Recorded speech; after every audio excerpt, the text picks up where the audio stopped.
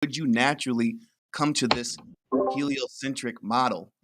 Like how like is there a third model? There's only geocentric and I heliocentric. got one for you. How do you naturally just come up with that? Like how does that match up with your senses? The answer to your question is absolutely not. Matthew. They're tending the fire in the hut. They look up at the ceiling of the hut and they say, "Oh my God, I live on a ball." Yeah, you would probably come to the conclusion, as many ancient cultures did, that the sun went underneath the earth at night and came up on the other side of the earth, just because that's what you see and experience. Yeah, but we have better explanations nowadays, like attenuation, atmospheric extinction of light. So it doesn't have to disappear. It gets blocked after a certain amount of atmosphere is in between you and it. The thinnest if you're just living in a hut, you wouldn't come up with that attenuation. You would. I know, but I want to get the earth goes. So the thing that implies this is the thinnest part of the atmosphere is the top part, right? And that's where we see light first at dawn. First, it lights up the sky, and then as it gets closer, eventually it'll light up the ground. And then as it leaves, it doesn't light up the ground, but the sky is still lit. Dusk and dawn, same thing. So this actually applies a rate of attenuation. That's why it goes from the floor to the ceiling, from the ceiling to the floor. Yeah, but his question was, no. Nobody taught you anything. What would you assume? Matthew, what's funny is you look. I would assume it moves so far away I can't see it. Yeah. So you would assume it goes under the earth, like they all did.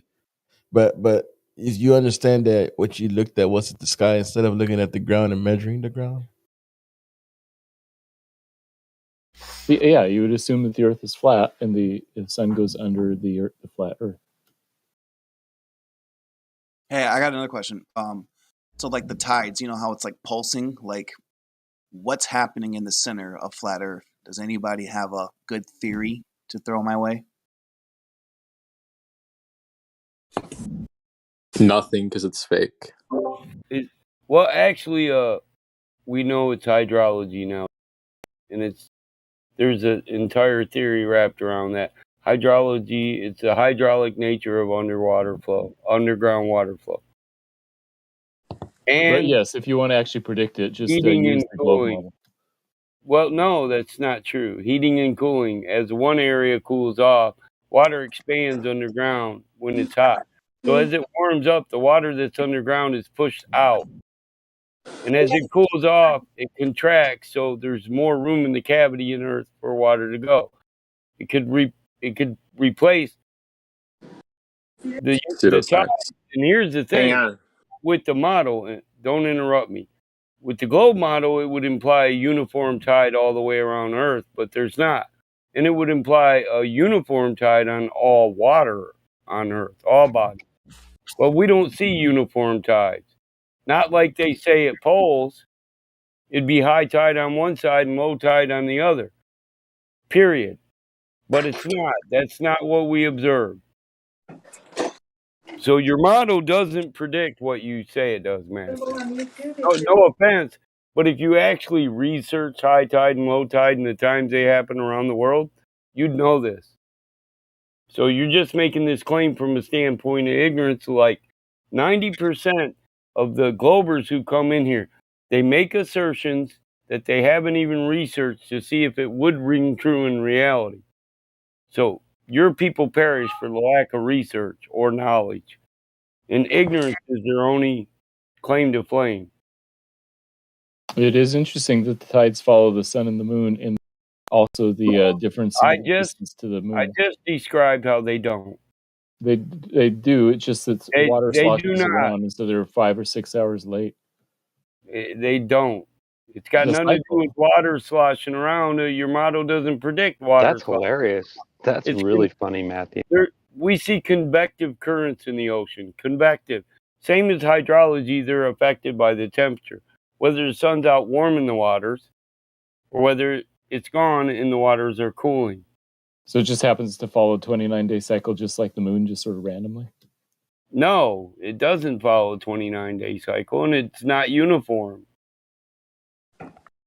Okay. This is why most oceanic researchers are now leading with hydrology. Just like I said, This is the mainstream explanation nowadays for oceanic movement, hydrology, the hydraulic nature of water on Earth. You know how many gallons of water are underground? When you heat up the ground, you can't deny water expands, pushing it out of the cavities under Earth. And when it cools off, the cavities have more room for water to go back into them. And let me respond to the Glober who asked a question. There's no center of the flat Earth. We don't know how far down it goes. We don't know what's below. That's why I didn't touch it. Well, I mean, I guess. What about the North Pole? What about it? Isn't that the center, or is that like not the center? To know that, we'd have to know the extent of land on Earth, wouldn't we? We only know the surface. Well, I mean, going away from We'd Antarctica, have to know the North all Pole. the land that actually exists now, I wouldn't mean, we? the North Pole is equidistant It doesn't from change Antarctica. my So, statement.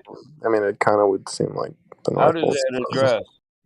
I mean, does anyone think that the celestial time clock and where the North Star Polaris is it true that the North Star is actually shifting?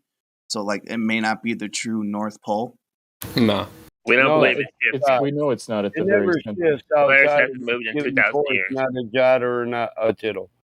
So was the North Star ever Thubian? Only in theory. I mean, have you looked at the celestial time clock? How they have that other hidden land? What? Yeah. Polaris hasn't observed to move in 2,000 years. It goes off of like the zodiac signs, and basically, like the North Star is supposed to go around that circle of the zodiac signs, causing the sun and moon to shift. Like with the North Pole, because they're saying the North Pole shifting every 4 miles. And they're wrong. Or something like that. But just saying, like, if that's the case, doesn't that align almost with the celestial time clock? If you looked into the celestial time clock, it goes off the zodiac sign, fires like the wheel, and it's basically shifting. So it's like the sun and moon is following the North Star as it's shifting. So eventually, all this land will be dark, and all the other. Where's your evidence that it's shifting? I would have to show you some images of what I'm trying to explain, but like What I do you said, mean by hidden? fact. It's kind of like just talking off of the celestial time clock. As far as when it does shift to the other side, where the other what is it called? Because right now we're going to Aquarius, right? Like, Are you talking about just the constellations, like the stars moving throughout the year? I have to show The it. sidereal cycle? Yeah, pretty much. Okay, I wouldn't say the North Star is shifting because of that. I mean, it's a little bit off center. It's not right at the celestial, center, the celestial North Pole. But I wouldn't say it's like shifting, Might be because talking that about the sounds hollow like earth theory. what the Globers say, which is like over 1,000 years or something like that. It's going to be a different North celestial pole. A different star is going to be there. So just to like avoid confusion, I wouldn't say that just going through its sidereal cycle, just like every other star.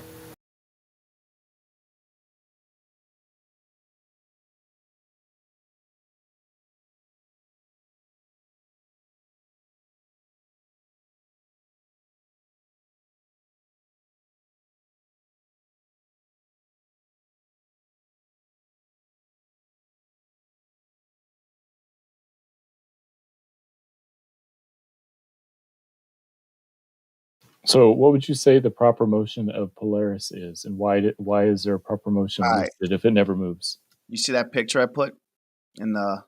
I hope I put it in the right one. The live stream voice text. Yeah. So apparently, there's other land on the other side of that wheel, and that's the celestial time clock. So, would you just assume it? Yeah, Or because nobody's ever seen it, right? Wait, there's like No. another world on the other side of that clock? No. Yeah, like it's not exposed because like the center there, like the center where you see like all those like symbols, those zodiac signs and stuff. Apparently, like that circle from this video I watched. Okay, I'm not saying this is true, but apparently, like the North Star shifts in the middle of that circle, and then the sun and moon follows it, and it's gonna eventually emit the other side of that clock, and there's other land underneath it. And apparently most of these buildings were already built before our time. Like the foundation's way deep in the ground and shit, and there's like underground cities. So it's like, is there like a great reset? I think you're just not getting, like, you're misunderstanding it. So is that clock like a portal? Like, can you go through it, or how does that work? I'm going to show you the video. And No, it's basically, so you have the lunar cycle, the solar cycle, and the sidereal cycle, right? That image that you posted shows the sidereal cycle superimposed on the solar cycle.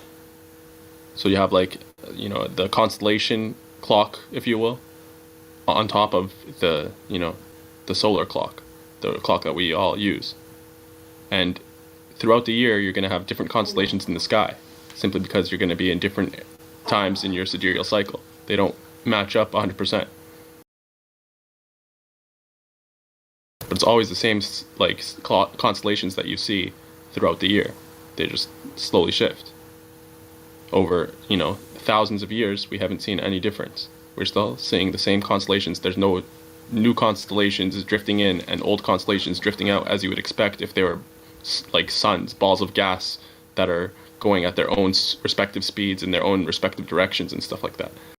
No, yeah, I agree. It's the same constellation, but what I'm trying to say is, like, is it possible for that celestial time clock to actually be true? Because that center circle is not always on the right side of the whole full circle around it. It does shift around. Of course. I mean, that's because different positions on Earth observe the different constellations at different times of the year, right? Yeah, that doesn't mean that there's more hidden land. You know, we could take out the stars completely and we'll still have the same land, and, you know, we could discover it and explore it and stuff like that. It's just what you see at a specific point on Earth when you look up at the sky, depending on when in the year it is in the sidereal cycle. Yeah, I'm definitely not arguing the star constellation. I agree with all that. It's more so of, do you believe that there's other land on the other side, and eventually that the land that we're living on now will not have sun or moon for like a few thousand years until the cycle goes back to this side? Well, when you say other side, what do you mean? I can. So basically, now the sun and moon is revolving around the North Star. Mm-hmm. What I'm trying to say is the North Star is eventually going to shift to the other side of this clock. Like this whole circle that you're looking at is literally going to shift up. And then that's going to bring the sun and moon with it. The land is still going to stay where it's at, but it's eventually going to emit the other side of the clock with sun and moon for 3,600 years or whatever it is per each little cycle. If you see in the middle, they have like those little lines. Those are new great years, they call it. So you think eventually the sun and the moon are going to, like, basically drift above and beyond, like, the Antarctic, like the shore of Antarctica, the ice wall, and go to, like, basically be on top of other land? Am I understanding you right? I mean, essentially, yeah. I mean, I'm trying to find like a better example to. Here's another picture. Let's see. There you go. I don't think it works like that, because the sun and the moon are in their own cycles, right? In their own circuits. I don't think they're pegged to the sidereal, like the circuit of the stars. So, first off, in the, like, you know, thousands and thousands of years of observing the stars, they haven't shifted. And in those same thousands of years, the sun and the moon's cycles or circuits haven't moved either. So I feel like there's too many, like, you know, premises that are just not realistic for this to actually happen eventually.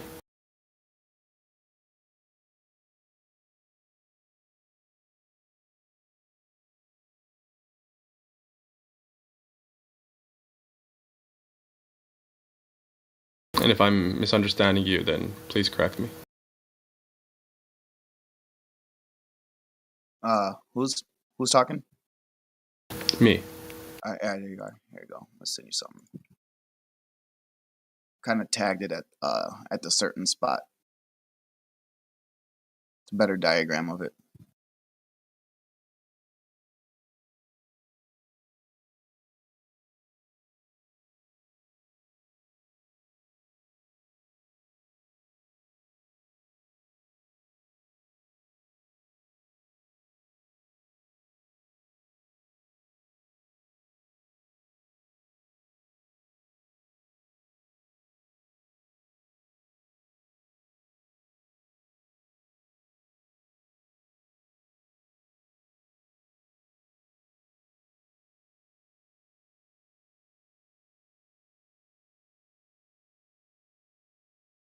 Hey, bro, I'll be right back. Give you like 5 minutes to kind of just pick up what I'm trying to put down and answer that for me. I'm just gonna take a rip real quick in the garage.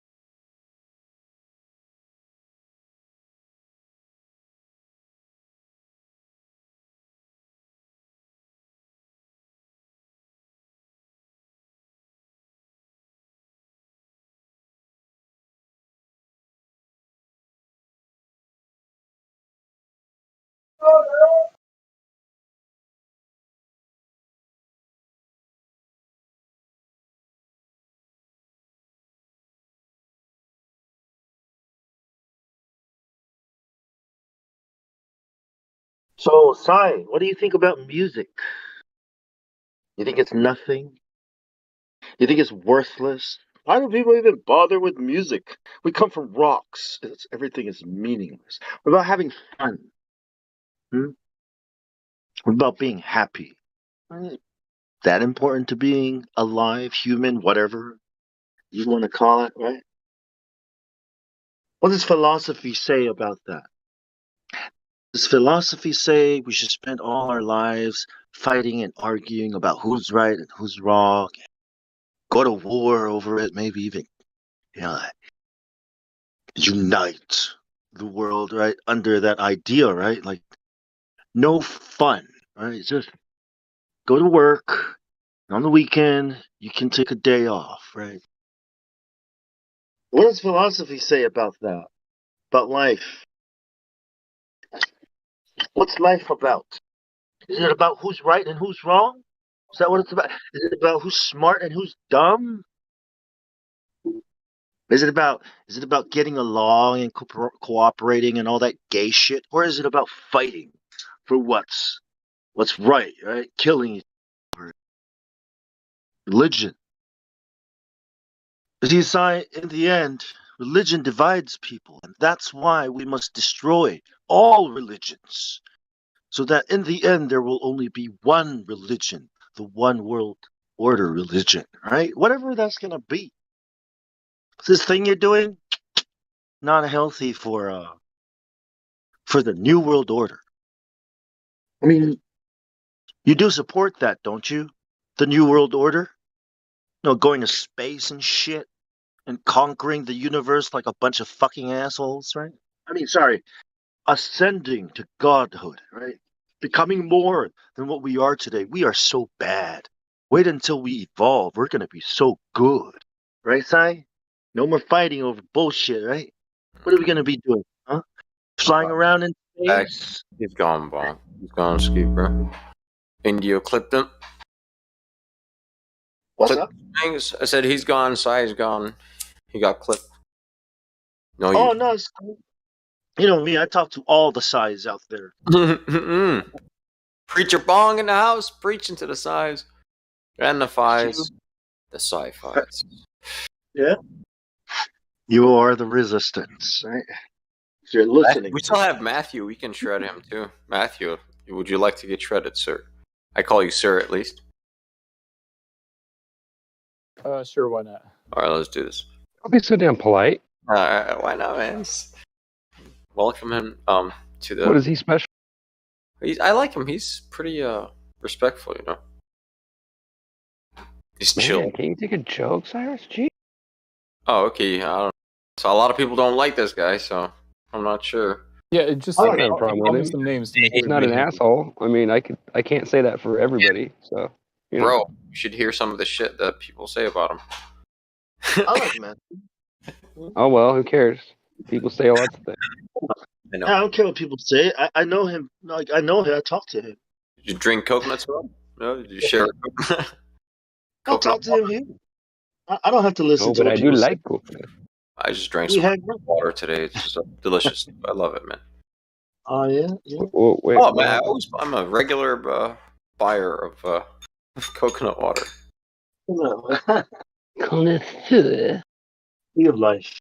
It's delish. That's what we literally call it, the tree of life, because we literally live off of it. You know what I'm saying? It's not metaphorical at all. Oh, cool metaphor, Bong. It's not a metaphor. Oh, what?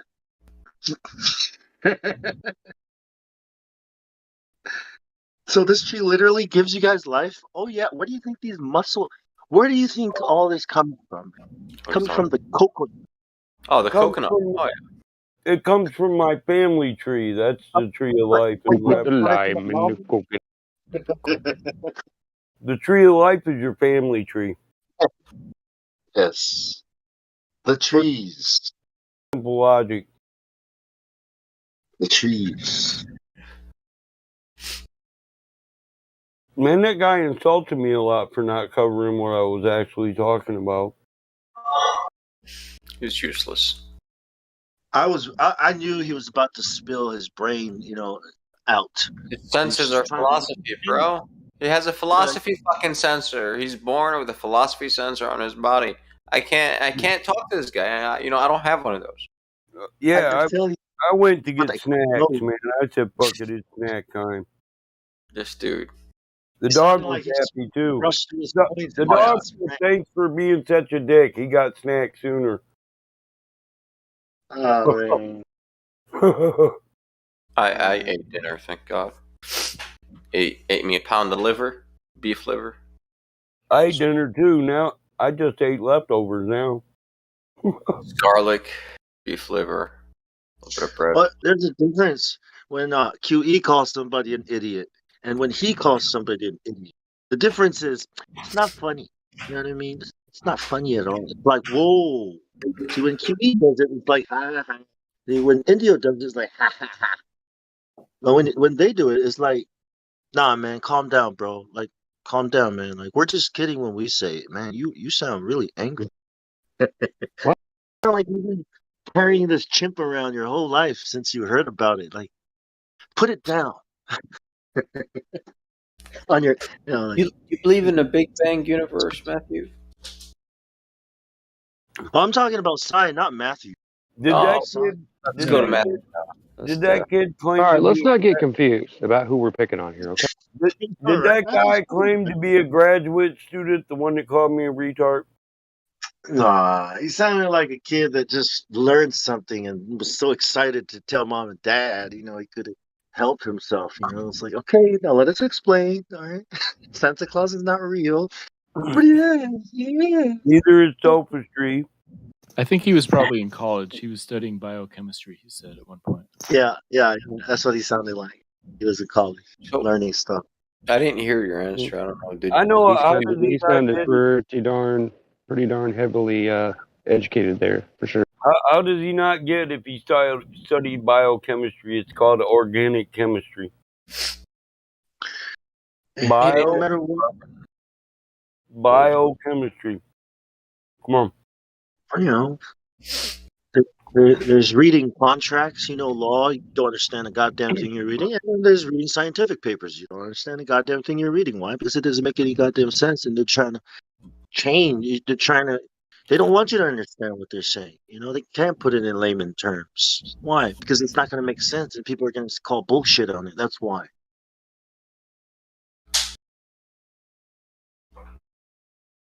Oh, look, it's like, yeah, are you sure it had nothing to do with the thing that it's in? It's just like the Henry Cavendish experiment. It's like, dude, you can't isolate. You can't experiment on it because you can't isolate. I want to hear Matthew's answer just real quick, but just real quick. Hey, so sorry, I was ranting. I know, of course, you always rant. Okay, so I lost track. What my answer to Richard? Big Bang universe, is that what you believe in? No. By Big Bang, you probably mean the undirected, natural methodological naturalism origin of the universe, and I don't believe that. I believe in intelligent design for sure. By Big Bang or Oh, without? Yeah. So when God said, "Let there be light," do you think He meant the Big Bang started in that moment? Or did he like build it with his hands? He spoke it into existence when he audible, and that caused a vibration that exploded mass and caused sudden expansion. I would say that's a possibility, but I would also say we don't have enough information to know exactly how he did it. But we do have enough information to know that it was caused by an intelligence. It didn't just happen naturalistically. That much is clear. Well, doesn't unite, isn't that signalize one burst? What do you mean? Like there's one beginning? Universe. Yes, there's only one beginning of the physical world.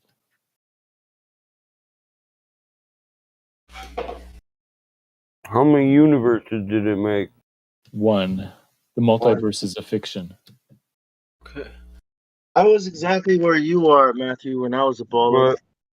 Yeah, that's why I'm not ripping him. Yeah, you know what? In my opinion, the multiverse is the evolutionist attempt to get squirm out of intelligent design. Yeah, to wrap our way around God's creation and universe, this is what we do. So then we come to the question, where does the firmament work in God's universe? I mean, those are details, and I think sometimes those details are unclear. So it's not for us to understand everything.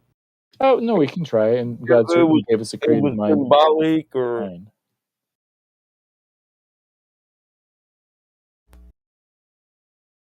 so? Do you think it was parabolic, symbolic? I think firmament. I mean, I don't know. You're talking about the word firmament? Yeah. So is that referring to all the bodies in heaven that you think are terra firma also? No, I think it refers to when you look up, just what you see when you look up. But it's firm.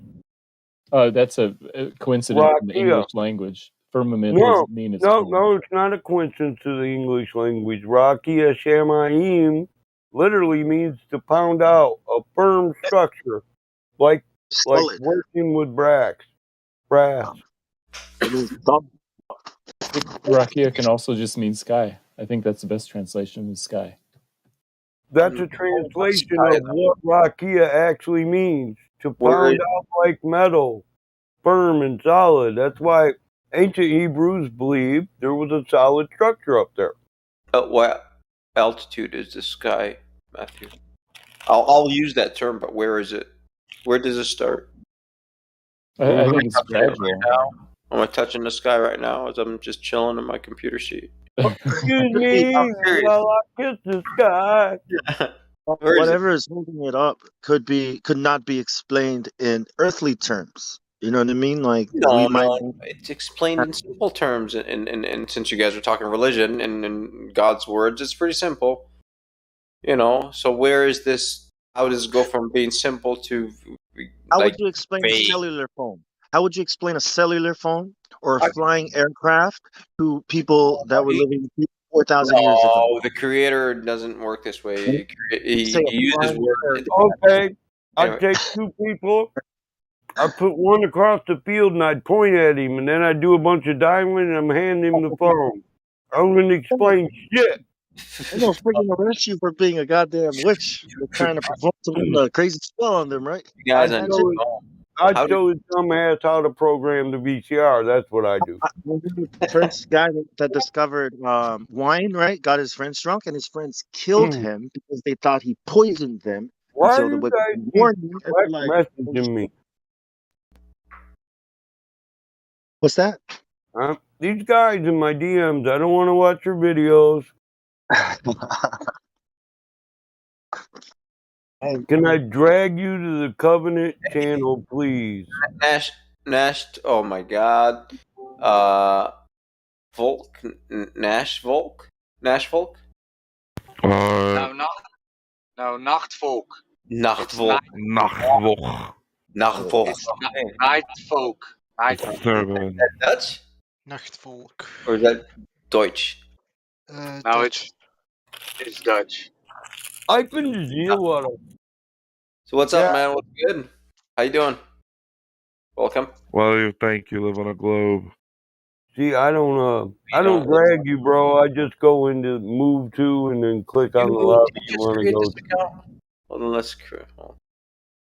You sound like that one guy. Did you want to be in Biblical New Covenant? Where the hell did he go? He dipped. Yeah, he dipped. Oops. I put the wrong lobby too. It's that one guy. Wow. Yeah, I gotta adjust the Incarnated. sensitivity on my mouse pad. Damn it. My plants are too close to each other. You guys see my plants, right? They're too close. They're growing into each other. You need 8 by 8 square feet. Like a 5 by 5 by. That's all right. We'll squeeze them. We'll figure out Scrog it. My bad, bro. My mouse is messing up.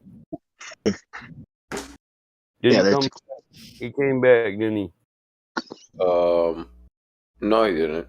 No, he must have found his own damn way to the Biblical New Covenant. Cool. He should have done that in the first place.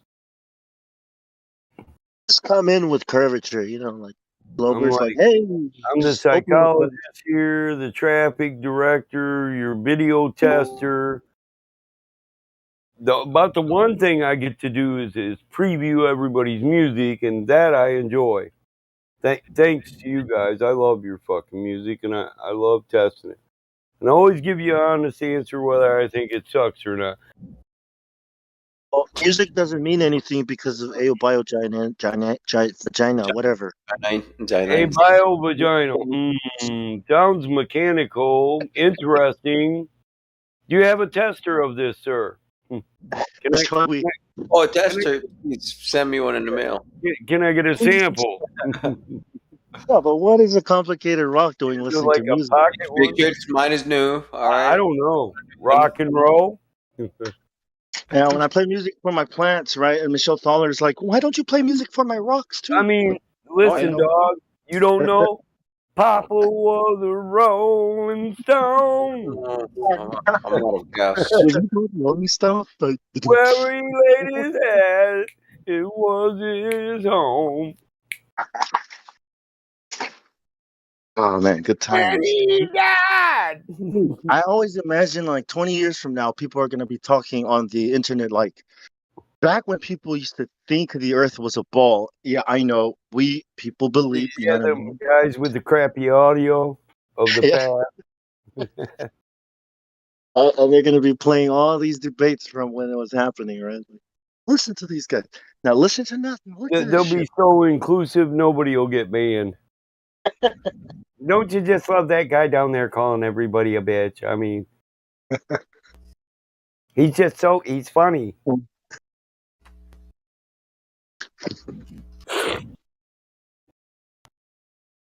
Can't wait.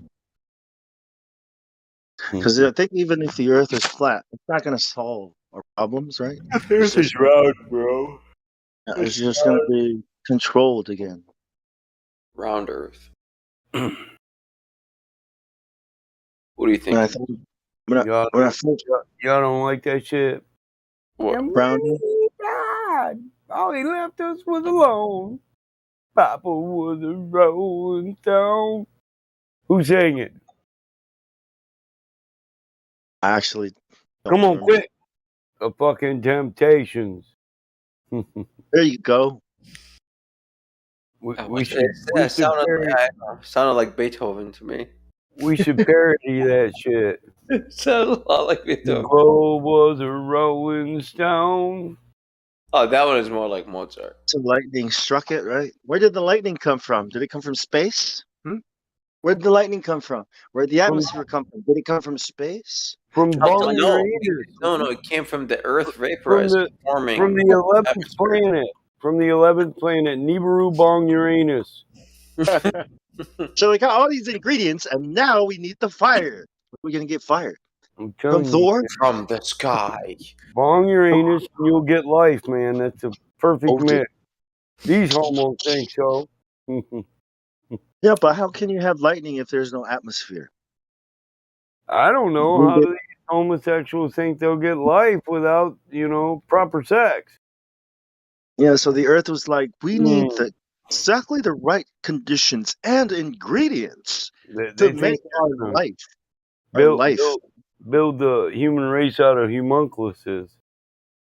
Just gotta wait a couple billion years for all our Test, ingredients test and tube babies. conditions. Right? Test tube Oh, babies. yeah, what did Indio say? So this snail is going to travel all across the universe, and then we can have the right conditions. In particle form. Let's not forget it was actually, the dust from the snail that died a billion years ago. It was pan snail permia. Yeah, that's your timer, right? Okay, let's Hey, set it. the thing I like about panspermia is, it's got that occultic feel to it. Pan, Yeah, it's got that magic, that wizardry. That pan. yeah, a little bit of. It's got that genie-esque. You It's know how like genie is saying, the one. like, it's just like saying pan skeeted all over the universe. Yeah, because that is so much more likely than some loving Oh, creator, skeet, right? motherfucker. Oh, skeet, goddamn. Yeah. Ski. Yeah, that's how it happened. Yeah, yeah. It didn't. It wasn't because some god created it. It was because Well, no, panspermia. Pan is a pagan god, so. yeah. When I picture a monkey on a typing writer, I'm like, so this monkey's gonna type Shakespeare? Which one? Macbeth? Which one? No, man, he's Balloon gonna King? build a fucking ISS and go to space. Yeah. The I monkey wonder how rock long people. it's gonna take the monkey to type a complete sentence. Go on, monkey. I want to see a monkey with half a rock for half his head.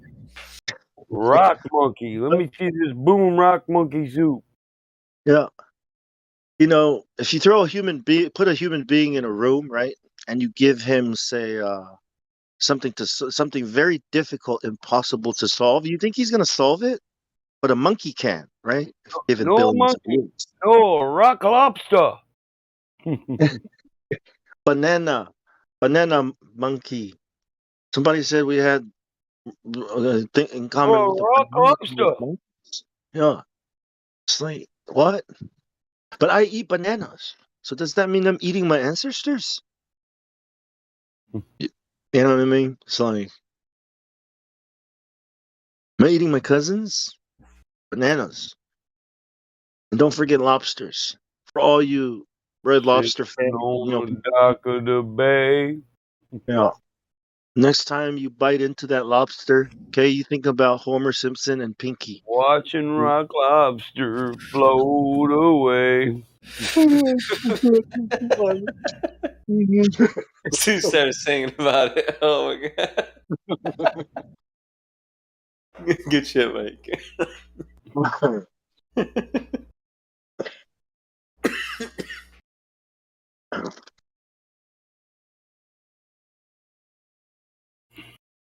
I'm on the oldies today. Otis Redding was the man. Sitting It's messed up. when It's the morning sun. when we say, Sitting when the evening I'm comes. going to say, God in His unlimited and Hey, limitless power and might did created it.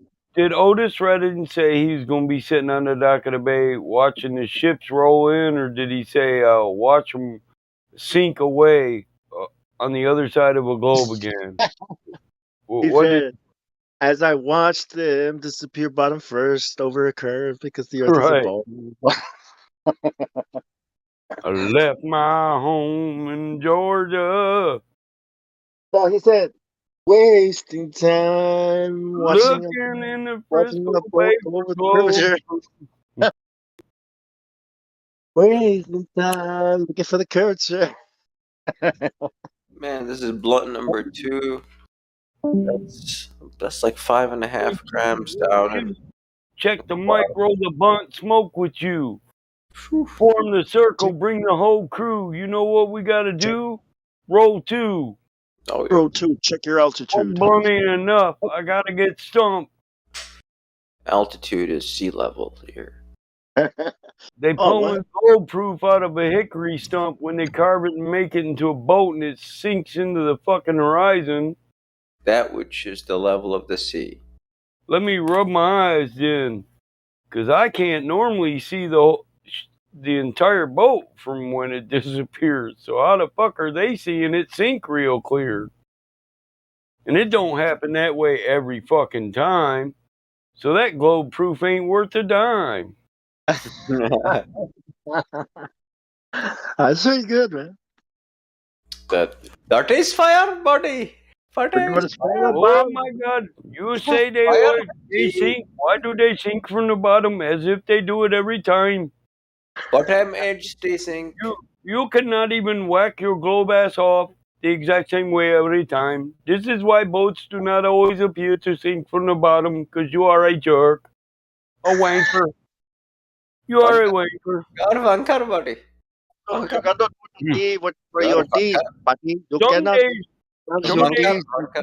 some days boats get so far out, then they appear to jump up and float on the horizon.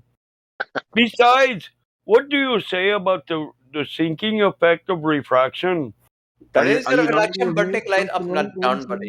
Is it That is not, my butting up. friend? Is it Butting not up. sinking, looming, towering, and That is the refracting. mirage?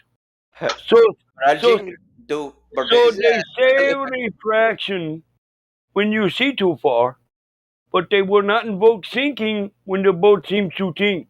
When? I say, because it does not sink every fucking time. I tell you. The boat is not always on aisle 5 at the horizon, motherfucker. Buddy, you find aisle 6. Next. It is not sinking. Next, it will be in aisle 8. Mirage. That is telescope, but if you see it back inside, you can't see it again. You just get Oh, telescope from aisle 12. boat on the horizon, aisle 8. You get reflector. You like reflect? No, or do you get refractor type? Refractor telescope. Good zoom. Refractor. Buy one for double price, get one free. Buddy, that is deal. Buy 2 tubs onion. If you buy get anal reflector lube free. if you buy the anal lube laxative with your globe proof, you will get 30% off. Oh, that monkey's pretty cool. I'll be honest. Look at what a chimp. What is that? Yeah, that brings up a nasty joke. What do homos call laxative?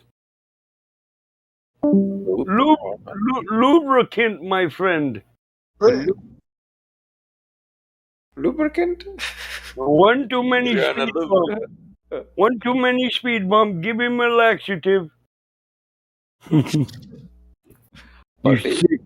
You sick. Do not co-sign that with a buddy. Get my composure. Hold on. They are rum rangers. This is full sauce, buddy. I know. I do not need the sauce. You are nasty, motherfucker. You need clean up towel. Aisle 2, buddy. Aisle 2. You nasty fucking motherfucker. Oh, but I am no homosexual. This blunt is good. This is too blunt down. I don't have ramp anymore.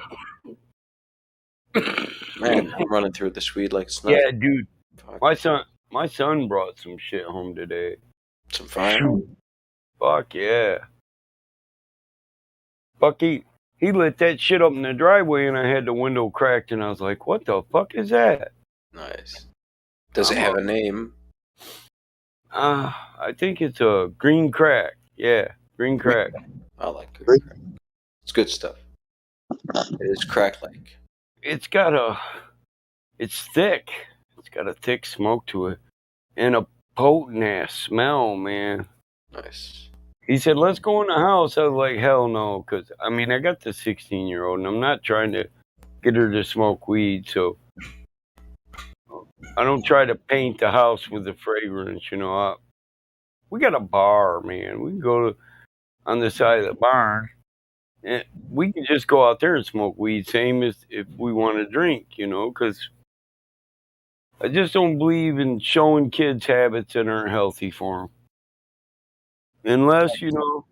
Unless my kid ends up with a bad back and I'll tell her smoke weed rather than do pain pills. Because then it's a more healthy situation, It's people look at me, oh, you smoke marijuana? Well, yeah, it's better than, killing my liver and kidney with pain pills. Hell, you guys probably wouldn't even want to talk to me if I ate 3 pain pills and came in this motherfucker. I'd be getting asked that question again. Damn, are you drunk, Battlemod? Oh yeah. Must Oh no, my buddy. That I is remember you, Slayer. You go 2 to Percocet. Oh, Percocet is very good stuff. That is 2 Percocet, my friend, and 3 muscle relaxers. Oh, that buddy, you fly zone and you smoke non-stop. What is good time? Good time. Oh man, the last We time have new friend Disney. I had to apologize to people and shit. I got high and was like, "What the fuck you say?" Disney was good. Hello, Disney. You're unmuted. We don't. Welcome to the club. Well. Oh well, Disney doesn't want to talk. Hi. Oh hey, what up? Hi. How goes the day? My day was good. How's yours? Not bad. Pretty decent. So, welcome to 24/7 Flat Earth Discord. What brings you around? I just came to see what's up. Have you been reading about Flat Earth or watching videos about it? Well, I've watched a little bit, not much though. Okay. So what made you seek out the Flat Earth server? Quick question is, Walt Disney or Disney, are you older than 13? Yes. Okay.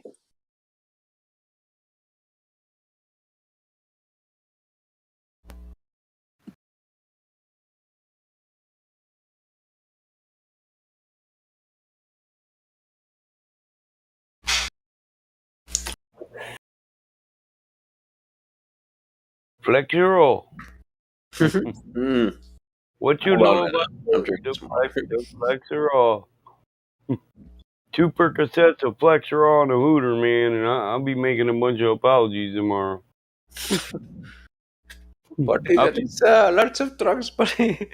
I'll be telling people how I really feel. They won't be asking for it. It shuts your filter down. Yeah, I don't always I got extra strength muscle relaxers and mild ones. Baclofen is the mild and Flexerol is it,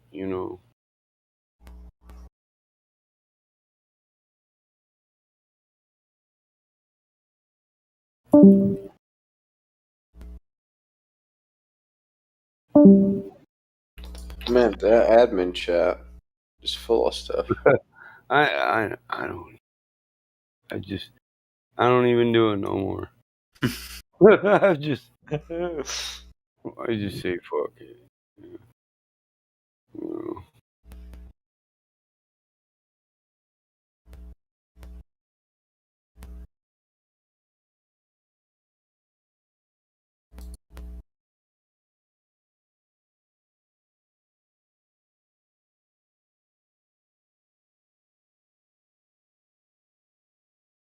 That's cool. What Morph is making. Yeah. I mean, I read it. I just don't. I don't comment. I look at the pictures. Unless I can, an inclusive comment. Unless I can be politically correct or something. Because I don't want to start no debates. This debate server, motherfucker, try to crush your.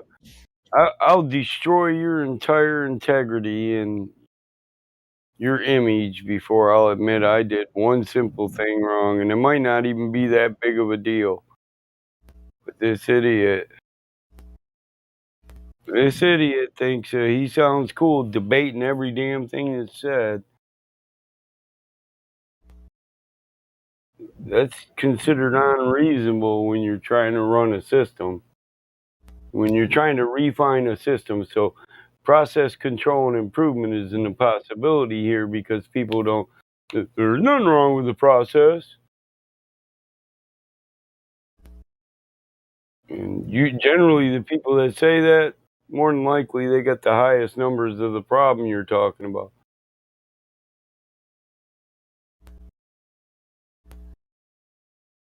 I research your shit before. When they say, "Oh no, that's not a problem," I look up how many of them do you have? oh, you only own 6,000 of the 19,000 we have. You're not vested in this ideal that everything's kosher. Right? Oh, what? I was multitasking. I'm sorry. Oh. Well, I mean, we could say it. Indio's probably got the most, but Indio, we made the rules. We know why the hell we started it. He don't get rid of people just for a dumb joke. Indio will sit up in the lobby and joke around with you. He gets rid of you for a good reason. You're a liar. You're attacking people. Not just because the dude told a dumb joke. How about next time you say, "Hey man, we can have a serious combo or I can just ban you," What happened to the shot across the bow? That's the only thing I was trying to get people to start taking. They bitch when I threaten to ban people, but normally I don't have to ban them when I give them a threat. It's a shot across the bow, then we enjoy a better environment, right? Because this idiot just quits insulting people. Some people you can't stop them; they're just gonna keep doing it. But you can keep them. You can keep those people around, and they're useful idiots. Come on. I'm not just saying this. That guy earlier called me a retard, idiot, stupid. I just don't understand. Did I ban him? No. I used him to show what we get when we ask a simple question. We don't get an answer. We get called a retard.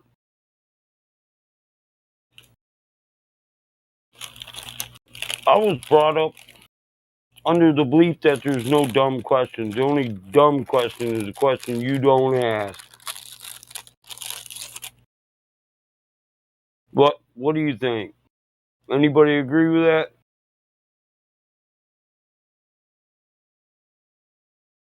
I mean, if you don't ask, how the hell are you supposed to know, right? Unless it's a don't ask, don't tell policy. Oh, that's ask me no questions, I'll tell you no lies.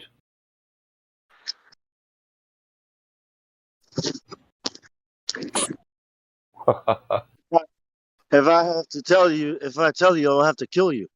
Mm-hmm.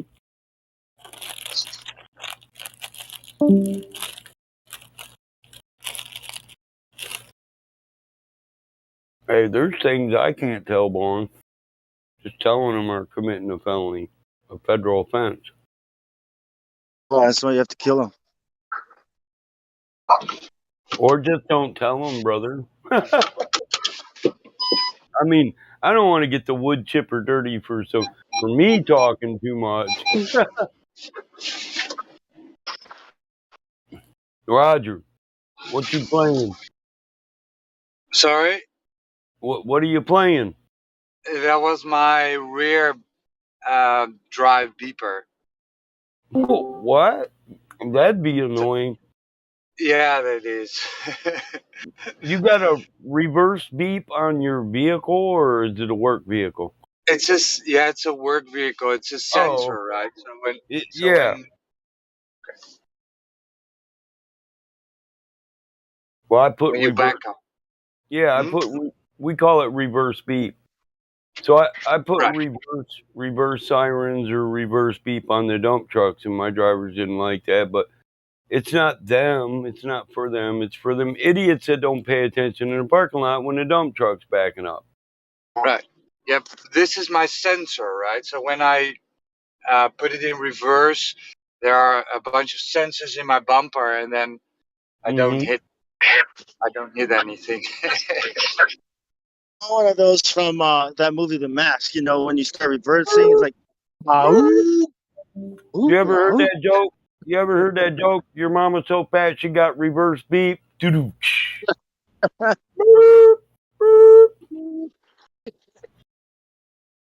Mama so fat she got a truck. When she walked down the street, a truck follows her talking about wide load. One in front, one in back.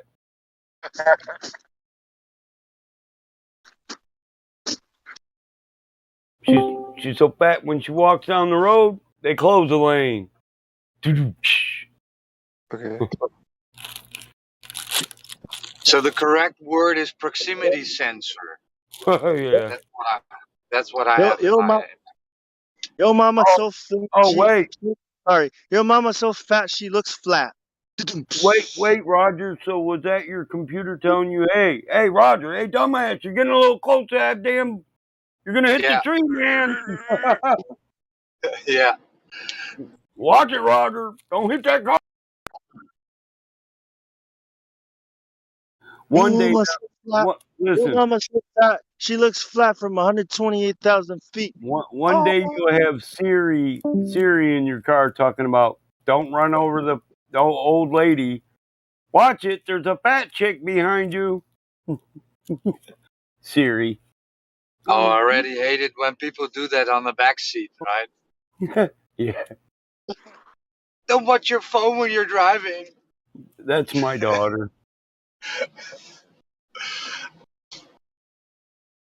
Micah, we got this on ramp that goes onto the highway and it drifts around in like 360-degree circle, almost a full circle.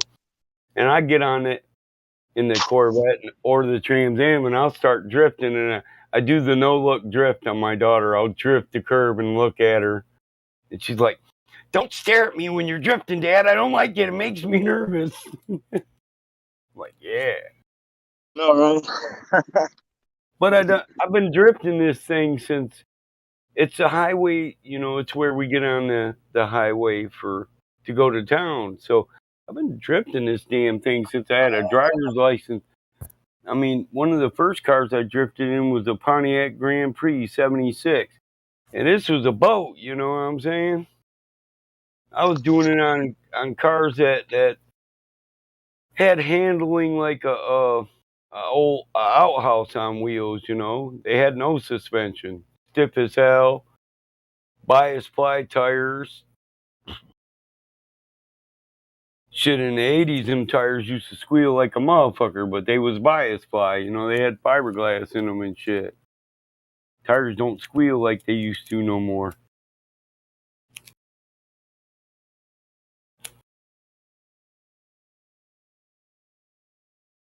They used to squeal like crazy. How long has Sally been on the server? I mean, it's not his first time here, is it? Who? That Sai kid, the Sai. You know? Oh, I don't He know. had a bunch of goals when I checked him. Yeah, I thought he had a bunch of roles too, but I think he earned them just today. I'm not sure. Oh, that was quick. Yeah, I know. He's got every shitty role in the book. Bruh. Yeah, you can tell from his attitude where he's coming from. Hey, Yeah, he sounds like an angry person.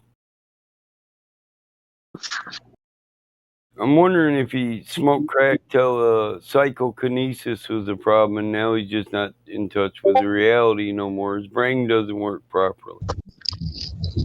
Well, sounds like a noob that hasn't figured out how to use his brain. Why does it? This dude I don't even like is like, hey, help me. I don't like you, man. Let them dudes troll you. What's his name? I'm not gonna do that, Bong. I just said I don't like him. You know how it is. Maybe he'll ask you next. Maybe you can help a brother out or something. I don't know. I'm all right. I'm all right too. Guy, just one of them people that every time you try to tell them what the server rules are, they ask questions. You know, they want to debate or they want questions answered. And it's like, dude, I'm just telling you the server rules before I moderate your ass. People get flat Earth and they think they're untouchable, but Mike could be the first motherfucker to ban a gold member. You know, I'm ban them quick. I don't care what side's around. You guys should learn that about me. I thought you were talking about a Glover.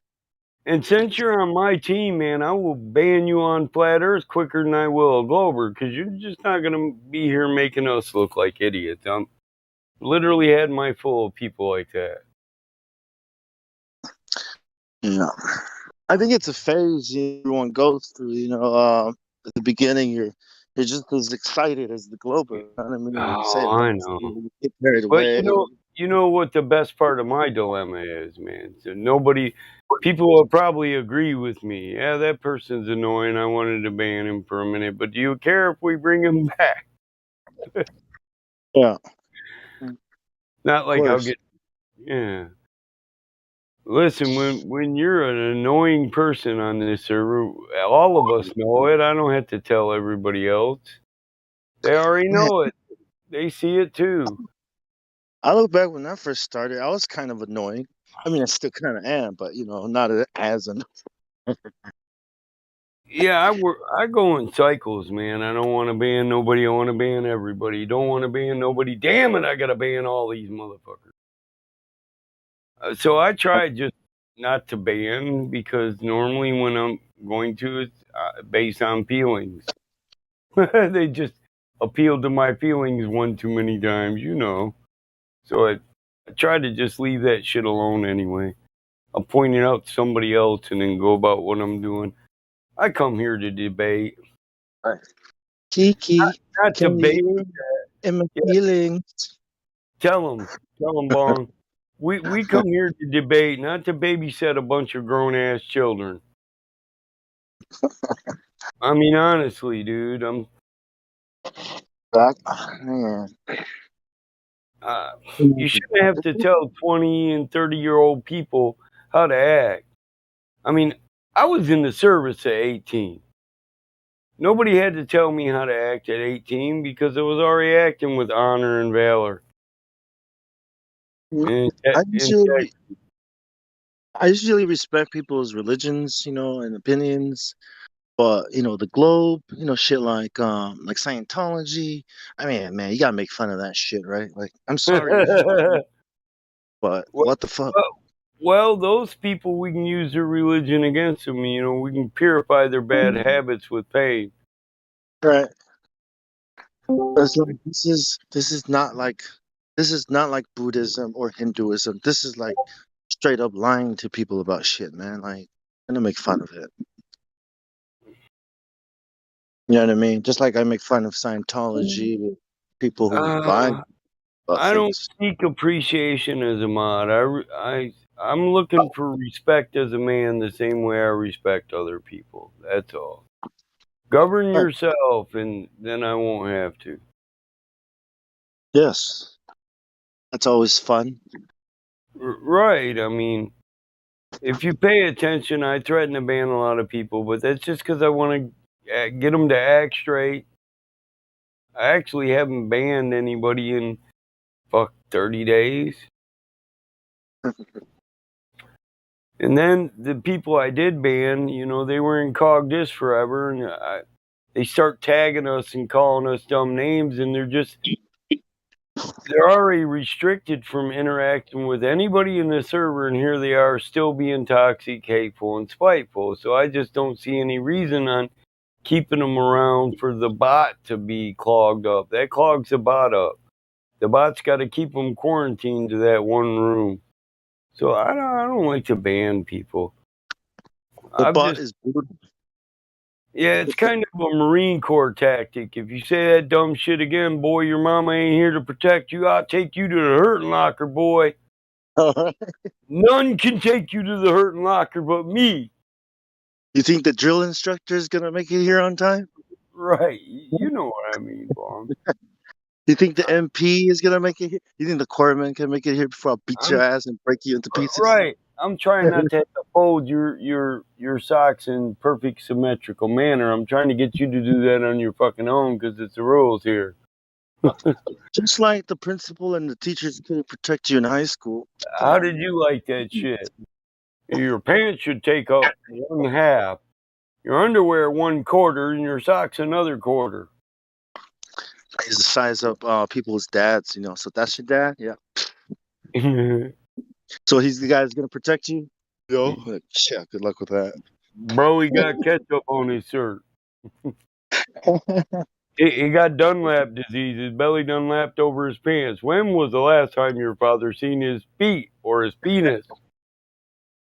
So NASA's your dad? These guys, these clowns, they're gonna protect you. They're gonna save you. Hey, listen to the answer. Boy, them some thick glasses. Imagine your dad telling you Santa Claus is real and you believing that shit. What do you think I'm gonna say to you? Now we sound like high school kids. I seen your dad pick you up yesterday, dog. Your dad looked like the biggest nerd I ever seen. Wait, what? Wait, what?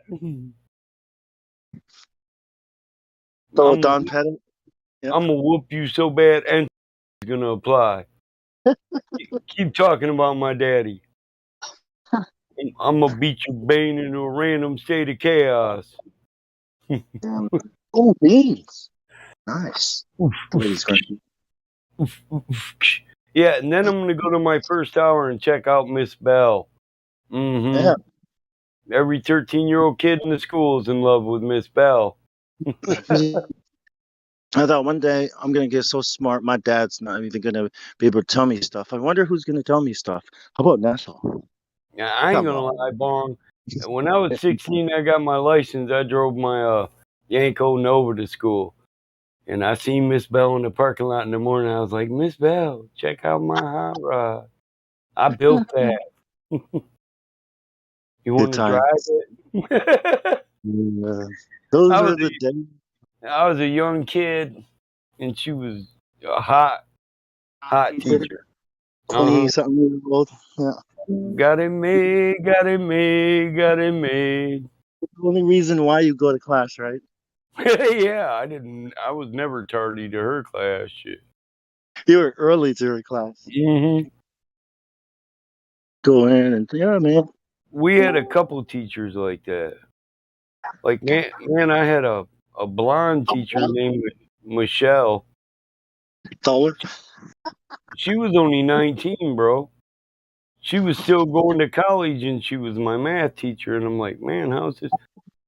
Yeah, I didn't like those too much. The young girls were 17. I'm thinking she's only 2 years older than me. Shit. No, I like the ones that have been to college, graduated, and they're in their mid-20s. I used to really have crushes on those ones too. Yeah. You know, it's weird. It's a woman. Oh, Miss Bell was like 25, had 2 kids, but she had, 33 Ds, you know what I'm saying? I mean, that shit came in the room 10 minutes before. The whole class would be drooling by the time the lady got in the door. You can't, yeah. And Lord, they expect you to never say nothing about it. Like, psst. And then the gym teacher one time, I said, he got in trouble for stating the obvious. And he said, well, the problem with that, Mike, is it's obvious. You should be able to just look at somebody and relay what you're thinking about that because it's obvious. I had to think about that word.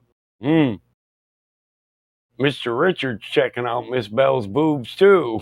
Well, how could you not? How could you help it? Right. She should have left him at home if she didn't want us to stare at. Yeah, leave that shit on the the dresser at home. Shit, you ain't gotta bring I'm it kidding. to school. You ain't gotta flash them guns like that. You can leave them in the holsters. Check Tie them in them at the down. office. Bring them back to school when you go home. My stepmom swore she put one and a half of them in her purse. right. I'm serious. She told me that once. I laughed so. She just left the areola in there, huh? That was it. I'm not Yeah, a packing little booby pasty. cakes on, just areola. Your stepmom was cool. She was pretty though. At least I thought she was when I was a kid. Oh hell, all women were pretty when we were That wore kids. off after a while though. Especially if You you know. was a mama's boy. For some reason, you just preferred to hang Intelligent, with women. intelligent women used to be attractive to me until you find out they believe the Earth is a ball, and it's like, oh, you just lost all the points. Yeah, that is a real bitch. Hey, I'll give you that. hey, before I went to the Marine Corps, my mom had a home ec party, right? And I made hot fudge sundaes, and I spilled hot fudge on me, and I had a muscle shirt on. My mom said, "Get the hell out of here, boy." I was like, "What?" I worked with these women. They were all nurses. I was like, "Yeah, I know you You look do." like you pooped on your shirt. Get out of here. My mom was. Then later But mommy, she said, "You hit on my coworkers again, boy. I understand you're going through puberty. You won't make it to the Corps. Mama will take you out right here, or you, or, Telling or you you work get." doing that. damn, she had you figured out, didn't she? Yeah, Mama said, "Before you get any combat training, I will whoop that ass." Yeah, Mama was a beast. She didn't even mess around. Listen, I'm hearing compliments from women about me all the time in front of me. my She's like, mom, "Mama, by the way, but just so fine." Like, my mom was raising 6 boys and 6 girls while my dad worked all day. She didn't have time to talk shit. The next one was going to get started, so she was just auto bitch slap. I said, "Damn, bro, she just goes straight to hitting me." He said, "Well, she got to know you ain't going to grow up one day and challenge her." I respect that, and that's your mama, not mine. I was like, "All right, bro, all right." my mom stopped beating us when we were like 15, right? It's 14, yeah. Like that's when all the beating stopped, and then she's a totally different person. I mean, to my little sister, she's still, she's still a witch, but once you grow up, it totally changes. Yeah, once you get to a certain height and you're still not challenging them, then they get comfortable. Well, no, I mean, when you finally learn, it changes. Exactly. You learn not to get And there's no lippy more with your beating fucking going on. mama. You just sit there and be Well, I'm glad my quiet. dad wasn't around. Beating stop when you learn. Yeah. So Well, learn quick. exactly. My dad was around, but like I said, he was always working. He'd work asphalt all day during the summer and then come home and go straight to the barn. Work on his rods or his cycles, his hot rods or his motorcycles. Yeah. Must be relaxing. It's like a relaxing thing, meditating. For him, yeah. He built some works of art, though. That's why I'm the way I am. My dad inspired me. I wanted to do better than him because he always talked shit. "You couldn't put that paint job on that if you tried, boy." My dad was competitive. I competed with my 5 brothers and my father, and they was all older than me, so I had to put in extra work, to learn. Like, Yeah, well, you have to I took. compete with your dad because you were the oldest. No, I was the youngest. Yeah. Youngest, man. youngest boy anyway. But yeah, I took advanced art and career center. I learned to paint. Plus, I took a airbrushing class. It was our technical school at our community college. My dad played basketball. I had to play him until I beat. Took me until I was 17 to beat him. But Oh, even then, it was like I win, he wins, I win, he wins, he wins, I win, he wins, we win. You know, he wins more still, but it's because he could shoot and all these things. And what? yeah, that's Yeah. how I go. Shit, dude. I played pool against my dad, and I thought I'd never beat him. But then, when I was 16, my grandpa started teaching me, Oh and yeah. my mom teaching me more ball control and English. You know, my dad would he hit hard. He'd break them out, and he could leave. He always had a good leave. He'd Oh yeah. I always- run the table up. If you don't leave, you don't go. I mean, think about it. You know what I mean? Like, isn't that? Anyways, I beat him in pool, and he used to be a hustler. Him and my uncle, but I beat him in pool, and I beat his friends, and the whole goddamn Yeah.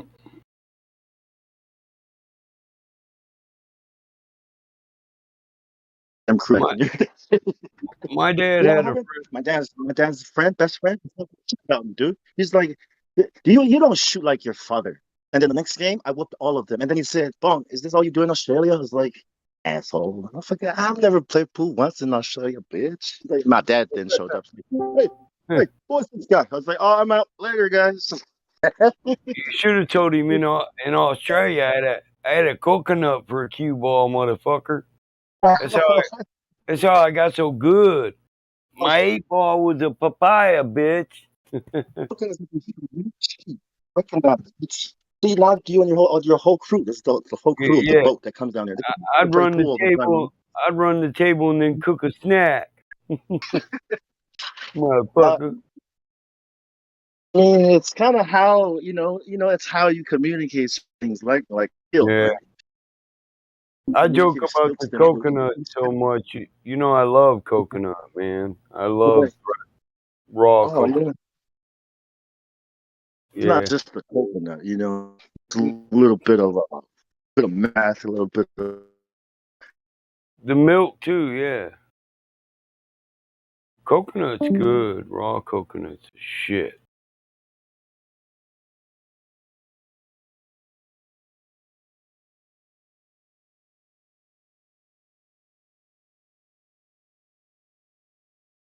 how the ball is going to come off the side, or. But I never got into it like professionally. I think I would have done well. I might have enjoyed it, the sport. Pool. Yeah, I enjoy it, man.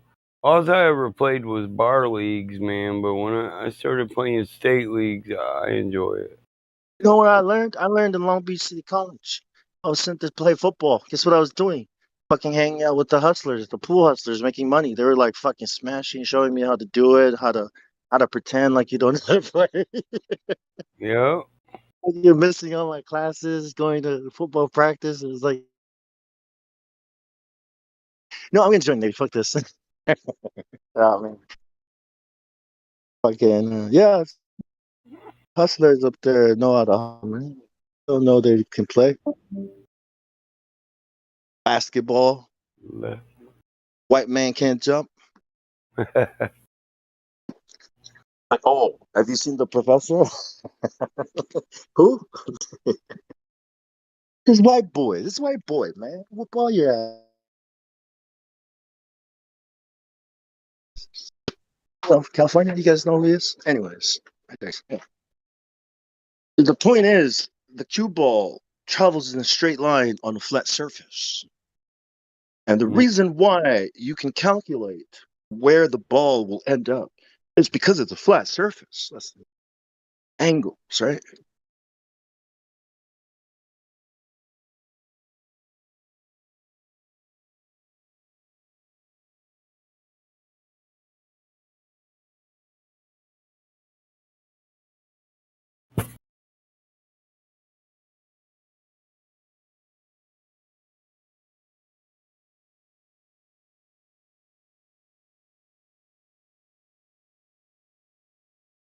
Do any of you guys play video games to earn crypto? Play to earn?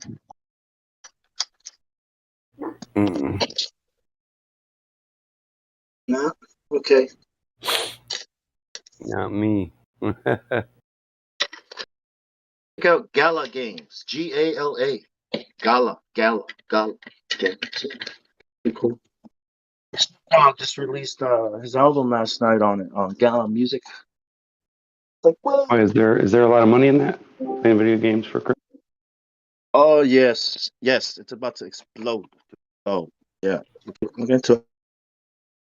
Damn it! Now those damn kids in my neighborhood are gonna have money. in Gala their Games though, and Gala Shit. Music. That's the one I'm looking at. Yeah, that's what I'm saying. That's what I'm telling you. It's like this is how it's happening.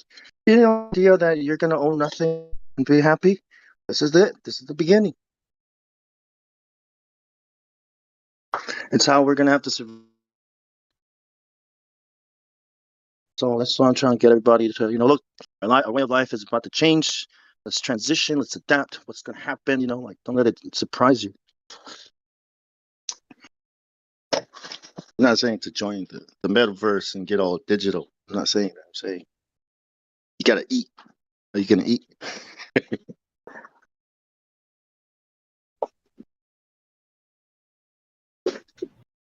How are you going to eat when the only way to eat is to spend some crypto? How are you going to get crypto if you don't hand over your metrics? You don't work, you don't eat. Yeah. But now you can just play and eat. But you got to give up stuff, you got to give something up for you have to give everything, right? And what must we pay for this gift? Everything. And what must we give to receive Anubis wins. everything? What do you mean everything? Like God wants everything from you, so too do we want everything. Your thoughts, your mind, spirit, your soul, everything.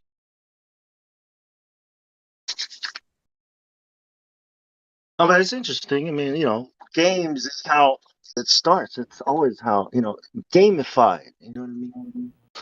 The idea that people all over the world who don't know each other, right, anonymous to each other, can work together in a company, right, and vote and make decisions like a board of directors. It's called a DAO, a decentralized autonomous organization,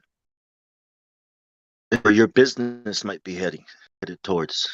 You probably might have to do business way because money, right? Because it's the new way trade to get stuff. Make it rain. People flash the cash. Well, now you just flash your face, I guess. So.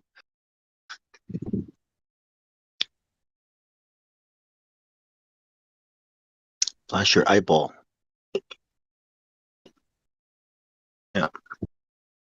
His new album is called Back on Death Row. So he bought Death Row. Is that the record label? I think he's released these 17 songs. He collect all these songs. I don't know, whatever. Some kind of weird party with him. Who cares? But the point is, music is going there. And we'll be there. Can you imagine what the world gonna look like then, right? It's still gonna look flat. Hey, you guys want to go out and test to see if the curve? Dude, shut up, man! I'm trying to play my game. Look in the verse.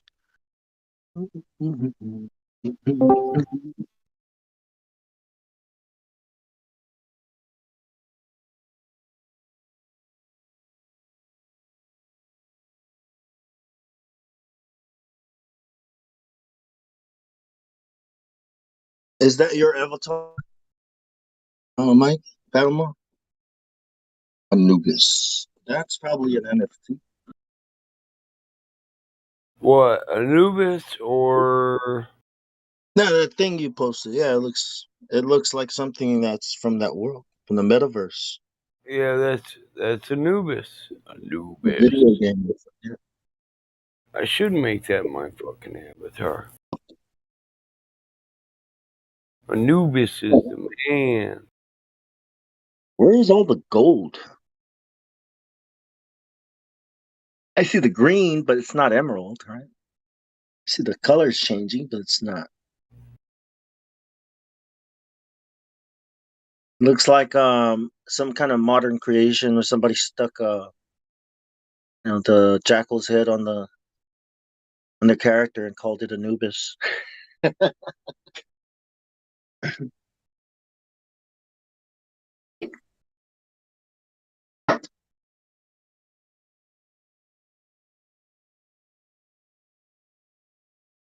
But is there a man under the suit? You know how Batman, man beneath under the suit. The Wizard of Oz, there's just a man behind the curtain.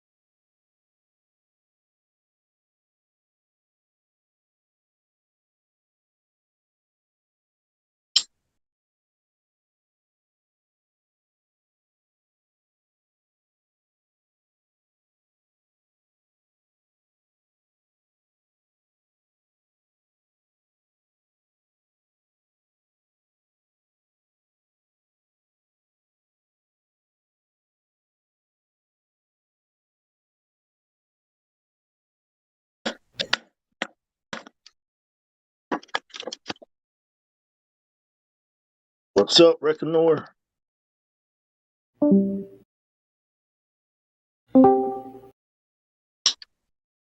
See the horses parked?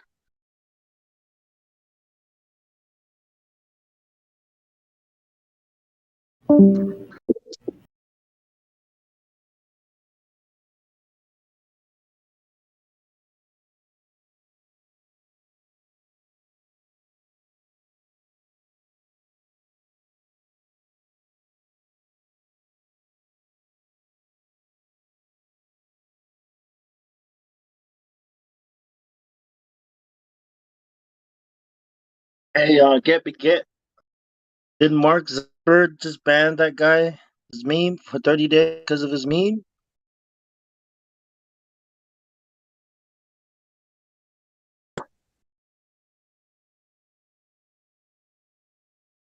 That's not good character from a CEO. No, he should have embraced it, owned it, rolled with it. Like go with the flow.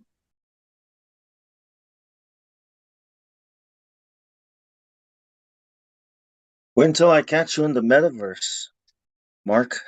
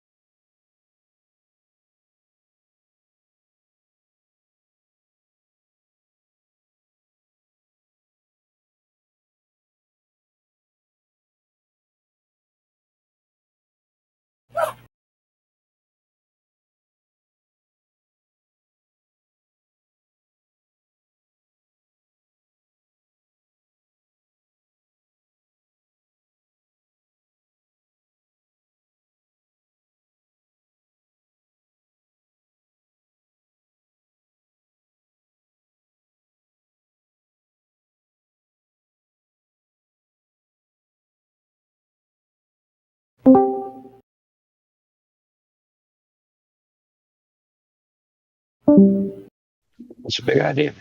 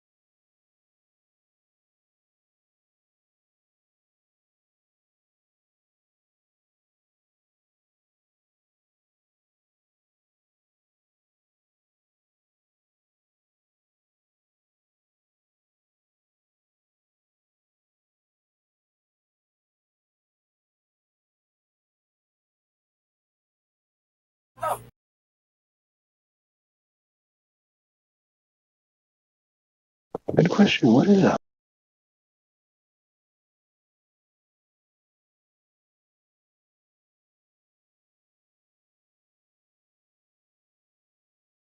So,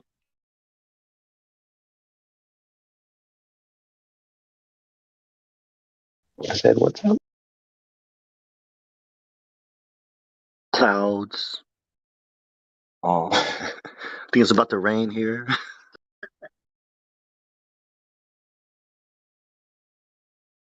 I wish we get one ring over here.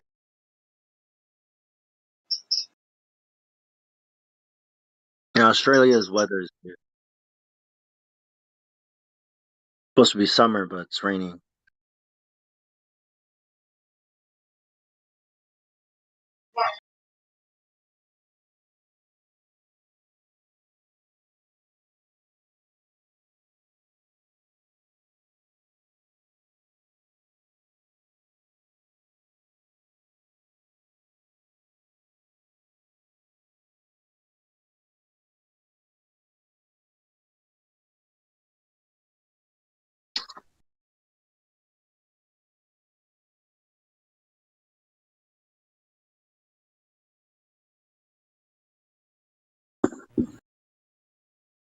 Oh yeah, and it's the weekend, so people are probably,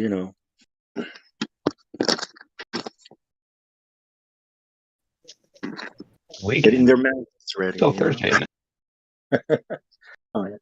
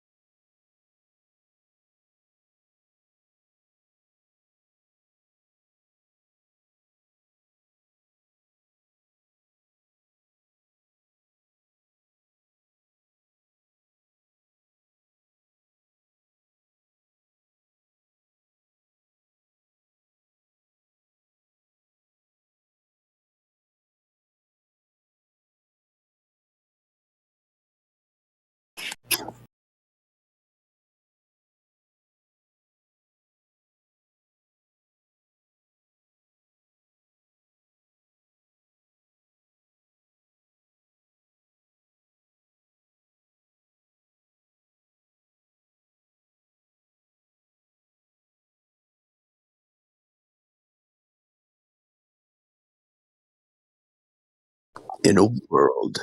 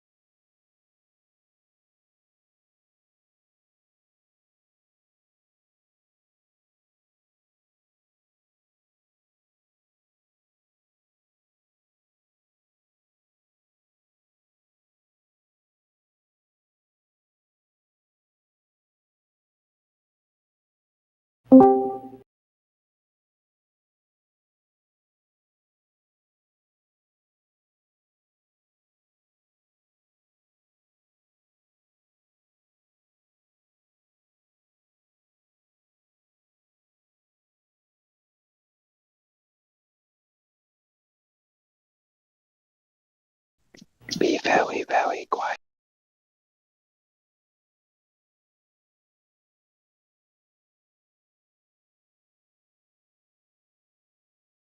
What is this gift, Mike?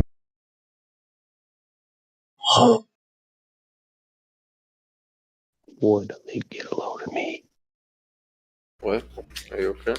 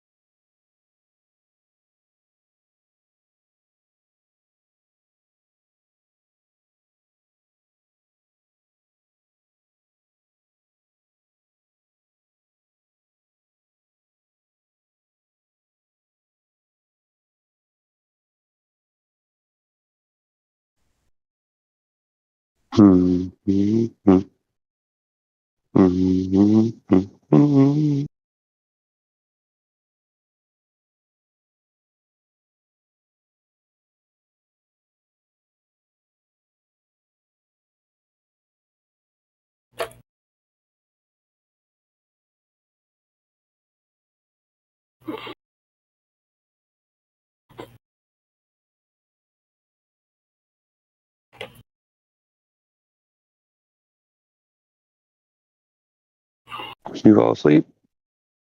Mm. You falling asleep? Oh hell! I just woke up. Did you? I'm just gonna say what happened to the stream. Everybody got quiet all of a sudden. Fuck, I was not. I guess so. Huh? Bro. Anything, I don't care. Anything but just listening to dead air. I just found You know.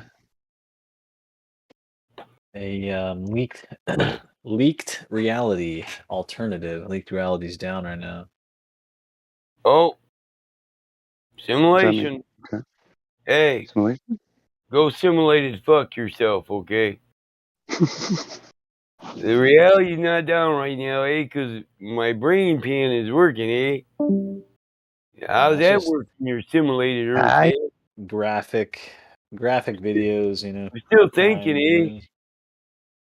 Crime videos.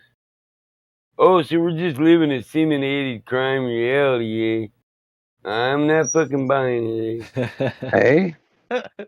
This guy punched me in the fucking mouth the other day for calling him a bitch, eh? And it hurt like a mother. You had me rolling with the sling blade. The sling blade is good. Yeah, you were talking about trolling your daughter with it. It was hilarious. I do that, man. I used to take her to dance class and go, I reckon I love them there dancers. Miss Connie, there. You got some gravy I can put on it, Miss Connie? The dance class girls thought it was funny, though, man. I'll tell you what. When my daughter was 14, I ain't never been hit on by so many 18, 19, and 20-year-olds. Every girl in the dance class was like, ooh, he look like he can plow a field. That boy strong. The one girl just said, hey, Taylor, just excuse me while I hit on your dad. You know, you can go practice your dance if you want. I was like, damn, girl, you're too young. Go on. I went straight to it. Straight to work.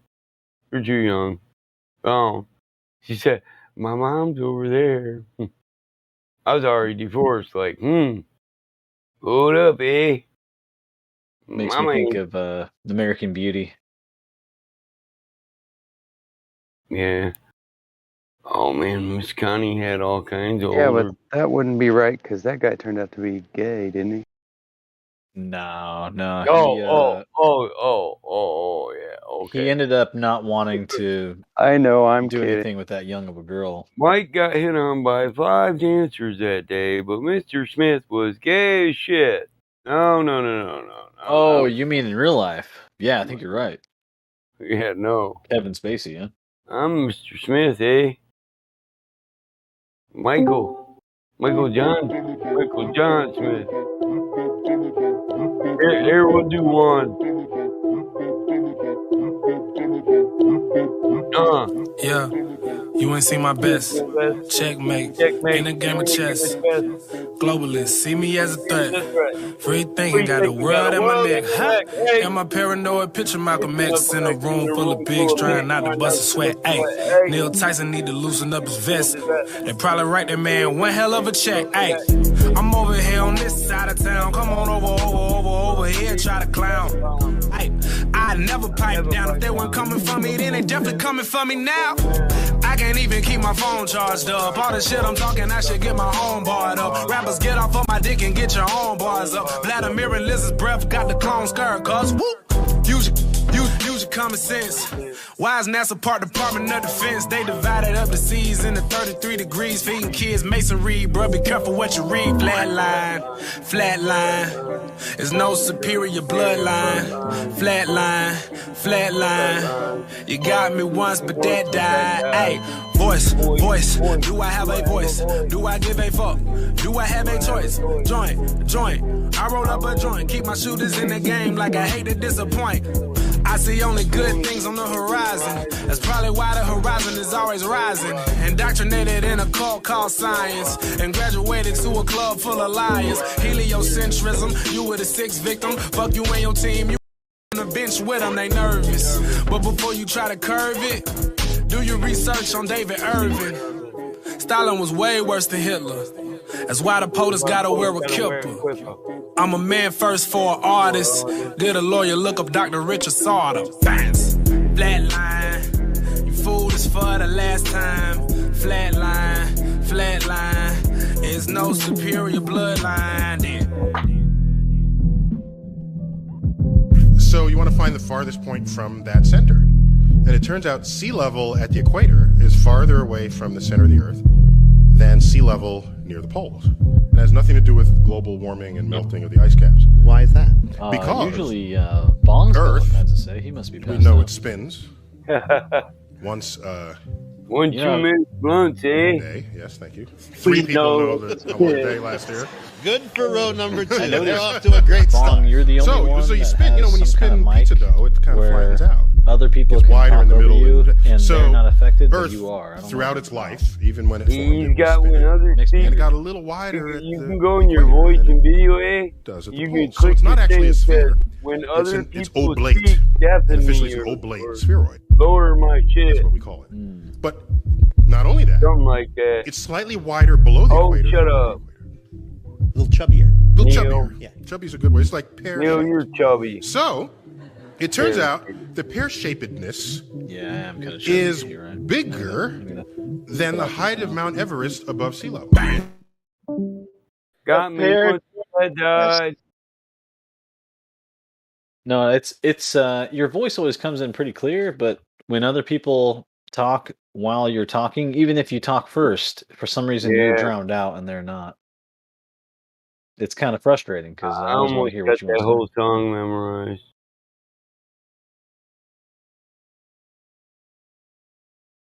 Checkmate. You ain't seen my best. You think you got a word on my chest, hey? I see only good things on the horizon. Probably why the horizon's always rising. No, it spins. The hell do you know that? Hmm? And Yeah. it's pear-shapedness. Is that even a word? Hair shapedness? Sure. Well, I see a fat chick, you know, with the sunset below the horizon. That's So you're not the going Oh, yeah, oblate. no one got that there. Yeah, that's where the best that's no, where the that's the beef best is. Glober response. I've heard it a bunch. It's Yeah. my girlfriend's got curves, so it can't be flat. She got a moose in her hoose, eh? I was ootin' a boot in my girlfriend's hoose. We was having moose in a boot and a beer, eh? Then somebody came through with a tapioca, and I was like, this is a fucking Friday night. Ain't got no gas in it. Well, we know it spins, all right? Don't argue with me there, but we know it spins, okay? Point is, it's No, pear-shaped. your fat mama spins in a tutu, eh?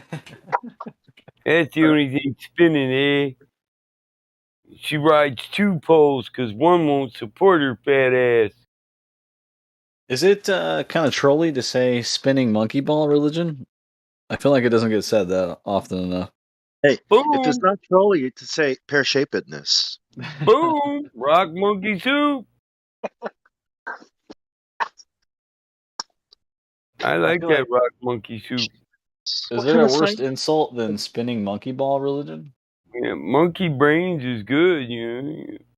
Broil them, saute them, and I don't know. Put some Indiana salt- Jones wouldn't taste it. put some salt and pepper on them, eh? And it's like, those are fucking good, eh? I'd eat some monkey brains, but I'd eat a fucking monkey. That thing ain't my second cousin, and neither is its chimpanzee brother. I think the propaganda's gotten to me. I don't think I'd eat the monkeys. He said, whatever they are, they're too close, eh? Well, that, and they talk about, Ebola and whatever diseases come from the jungles. How about Not that I some- believe that, but How about some Rocky Mountain oysters, eh? You eat them? ooh, I don't think so. No on the cowboys, eh? That's a no on the cowboy. If I was drunk, I'd probably give it a shot. How about tongue? You like tongue? Man, haven't had it. I don't think I've had tongue. Cow tongue is But good. it's probably decent. Yeah, probably decent. You like the inside of the throat, though, eh? Oof. I don't know. Haven't had it. So large intestines? Anything, man, eh? Chitlins, eh? You know Put what? some greens I in came there. across some duck feet. You guys ever see duck feet? Yeah. It's this. In my opinion, it's not only pointless but pretty disgusting. Gristle on sticks. Mhm. Exactly. It's like gristle on the bone, and you just like. I don't want to get detailed into it. I'm It's with nasty. you on them. I thought, yeah, fuck it. Let's take a chance. I'll try them. You tried what it. the Oh, fuck shit. is this? Yeah. Cartilage on a stick? What the fuck? Chicken feet. Yeah, weird one. That's a weird one for me. That's exactly what I thought. I was like, "There's no way." Like, what do you get from that? You gotta Yeah. pay money for that? Yeah, I'd rather eat frog legs. Right. We got some meat, I think. Maybe a toad or Chicken whatever. feet's got some skin on it, at least. That reminds me of Shit, frog legs are Bufo. big. Bufu. Bufo alvarius. By us, for us. Fuck you, bitch. You guys not about the Bufo alvarius? No. That's the DMT frog. Oh, You yeah. scrape it off its skin. Yeah, I Get know it to what secrete it. Wow. I'd rather have some strawberry rhubarb pie. Oh, I think I have had that, yeah. Had some old school aunties a few years back. Auntie's pie? Yeah, they wanted to make rhubarb pie for some reason.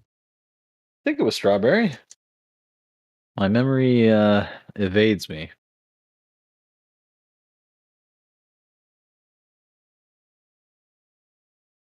Yeah, I like rhubarb pie. Yeah, it was good. Yeah. We also made the some homemade ice cream where you churn it with the salt and all that kind of stuff. You churn it with some. Yeah. My was grandma interesting. used to make them. I got a cider mill. I got an apple orchard now. I got a cider mill. We sell apple pie. We sell all the best. Man, what don't you sell? But You sell everything I don't sell crack. Just cars, except for vacuums asphalt, and and appliances. Some.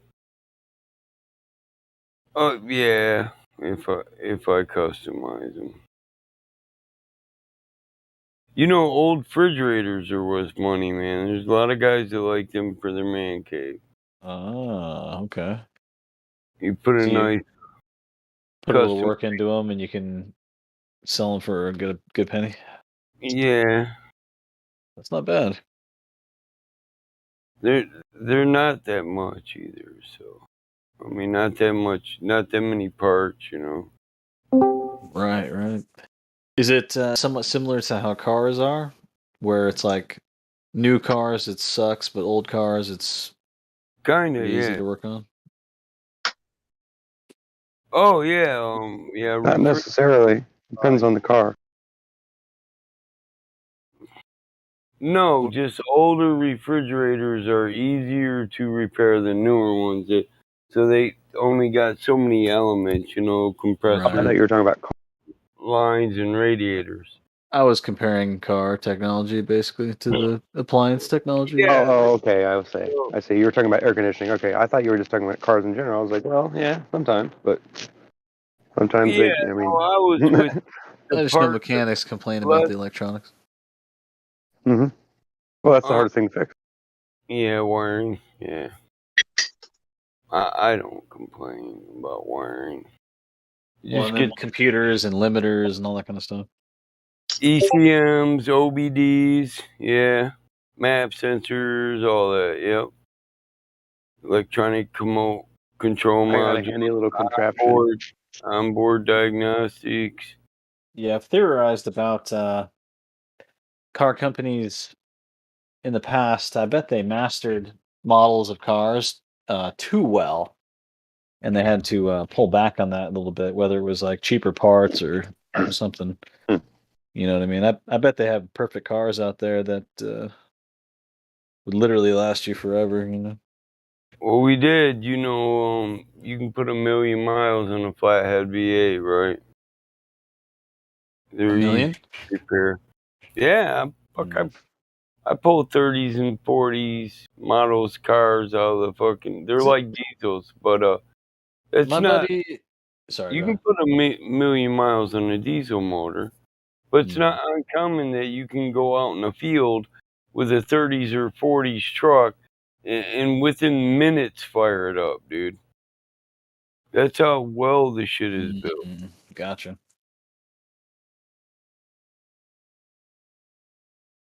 But just it rings bells to like how long the German technology has been so advanced, and then you got Oh, like you your mean your American modern technology? Because right. Well, One and the Ford. same. Huh? Well, yeah, Hitler's trucks were powered by Ford, and so was his tanks. Right. Yeah. Yeah. A lot about World War II is pretty shady.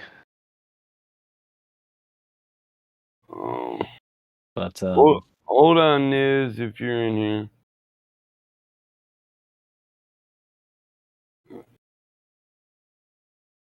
I'm gonna grab a beer back.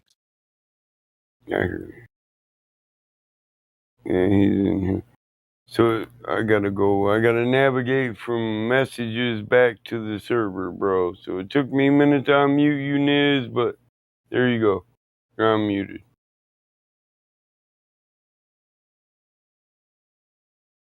Flatline. You fooled me once, but that died.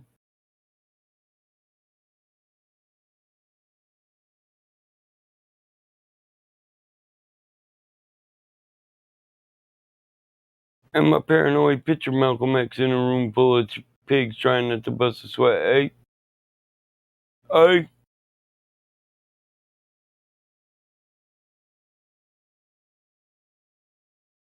Yo. Yo.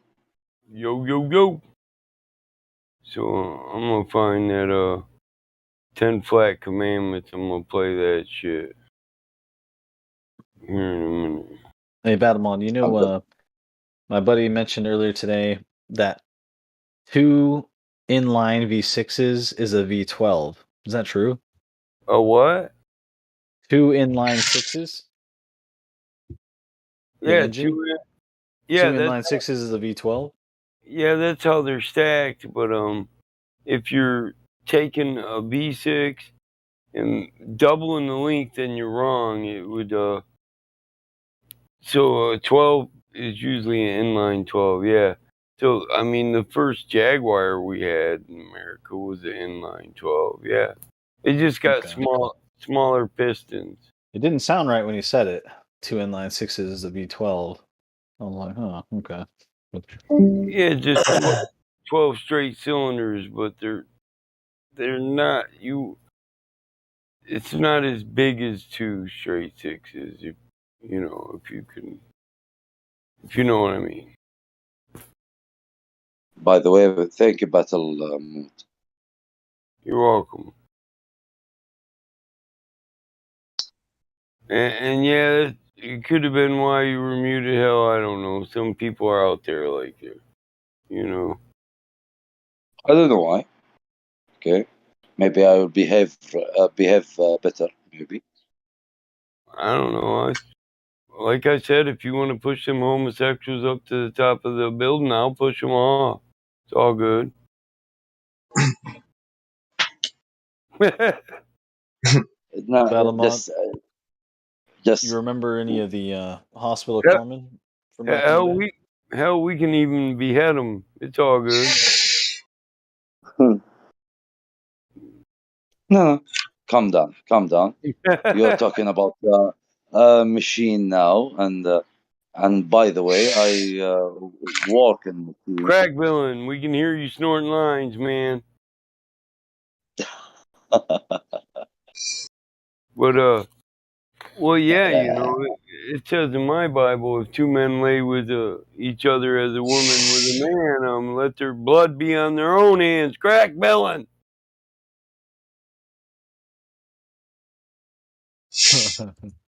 Like a tire going flat, man. What do you got? Sleep apnea? Isn't that what it sounds like?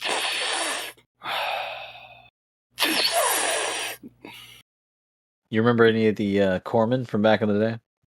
Corpsmen. Any of the men? Navy corpsmen? Oh, well, yeah. I remember a guy named John. Any cool guys, or were they some Oh, shitbags? no, I like most of the corpsmen. Most of the Navy men, Any I of don't. them stand out though? Like you still friends with them? No. I know. You have the right to remain silent, huh?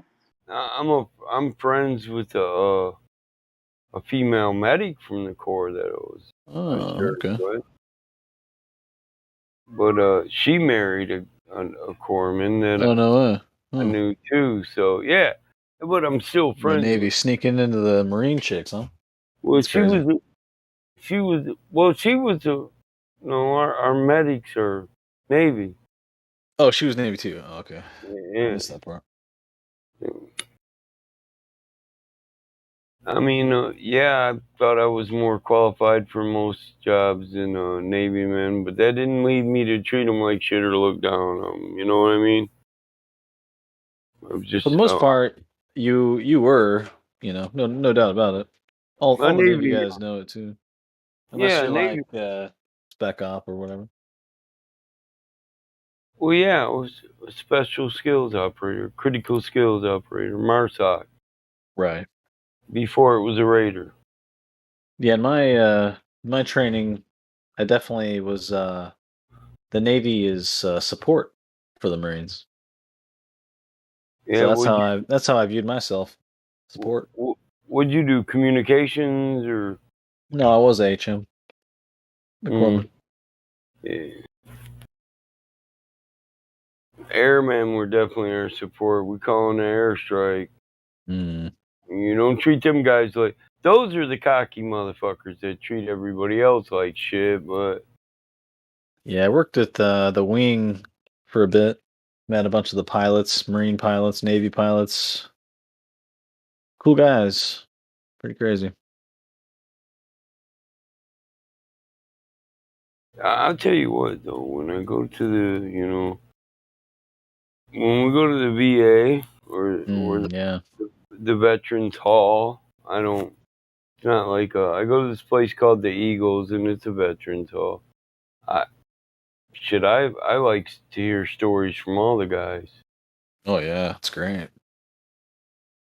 Is that some kind of, like whiskey get together, or what type of thing is that? The Eagles has a kitchen. Yeah, you can get a beer, whatever. That sounds like a decent time. Yeah, and we work together to make sure all the guys get home and drunk people don't drive. Right. Since I quit drinking, I don't leave guys sitting. I'll take them home. Oh, you quit drinking? Oh, wow. Yeah, fuck, I quit drinking years ago. My son said something about it, so gave me a complex. So I just quit. Okay. Yeah, I hear you. Cannabis is pretty incredible stuff. So I mean, giving up drinking is it's like no big deal. Yeah, I smoke with my son now. It's fun to eat it, grow it, all kinds of stuff. He's damn near 30 though. But when I was younger, That's your oldest? Yeah. So I worked a lot, and I come home and have a beer or two, and then I'd pass out, not from being drunkard, from being exhausted. But my son said I wish you didn't work so much and drink so much, Dad. I just wanted to play this video game. And it wasn't that I was drunk, I was just tired. But it gave me a complex about the drinking, so I just quit Yeah, I drinking. hear you. You know, I just said, That's fuck cool. it. I bet. I mean, not if it's been years now, you can testify on the results of not drinking for so long. Oh, What do you yeah. think? I think we're better off not to drink. Yeah.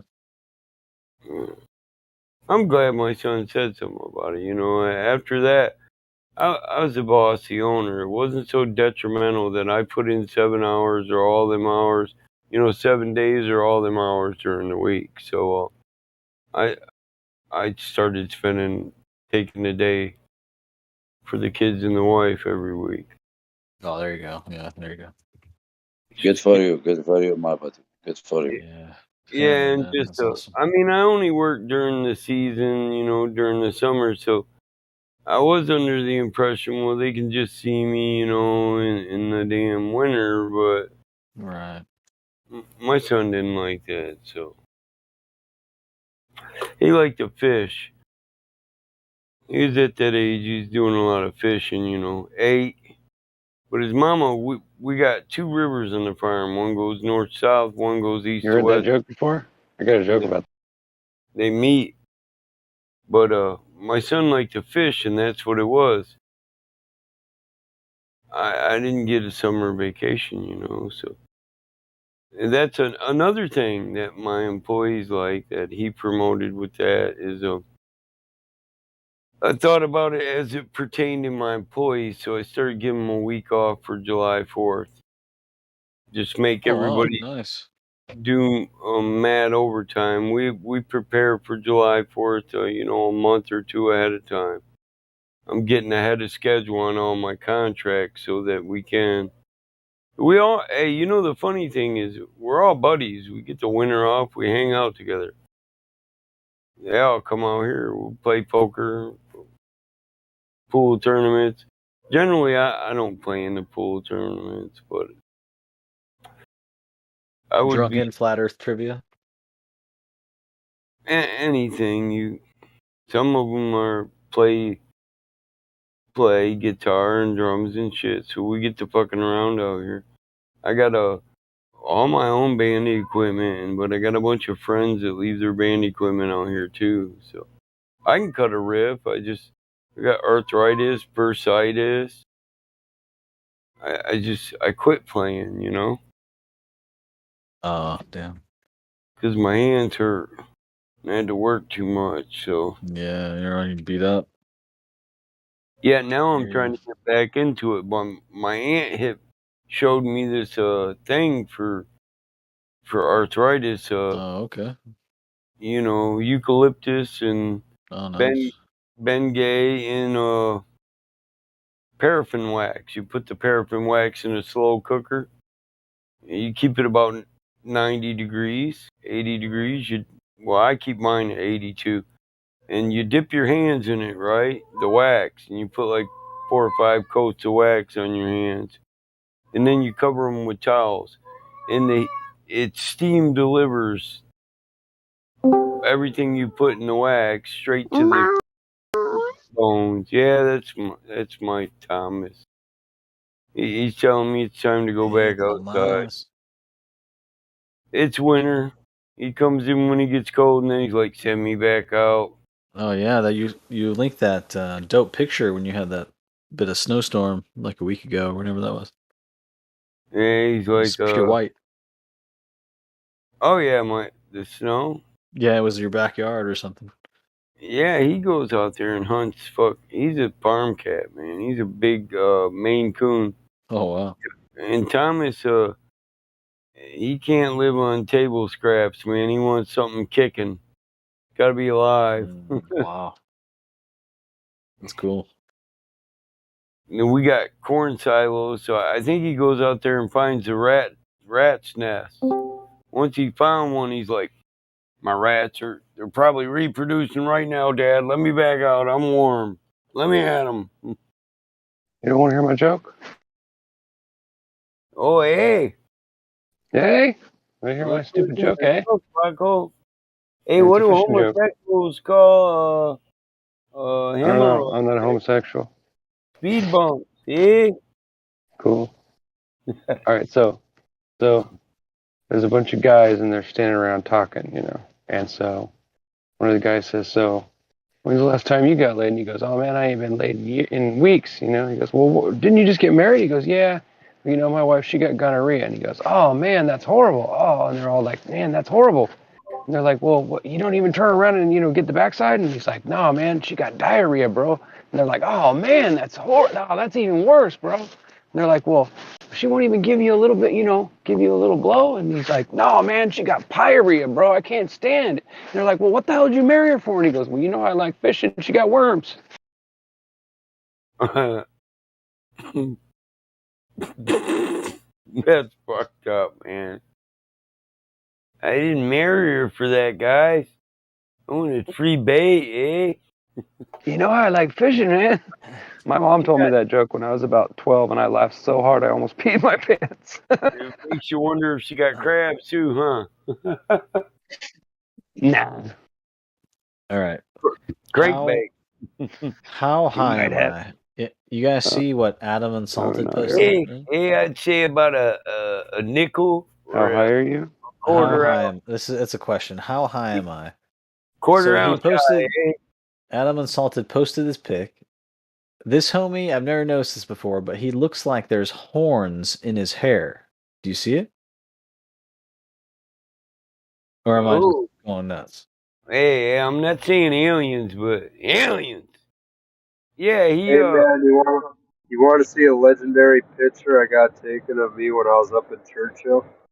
yeah, but see that guy always tries to do his hair like Oh, it's dope. wait, look, you work in the salvage yard for I like how airplanes. you can't even see him. He's like, "You want to see a picture of me?" No, Here it no, is. that's But like, what? Where are you at? I don't see you. Oh wait, there's a yellow spot. There you are. What are you? if you Google Maps Churchill, Manitoba, you'll see where it is. That's a crashed plane. I think it's from the '60s or '80s. It was a cargo plane, and it was right by the airport. I think it failed on takeoff, or it might have failed on landing or something. But yeah, it's pretty cool. Right to the left of me is the Hudson's Bay. Like in this picture, right to the left is Hudson's Bay, Cool.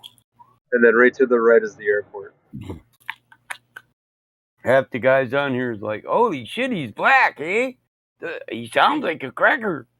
No, I'm not. I'm not black. I just tan good. Nice. You And just then what? here's a comedic photo of me in the bus, pointing around, acting like a tourist. I mean, yeah.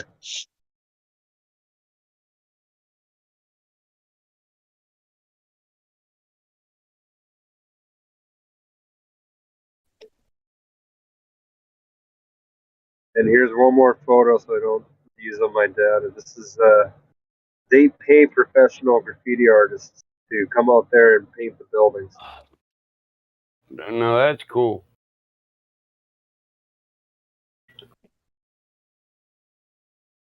We get them trains from New York and shit here in Michigan, and you see some shit. Oh man, I've been to Michigan one time. It was freezing up there. The wind was intense. Whew. Mm-hmm. It's intense right now. If Yeah, you look at that picture, I born in Michigan, and I actually raised in desert. Mm. if you look at that picture, you'll see in the polar bear's sack a little piece of ice from an iceberg, and it half says fragile. I think that is amazing. Say that one more time. This looks kind of trippy. The ice in his sack, in the polar bear's sack, it half says fragile. Oh, okay. And I don't know what the heck that thing is on the far left, but it's like a unicorn. No, it's a beluga, but Right. like with a shell.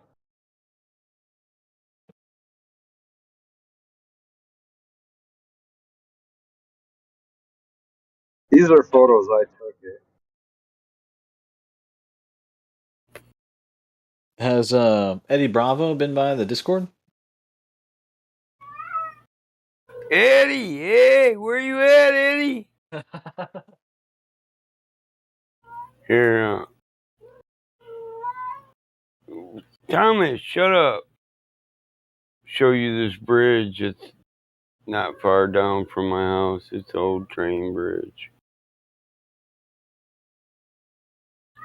Kids graffiti the hell out of this shit. Thomas, come here, boy. Sounds like he's talking to you. He is. He's like, come on, Dad. What the hell out? He gets hot.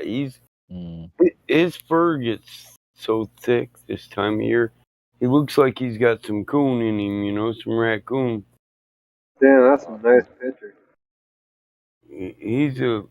He's a big kitty. Here's me in Jamaica. Oh.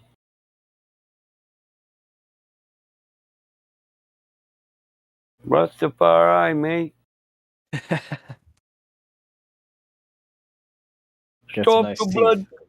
Stop the blood clot crying, Globa. He said nice. He tried to get some compliments. I was gonna slip him. Got the dreadlock. I was really high this day, man. You know, locked up the beard and let it grow.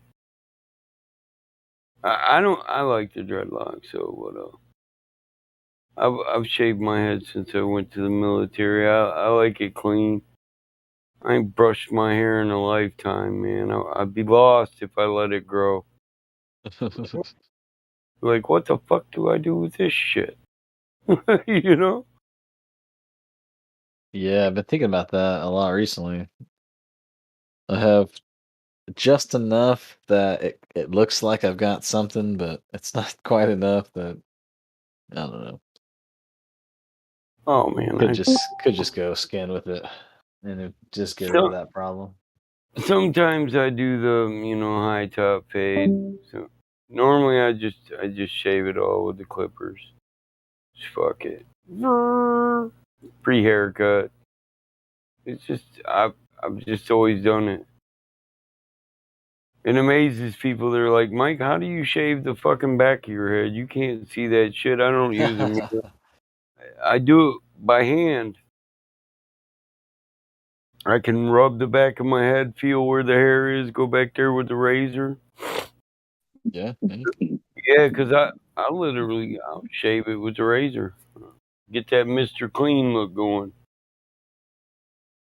My wife told me one day I used to always wear, the high top, the high and tight, the core cut. My wife said Mr. Clean was sexy as hell, and I didn't want her cheating, so I got a pair of white tidy jeans and some razors, some multiple blade razors. I said, "There, woman, is that what you want?" Yeah, Mr. Clean, that's a good guy right there. Oh my lord! Is that really your uncle? Got a nose on his forehead?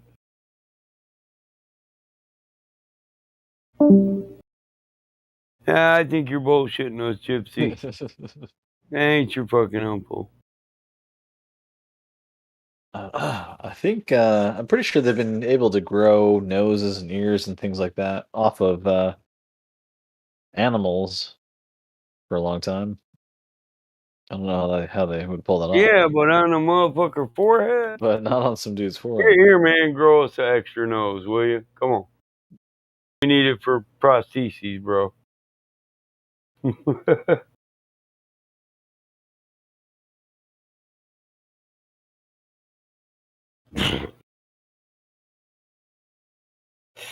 Rookie's trolling this harder now. Oh, is that Rookie? I thought that was fucking Gypsy. Oh, okay. No, it's me. I'm farting around. You want to see my cousins? Oh man. Mike says his family's mixed. So You want to see a picture of me in Mexico? when I mean mixed, I don't just mean blacks and natives. I mean mixed.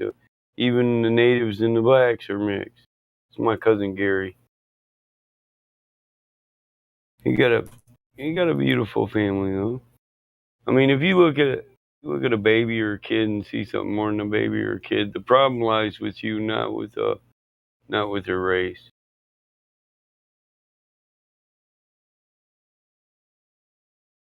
You have a good mind, man. You have a good mind. Yeah, Gary's a 6-footer, man. He's a big fella.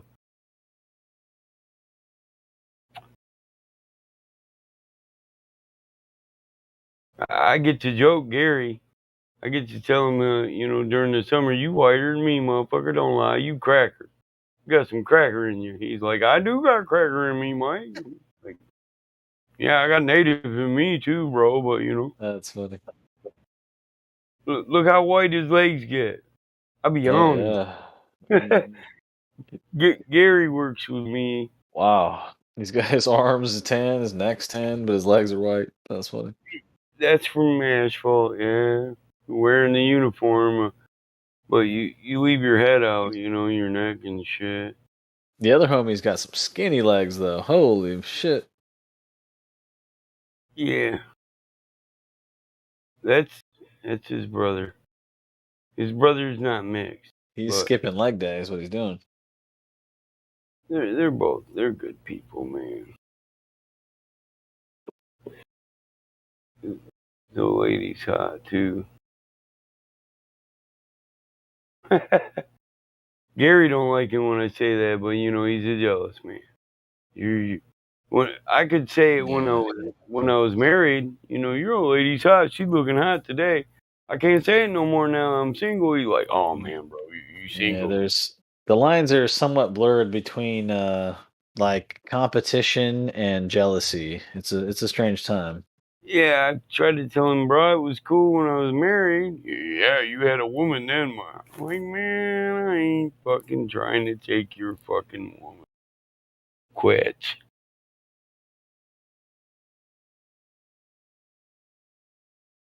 I would date his sister's friend, though. She's cute. Her name's Fanchon. Fanchon? Fanchon.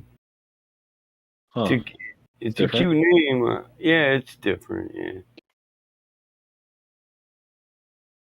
I think it's... She's a cutie, though, so... Yeah, we still got to go to Mexico, get myself Lola, the maid that doesn't have to be a maid anymore. You know what I'm saying? Lola. Lola, Lola. I like that name. It's My girl. Lola. L-O-L-A, Lola. My girlfriend name's Terry. Maria. Ooh, Maria's good. I know so many Marias that are just awesome.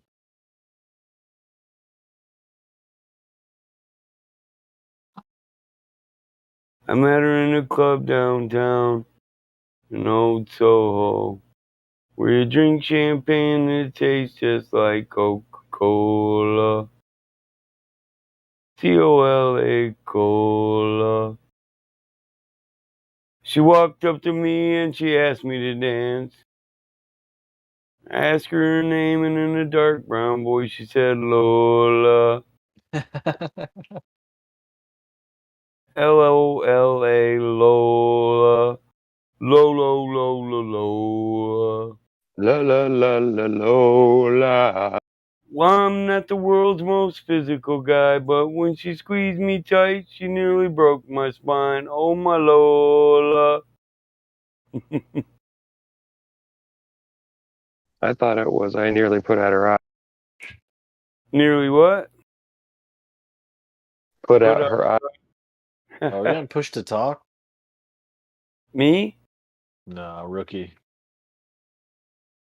No, but I just mute myself when I'm not talking because I have background noise and stuff. Well, I'm not dumb, but I can't understand why she walks like a woman and talks like a man.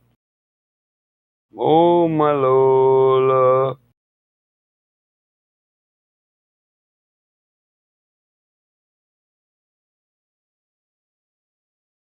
This one has me wondering if his Lola isn't a tranny. We drank champagne and danced Oh, all that's night. right. I wanted to bring Under that up. electric candlelight, she picked me up and sat me on her knee. She said, "Little boy, won't you come home with me?" Yeah, Lola. I haven't done much research, but rough speculation. What do you guys think? How much of the Hollywood women are men? Oh, Hollywood's got women? Is it that bad? I I'm really haven't sorry. looked into it. Rough speculation. What do you think? Well, if you just Google trannies in Hollywood, Really? you can get a list Oh shit! All right. of a few thousand. Scary.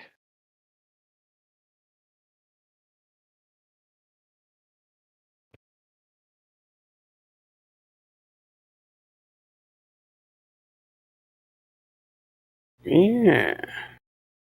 Well, you wanna play that game I like to play, man or girl, with the Oh yeah. Hollywood fans, Oh, open okay. actors. Yeah. Yeah. Okay. I'm into that. I don't know if I'm very good, but I'm down to get better. They're Who- getting good at what they do.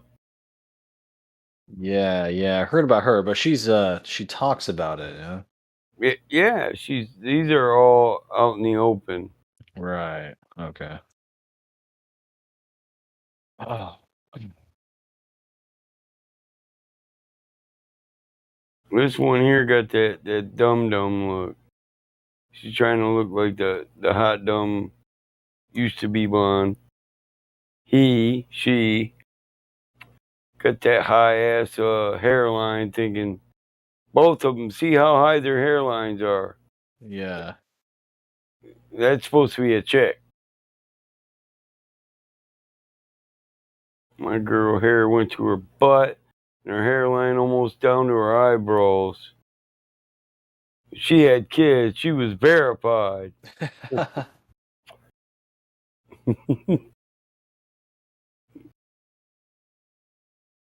But when I married her, man, you couldn't pick your gender in school when you filled out the forms.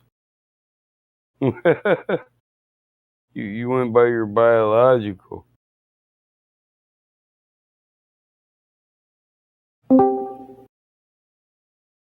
Alex Arquette. Who knows Alex?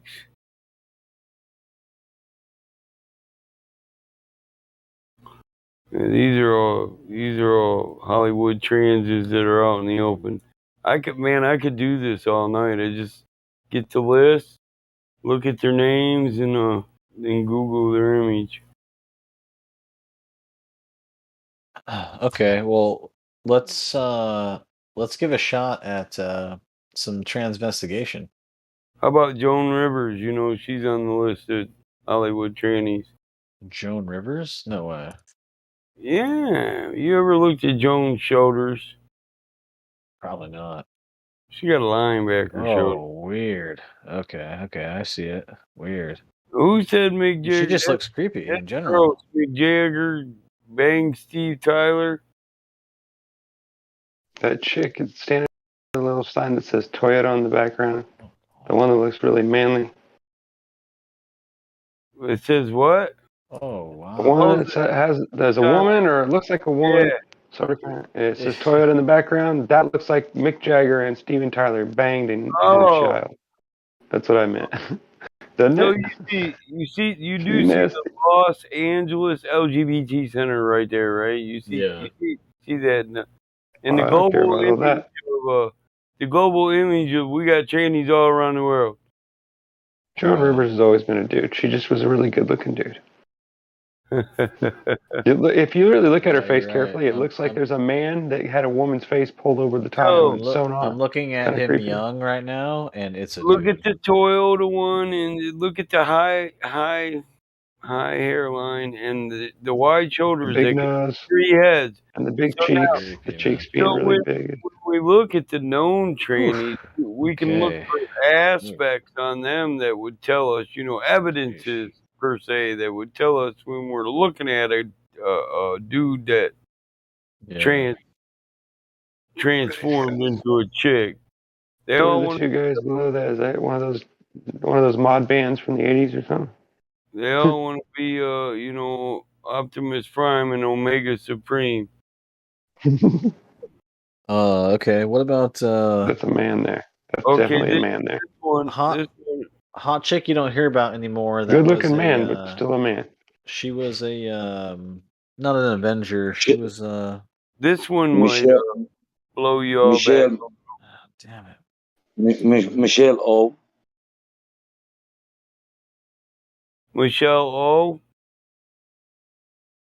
Who's that? Oh, Fantastic Four. All right, hot chick from the Fantastic Four.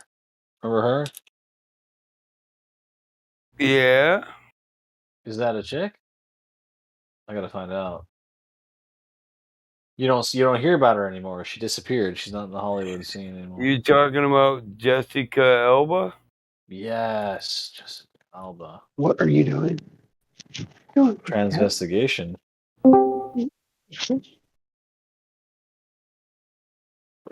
Because I know she's like not involved in.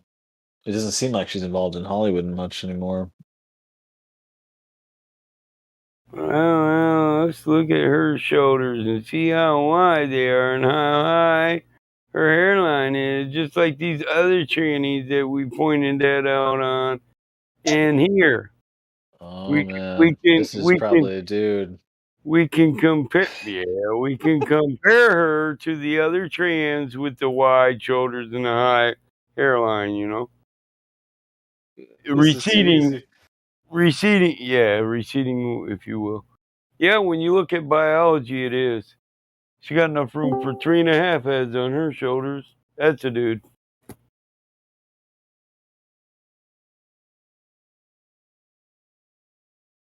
So men just are doing everything? Well, no, not How's it men. work? Not men. Gay Oh. people. Gay. No offense, but in my opinion, you can't be a man if you want some man to love you. Huh. This is interesting. It's just my opinion. Okay. So Jessica Alba. All right. I think she's out. Man, All right. What else we got? Oh, okay. I got it. look at the shoulders on this girl, man. Look at them right there. You can see them. I mean, they hold her dress up higher. You can see them a little bit. I need a little picture better of right like here. a normal girl in front of me to compare. Let me Yeah, that's a dude, Gunner. Oh man. But that's an easy one. And a lot of people think she's a hot chick. Well, you remember her in the mask? In the mask, yeah. Remember that? Uh-huh. It could be someone different, to be honest. It looks totally different. What's her name? Cameron? So, Limp Bizkit tries to point it out when he says fucked up titties on a fucked up chest. Yeah.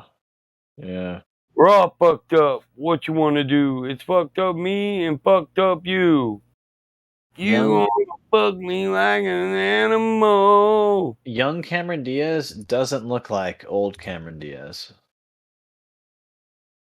At all. Oh, he's out there. He said Cameron was hot. That's not a tranny. No, I beg to differ.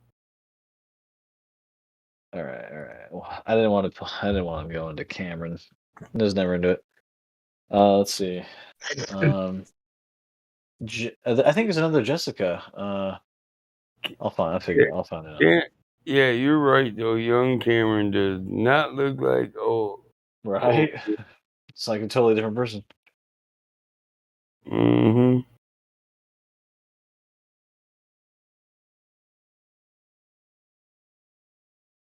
And that was 94. Different time right there.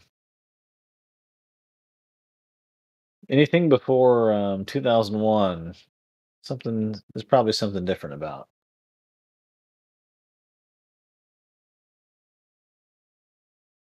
Oh, Beale. That just reminded me. Jessica Biel.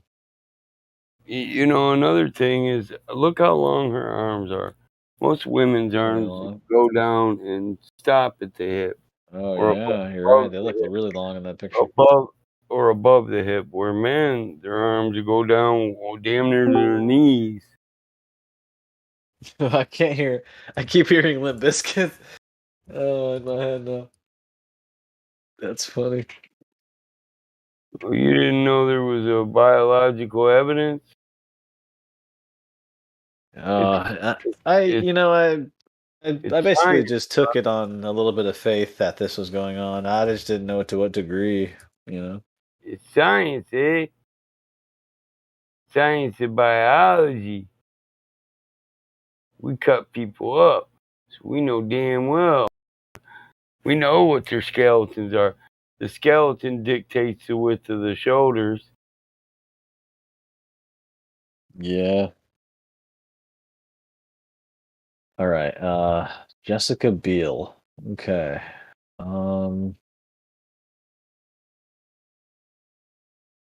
Has somewhat of a lower hairline, I think.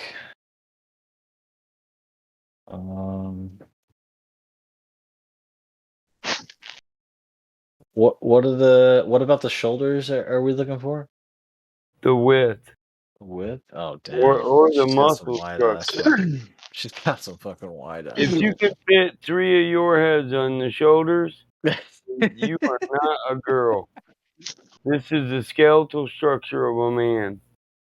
So they try to get real skinny, you know, be cracked out. This is where you're, you're anemic. Oh yeah, Oh yeah, your anorexic propaganda goes on, yeah. yeah. So it's just a bunch of dudes trying to look like chicks. Wow. Look at them straight hips on Cameron.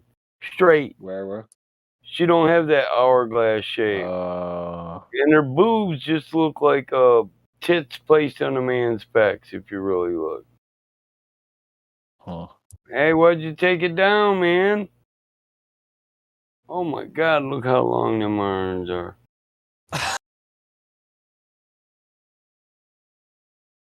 That bitch could crab walk on them. That's a dude.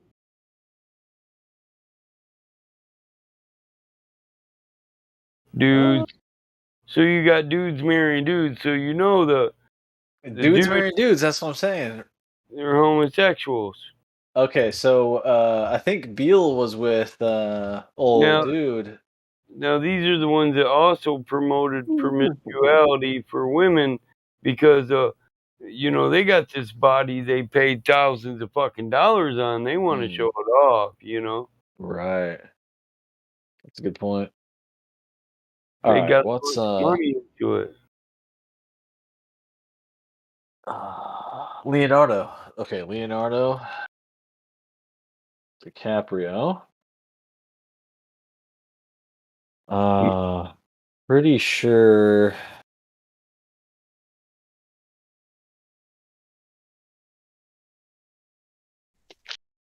So most likely, this guy is a homosexual. Well, I already stated my opinion. Now, if Well, you if want you to look at the girl he's been gay, with, that's you know. fine. Okay, but what's not fine No, I'm just is saying. present yourself as. So it makes you wonder. You go back to life and you think, my uncle had an old lady, but he never had kids. And she said she was born that way. She couldn't have kids. Well, not too many women are born really can't have kids. There's not too many women that just because of biological reasons they can't have a child. Man, there's not too many of them like that. But the amount of them went up because you got gay guys who transform to women, and they want to be with a heterosexual man. They want to be loved like a woman gets loved. Right. Because they couldn't find it in their own damn life. Right, I hear you. Or because they had a handler who adopted them just to do that shit. They're trying to prove sexuality is a fluid. Well, if it was, they wouldn't have the highest fucking suicide rate. Good point. Good point. 40-something% if the stats are real. Right. There's a conspiracy on Leonardo's wives. That's why I was bringing that up. And if the investigations that we were just doing is going on, they just make this statement right here even more true. If it's got tits or tires, it will give you problems. Well, they just double down on this statement. Whoa. Oh, man.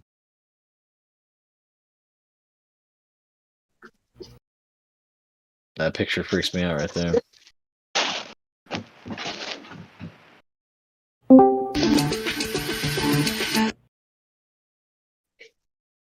Good morning. Okay, so when it comes to Hollywood, leave it alone. That's what I've learned from today. That's my opinion. Pay no attention to it. Hey, guys. Oh, hey. What's up, eh? Damn, what is that music behind you, man? Some girl on a pole on Instagram. Sounds good. Instagram, man.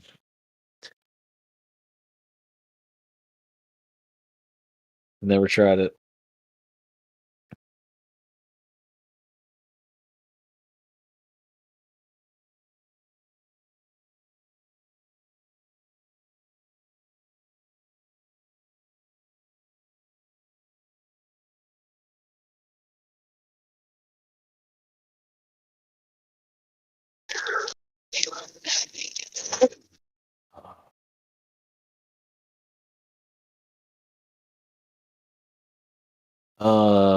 Oh, okay. Let's get into this. This won't take long. I don't know much about it. Let me look something up real quick. Oh, so.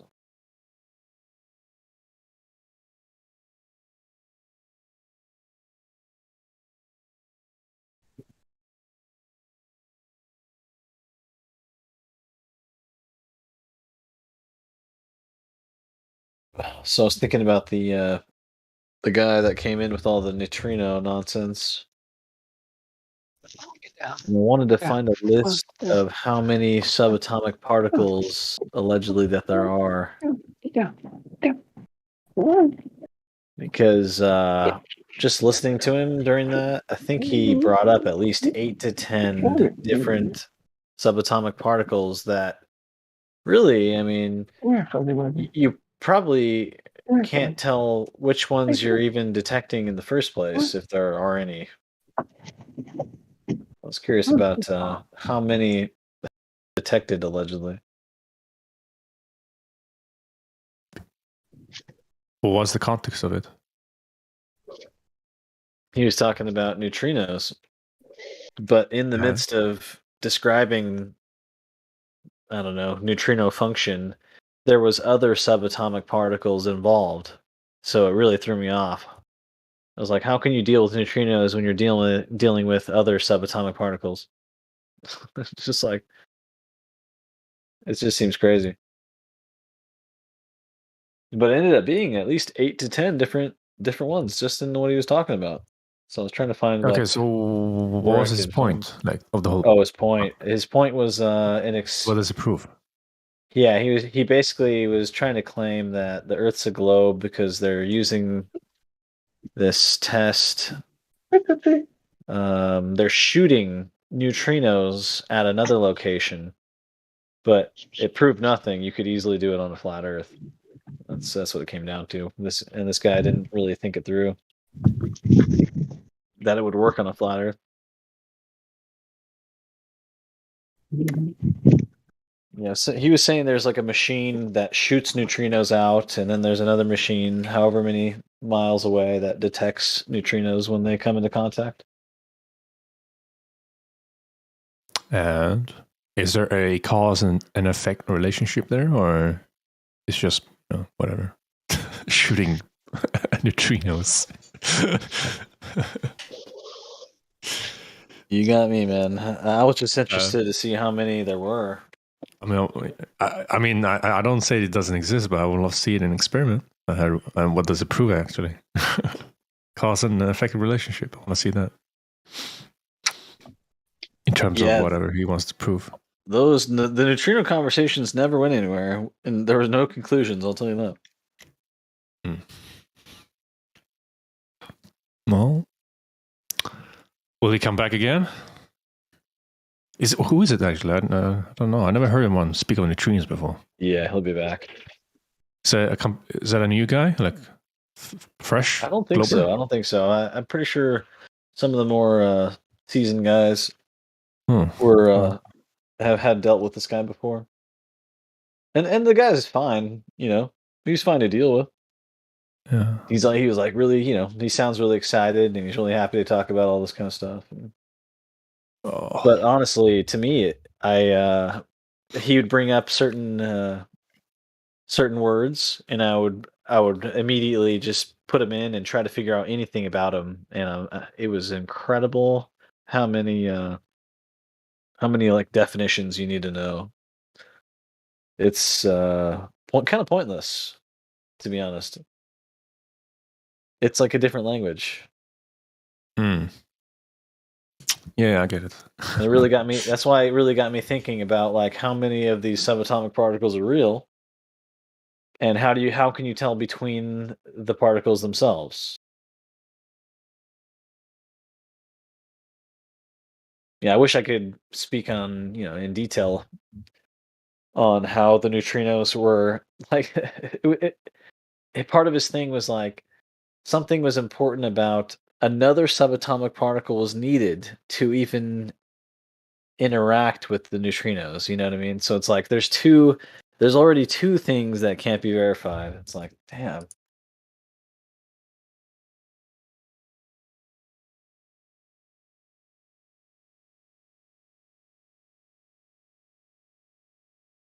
Okay, I found it. 36. 36 confirmed fundamental particles. That can't be real, right? 36?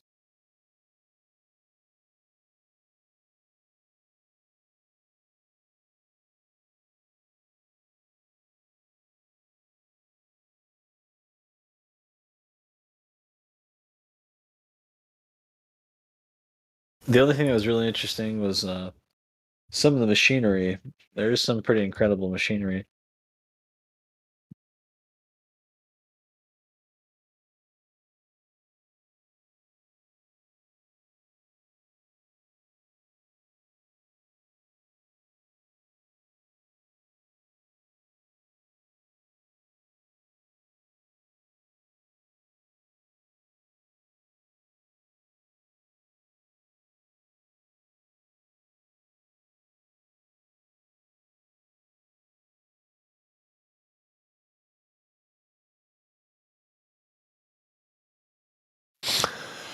So, again, what was he trying to prove in neutrinos? That there is gravity, or what?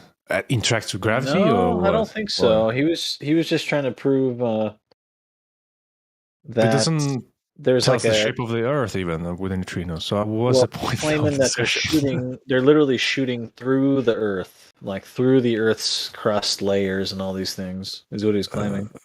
Okay. Which gets even crazier. It's like, are you sure you could get through all that density of stuff? It's like.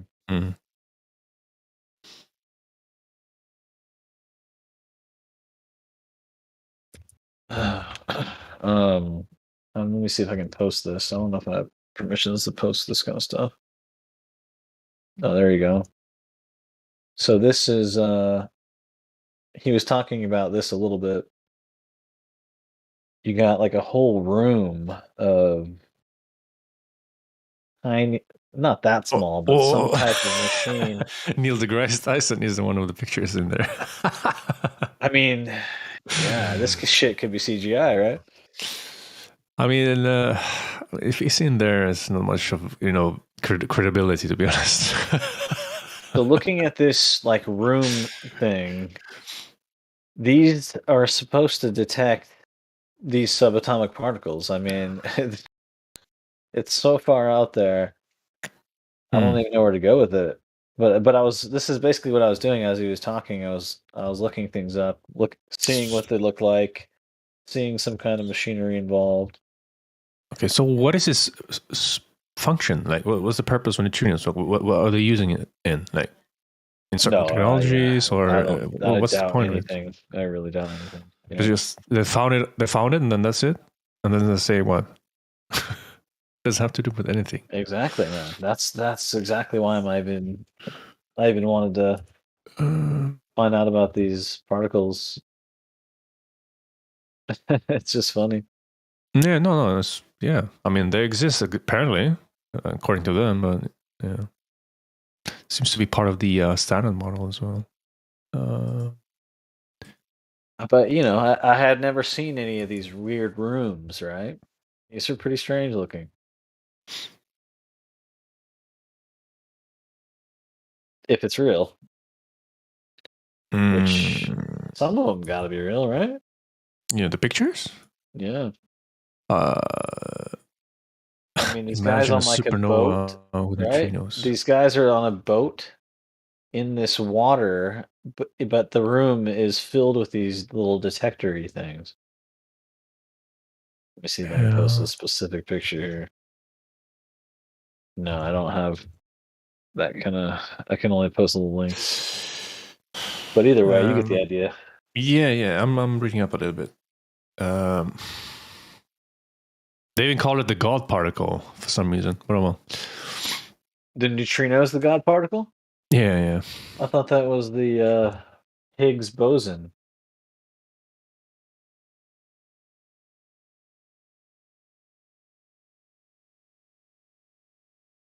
I'm just reading an article here about Leon Lederman, some kind of pioneer in science back in the days. I don't think it's still alive though.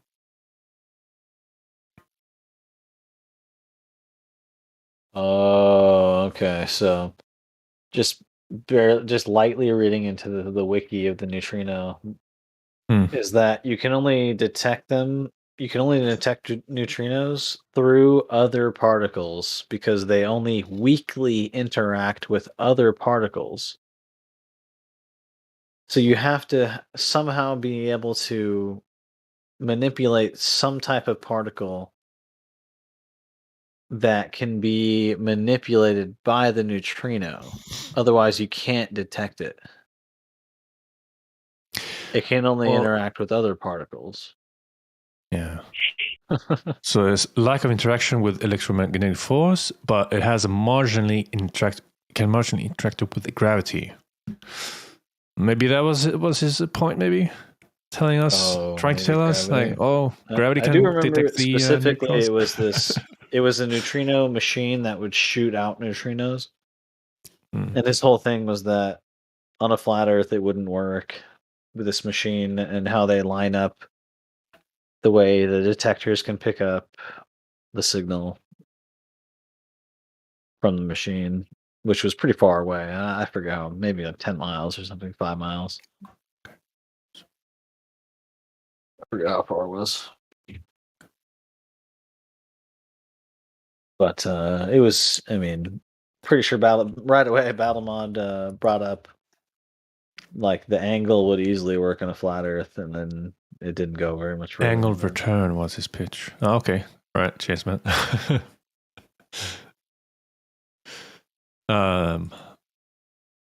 Some guy mentioned in the chat about this guy. Angle of return. Oh, okay. Yeah, I'm still trying to understand the point of his argument, though, if he had any. or just spewing out whatever. There was a lot of spewing out of particle talk, yeah, particle physics, and all that kind of stuff. Mm. Which I think some people were into. I was somewhat into it. I saw some of the some pretty cool little machines. I'm trying to remember what they're called. Some kind of like capacitor thing. Let me see. Find it. So we got a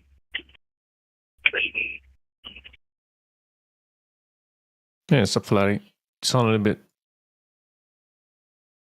interesting, weird voice.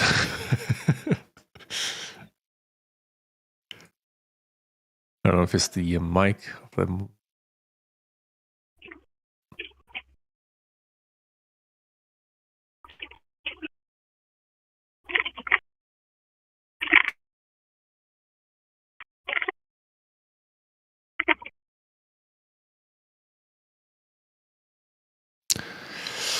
Subatomic world.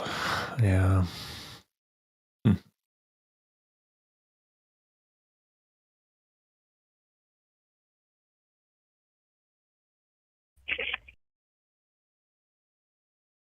Yeah, there is some deep level of engineering and machinery. Even yeah, I haven't seen really good evidence of it, but I guess there's nano too, which doesn't really make sense, but could be possible, I guess. Probably only capable of like AI. I bet only AI is capable of creating machines like that. ow, but he's a fucking idiot. Or then you'll have some dog shit. Okay, I'm just going to say I've got many. Okay, and I've got many more. Hello. So-called videos of flat Earth.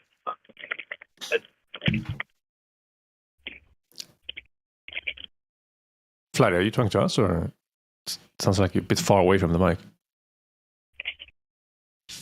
Yeah, I can't make out anything.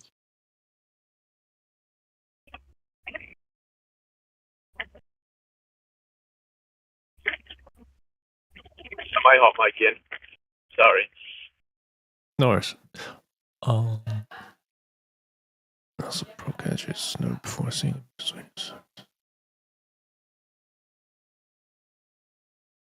Oh, more CGIs. Lovely. Ultralight planet found next door. I mean, at this point, they can get away with anything. Yeah, for sure. It's crazy. You see one Star Trail video, it's like, what? Explain that. Explain that. Explain the Star Trail video.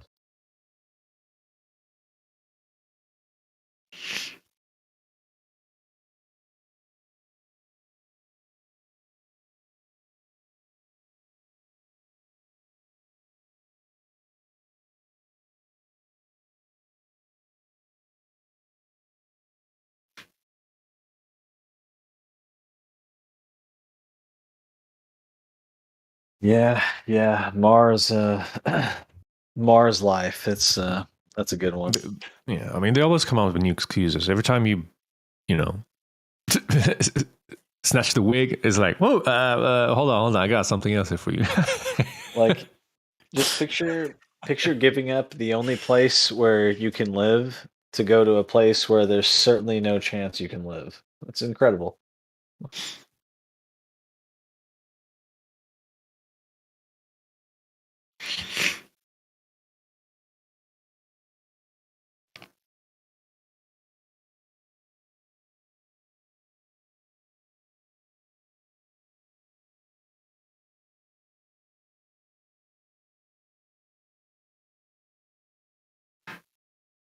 Then again, it's just as easy as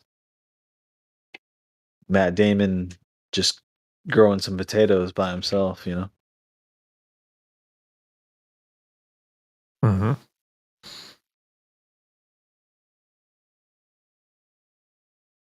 Yeah, Mars is no big deal. Got some crazy weather, you know. Oh yeah, it's got some crazy storms. Yeah, Jupiter too. Storms bigger than the Earth. No big deal. You can grow potatoes in your own shit. Oh yeah. With the power of the Jupiter storms that are 10 times the size of Earth, you could easily grow those potatoes in a quarter of the time.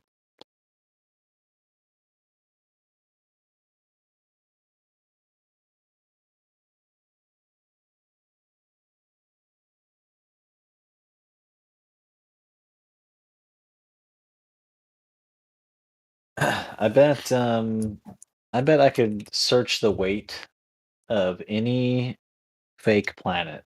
Let's do that. Let's see how much Saturn weighs. Let's see what kind of joke this is. Weight of Saturn.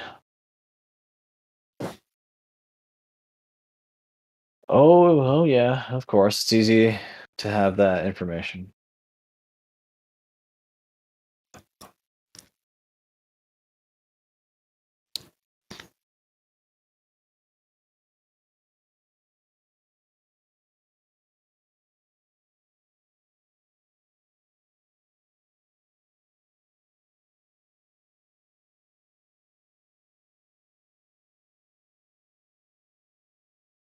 Says it's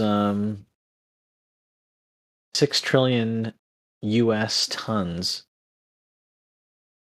This is approximately 95 times heavier than the Earth. Oh man. What a joke. Okay. What about Pluto, huh? That's easy information to find out. Let's find out Pluto's weight. You could find out in like 5 minutes.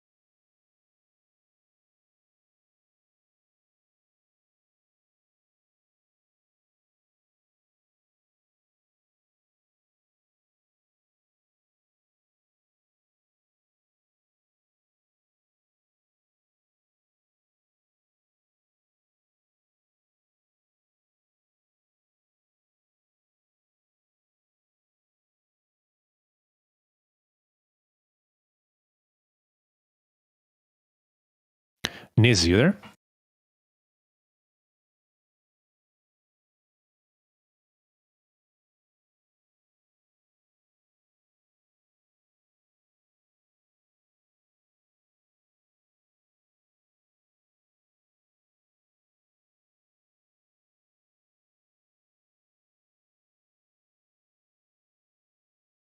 Should I live?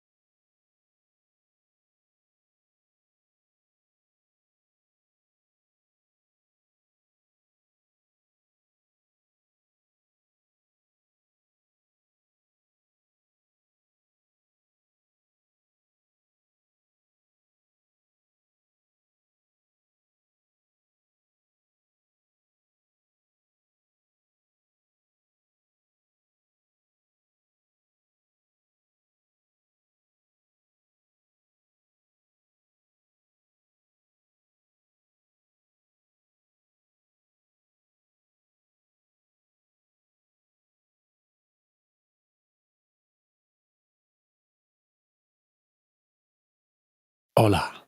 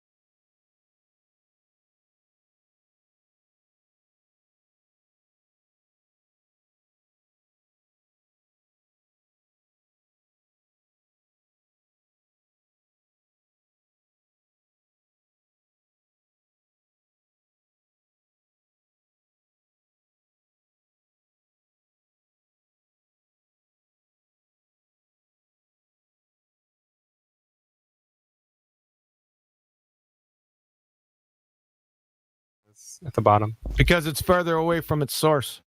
Rubbish.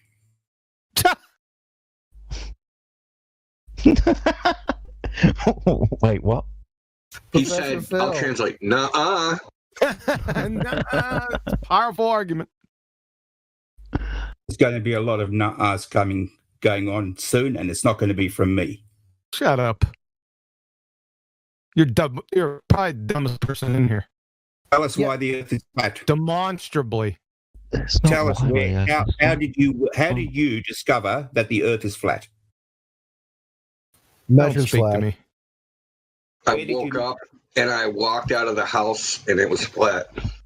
And you think just by looking at it, knowing that, given that the size of the Earth, that you just think it's automatically flat? Why should I think otherwise? Are there any reasons why you could be wrong? Why should I think otherwise? Answer my question. Are there any reasons that you could be wrong? Yeah. Yes, exactly. Right? There could be wrong, but we start with that axiom, right? Yep. So and what we see is what we get. Looks flat to you. It looks flat to everyone. Therefore, everyone. The whole Earth is flat. So that's a rationalization. So you're using like a rationalization. It could be flat. This experience could be real, but there's reasons why it couldn't be. So, that's your rationalization. So bring some like meat to that bone. That's good. We're getting somewhere. Could be flat. Could be. On first impression, that's what it is. Excellent. So let's drop this is flat business, all right? Well, I mean, we verified it after that. You said, where did you get the idea in the first place? And I gave it to you. What did you do? Well, there's been laser tests. There's been measurements. There's, Really? those sorts of things. What Yes, laser really. test? What controls did you do for the refraction? How would you control for that? I'm asking you the question.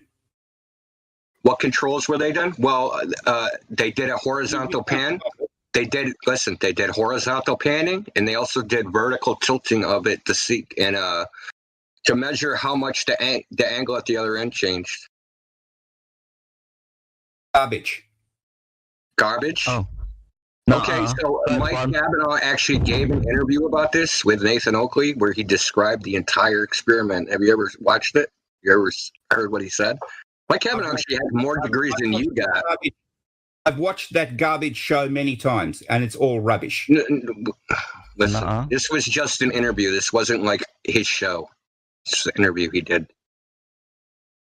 What else have you got? You could email him and ask him. They are a public nonprofit. All right, let's take it from here. So let's talk about your flat Earth. Is the North Pole in the center?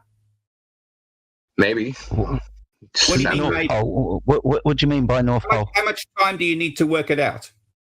I don't know. What do you mean by North Pole? Even within your model, there are several. Geographic, magnetic. Which one are you talking about? Let's talk about magnetic West Pole. Yeah. Hey, why is Phil telling us to look into? Why is he telling us to ask about flat Earth? Why are we asking about the globe right now? Because I want to know about flat Earth. That's why. Phil, you don't know about the measurable curvature of the globe. I want to know about flat asking Earth. any questions about flat Earth right now. I gave you one. Your response. I'll ask whatever questions I like. Now you just tell me You need what to makes direct you those think the questions Earth is to the flat. globe. The globe You're the is one in who thinks question the right Earth now. is flat. Explain why you think the Earth is flat. I just told you, and you're not on it. No, Phil. I'm sorry, Phil. No, I've got a couple you're of not going to maybes. come in here and ask questions about flat. You need to figure out if the Earth is a I'll globe. come in here and I'll That's what's ask in whatever right questions now. I like. Stop talking, Phil. You need to ask questions about the globe first. Is there any measurable curvature found on this globe of the one that makes the positive claim that there's measurable curvature? Where is this measurable curvature at? We don't have any. I want to know about why you think. No, you don't want to know. flat. You need to know about the globe first. Establish if the globe is the actual paradigm, and then you That can got ask nothing to questions do about with flat whether Earth. the Earth is flat or not. You need Just to tell ask me That's what he's trying to get to. Sorry, Miggy, you're You very must- quiet in the background. You But must have an idea why. Professor Phil, Professor Phil, Yeah, I just you're told asking you a why. question. Yeah, you've asked the question, you've been told why, and Miggy's also trying to tell you why. And how does the North Pole's existence, non-existence, whatever, demonstrate the profile of the Earth? What does that got to do with it? I'm trying to work out how you think the Earth. What does the pole have to do with a curving surface? I'm trying to establish what does the Earth look like in your. And I'm trying to figure out how that just isn't a red herring, and how you jumped up the laser measurement to the North Pole, which has nothing to do with curvature. I've already established that you think the Earth is flat because some laser experiment that laser that was actually 7. They were done in 2 different locations. 2 at one location was 3 weeks apart. They took meteorological conditions. They panned the laser from left to right from a reference target through 3 other targets. Do you even know any details of the actual test? Or are you just not eyeing it with complete ignorance? I have watched several of these things. Yes. No, it's not a video. It's actually a report that's in PDF form. He watched it though. I watched some late that was done on Jeranism's show or something like that. I don't know what Jeranism does or doesn't do. All right. So apart from Nutter, what's your problem? Now, just tell me about Antarctica. What's that like? Never been there. Never been there. So we're not going to talk about a place I've never been to. I want to know what your problem with laser transit is. Australia? No. But I want to know what your problem, because you're just hand waving. You're just hand waving it away and not addressing it, and you're just going to talk through me. Have you not? You've said you've not been to Australia, but can you talk about Australia even though you've not been there? I'd have to probably speak to an Australian and get some better information. Yeah. What the hell is this? I don't know. Some kind of sophistry, man. It's a lot of bollocks. Is this some type of Elmer Fudd sophistry about you ask people where they've been and you want to go there, and why don't we talk about some place you haven't been? What is your scientific evidence for your spinning ball space monkey religion? We're not talking about the ball. We're talking about. Oh, we're not. We better not, because you don't have any. So, yes, there's plenty of evidence that the Earth is spherical. The fuck? I want to know what evidence there is that the Earth is flat. Well, wait a minute. Isn't the Earth observably flat? And even Neil deGrasse Tyson says it. So is it depending on you to prove that it's not flat? Let me just have a look and see if I can't jump an image for you to have a look at. God, here we go. So, check this out. We just established that the Earth is flat as a logical axiom because it's self-evident that that's what it is. Okay, the evidence to the contrary needs to be provided. So you can keep saying, what's the evidence for the flat Earth? The evidence is just the first impression of what we experience. Now it's up to you to show evidence that our experience is somehow false. There's plenty of evidence that the Earth is definitely not flat. Right, let's have it one by one. Let's go. Oh, for instance, ships going over the horizon. Hold tight. Sorry, that's a claim to physical geometric location. Hold on. That's a claim to physical geometric location, as in physical horizon. 4 things to hide behind physically. The horizon's demonstrated to not be physical and apparent, so therefore can't be physically hiding things and can't be used as measurements to base any geometry on. It was complete word salad. Rubbish. How did you account for refraction? Pardon? What part of that was rubbish? Slowly. You don't like salad. Okay. Which part of that was rubbish? Which part specifically? Please explain to me how it is that the ships go over the horizon bottom first. Can be for a number of reasons, but your claim is physicality of the horizon, which it isn't. It's apparent.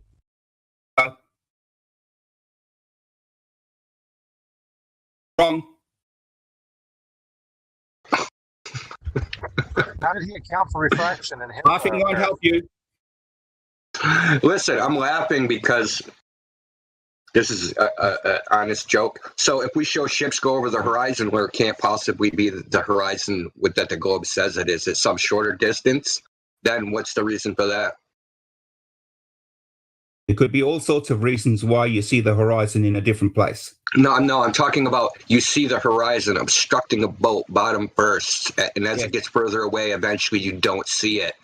If you see that on some shorter distance than what the globe predicts, so say the globe predicts 2,500 feet, the horizon is, and you see the boat disappearing, but instead of that, you see that happen 5 times closer at 500 feet. What is the mechanism for that? It won't happen. Okay. Wow. Let me direct your attention to live stream voice text.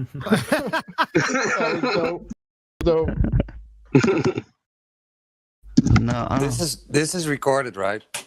Yes, always. Yeah. So I'm going to show you a better. That's just a GIF, but I'll show you a better video I got. So there's a lady named Sky Free. Well, I mean, it's 30 seconds. You don't have to review it now. So the GIF actually just shows it. It's in a. I don't know why that's not him to me. I can't see what you're talking about.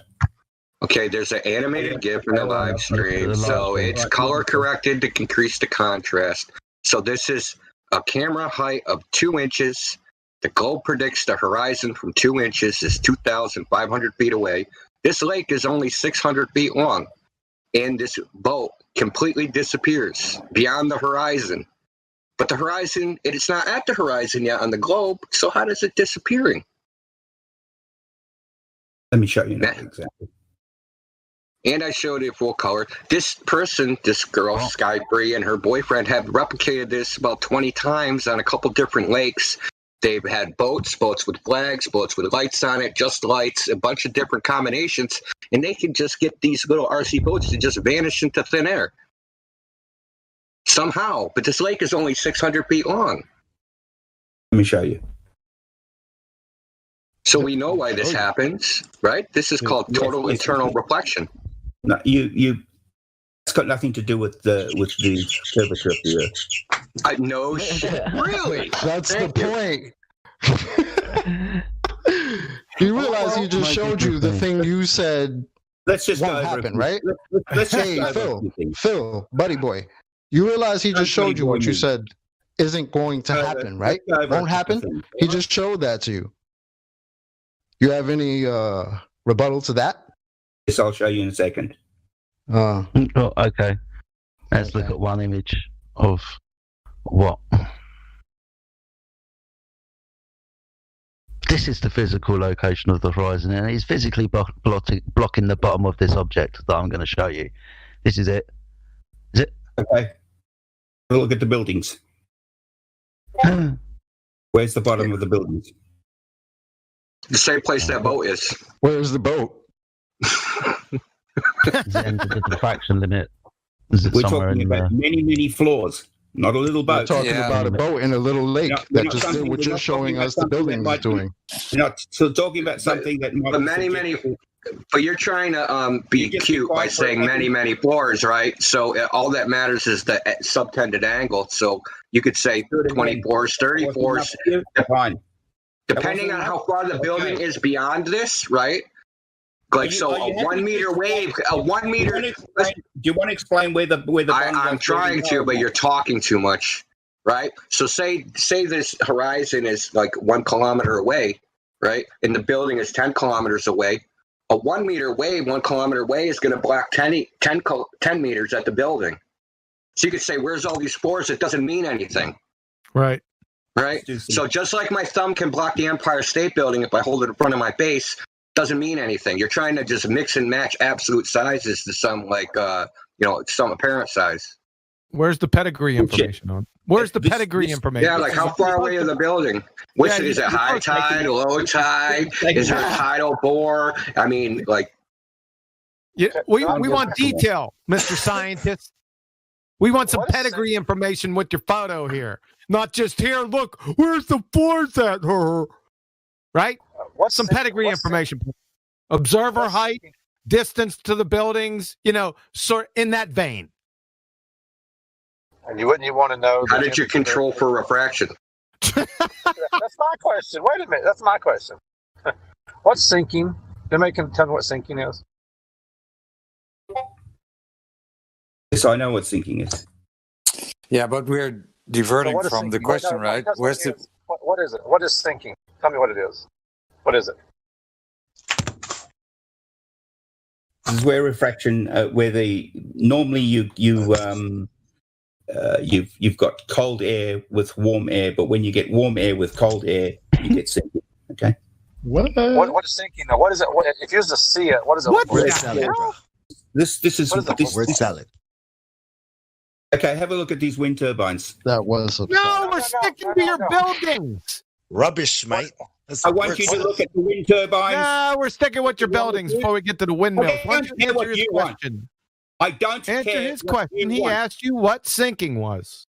I told you what sinking was. This is where refraction causes things to appear to sink, right? Quite simple. Appear to sink behind what? Here, Now, can you please have a look at the wind turbines? No. Sink behind what? Sink behind what? Whatever do you you're sink looking behind? at. Whatever you're Whatever I'm looking at. So what am I looking? So if there's a horizon out there, is it sinking behind the horizon? If the conditions are right, that can happen. Yes. Okay. Do you have the pedigree information on this photo so we know what the temperature variation of the water, the air? Do you have all that? Have a look at the wind turbines. That means no. the image. That would be a no then, right, Phil? No, I don't have the specifics. Okay, thank you. Oh, Have a look at the wind turbines, please. okay. What about Got specs for those? Yeah. Where's the We need bottom? observer height. We need observer height and distance. Why is it that the distance to the wind turbines, What's the distance? the further away they are, the more they sink? What distance? What's the observation height? What's going Because on? shit gets smaller with distance. It's called you can second see that they're grade. not getting Angular smaller. size change with distance. Sorry, but they're not getting smaller. Sorry. So they're not getting shit's not getting smaller with distance. You can see that that compared to the ones that are closer, that's not that much smaller. Oh, there's not Where are that the much bottoms? smaller. Okay, Not so that much. Stop fooling yourself. oh, Where are okay, the stop bottoms? fooling myself. Okay, what is the observer's height here, and how far is the horizon away? I don't know exactly the distance, but as far it would So be it's in the an region empty of plane about, then? No, 6 this to is 7 miles. empty. You're just what you're doing. You're showing photos and then wrapping your fairy tale story I around it want to with know no where are evidence. the bottoms. With no evidence. What does Stop. empirical mean? Stop fooling yourself. What does empirical mean? Calm down, man. Fooling You yourself. sound big Where mad. are the bottoms of the What wind does turbine? empirical mean, Mr. Tapping on the whiteboard? I don't give a damn about that. Now So- you just tell me. So what you're doing where is are the bottoms you're of the wrapping your wind fairy tale turbine? story around a simple observation, for you, which is is it? basically religion. I told you there would be a lot of nuh-ahs going on. Oh yeah, and it you're the comes one that's from taking you. them, Mr. Rubbish. You also said it wouldn't be you saying it, but that's I clearly been told you there proven would be a wrong. lot of nuh-ah. And Yeah, you've held up. Yeah, 5 of them. I'm not going to you've let held you up. go. You've Where held up are the swimmingly, my bottoms of friend. the wind turbines? Hey, Prof. You know, you just provided 2 pictures with no information, which means nothing. So you have provided nothing here so far. Let's go back to the Where RC that? boats. Let's go back to the Explain RC it boats. obviously Obviously, anybody RC looking boats at are a lot smaller than those wind turbines. So, yeah, that's why. Yeah, No, where are the bottoms of the wind Where's turbine? that boat?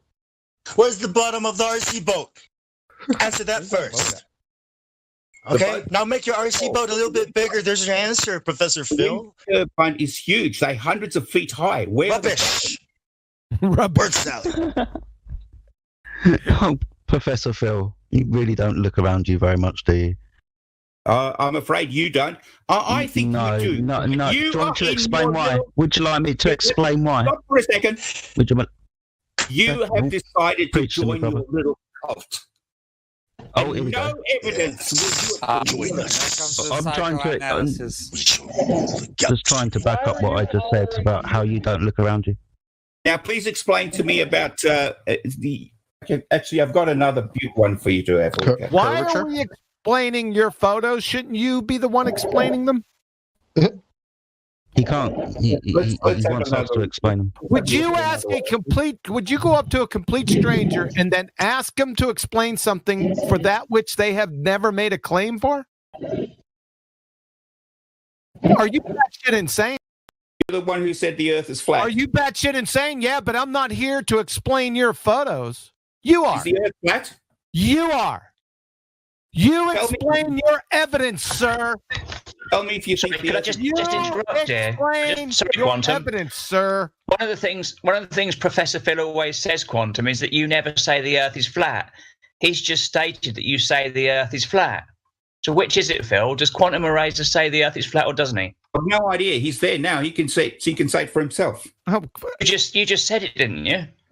Well, he can say it for himself. He's there. Phil, why do we have to explain your evidence? Does that make any sense?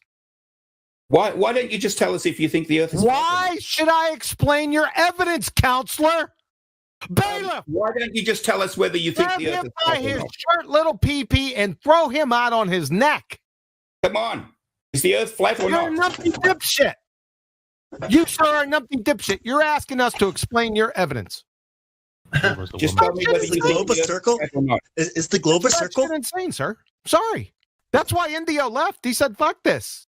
You're a moron. Is the earth flat or not? Your sister is. This really the best argument you got, bro? Prof, this is the best argument you got. I've got a photo to show you. You have any measured curvature at all? You got any of that on hand? Oh, yes, on plenty deck? of that. Plenty of that. We're not Provide us with that, please. We're not claiming. Because that's the positive claim, right? Is that the Earth is some type of fucking magic water balls flying around in a vacuum, right? Yeah. You got evidence for that? What magic water? I don't know what magic water balls you're talking about. Magic, bro. Magic. It's the one you believe you live on. I'm not a believer in magic. You're just a believer in balls. How they become balls? Well, that's not your business. Yeah, yes, I certainly believe that. How it is a ball and curved, that's none of your business. You're supposed to be a prof, and you got like low-level globers actually putting up a better argument than you. This is pretty sad. Yeah, really. This is embarrassing. Not embarrassing for me. Two pictures. First of all, you claim something would never happen. 2 seconds later was proven that dead wrong. Then you provided 2 pictures with no information whatsoever and asked us questions about it. As if we're supposed to explain your nonsense. On every count. Also, he hollered obscenities. Wrong on every count. This is real corny, bro. This is like old and busted right here. Hang on, I'm just looking for a photo for you so that you can. You did come in with that like ready? This is actually got some. This actually does have some figures with it. So, just a minute. Well, how are you going to explain the RC boat, though? Are you ever going to try and explain that? It's just too inconclusive for me to make any comments about that. Come, dude, listen. The RC boat has disappeared bottom first, and you've claimed that's the reason why the Earth is a ball. Explain that, dude. Unless you're just a believer.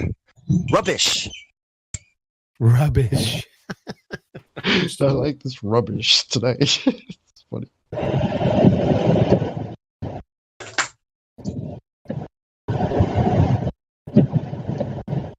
You asked me about the Earth being a sphere. Of course, you know that satellites, don't you? Boats disappearing bottom first as evidence. Are you ever going to explain Yes, that? I have. I've already given you 2 pieces of evidence. Yeah, you're saying it's inconclusive, but this is your evidence that you is the ball. Another one, just as a matter of Then what's going on with the RC boat if that's not the curvature of the Earth? I'm not interested in that particular thing. You're not interested in your own fucking explanation and fucking evidence that the Earth is a ball. It's inconclusive. I told you that. Inconclusive. It's your evidence. That's your problem, man. Fix it. The photo is poor and inconclusive. I would not use it as evidence. Oh, you've got problems. This man. You're the one who's got a problem. The problem is you, who's stuck in a cult. No, mate. I'm asking you to explain your evidence that is contradictory. And you're saying it's not, and you're saying you're not interested in this. So whose problem is this? It's your evidence, bro. So it's your problem. You have to fix it. Just gonna ignore it and talk about fucking stars and shit that doesn't. It's not relevant. That's not Yes, of course they are relevant. Stop lying to yourself. Stars are very relevant. We just have someone just like to hear himself freaking talk. That's all we have. That's the best they got. You poor victim. No, you're the victim. Is that really the best they got, man? Is there anyone else we could bring in better, more productive? Because this one's kind of a dud. I can feel Yeah, the love. Brenda.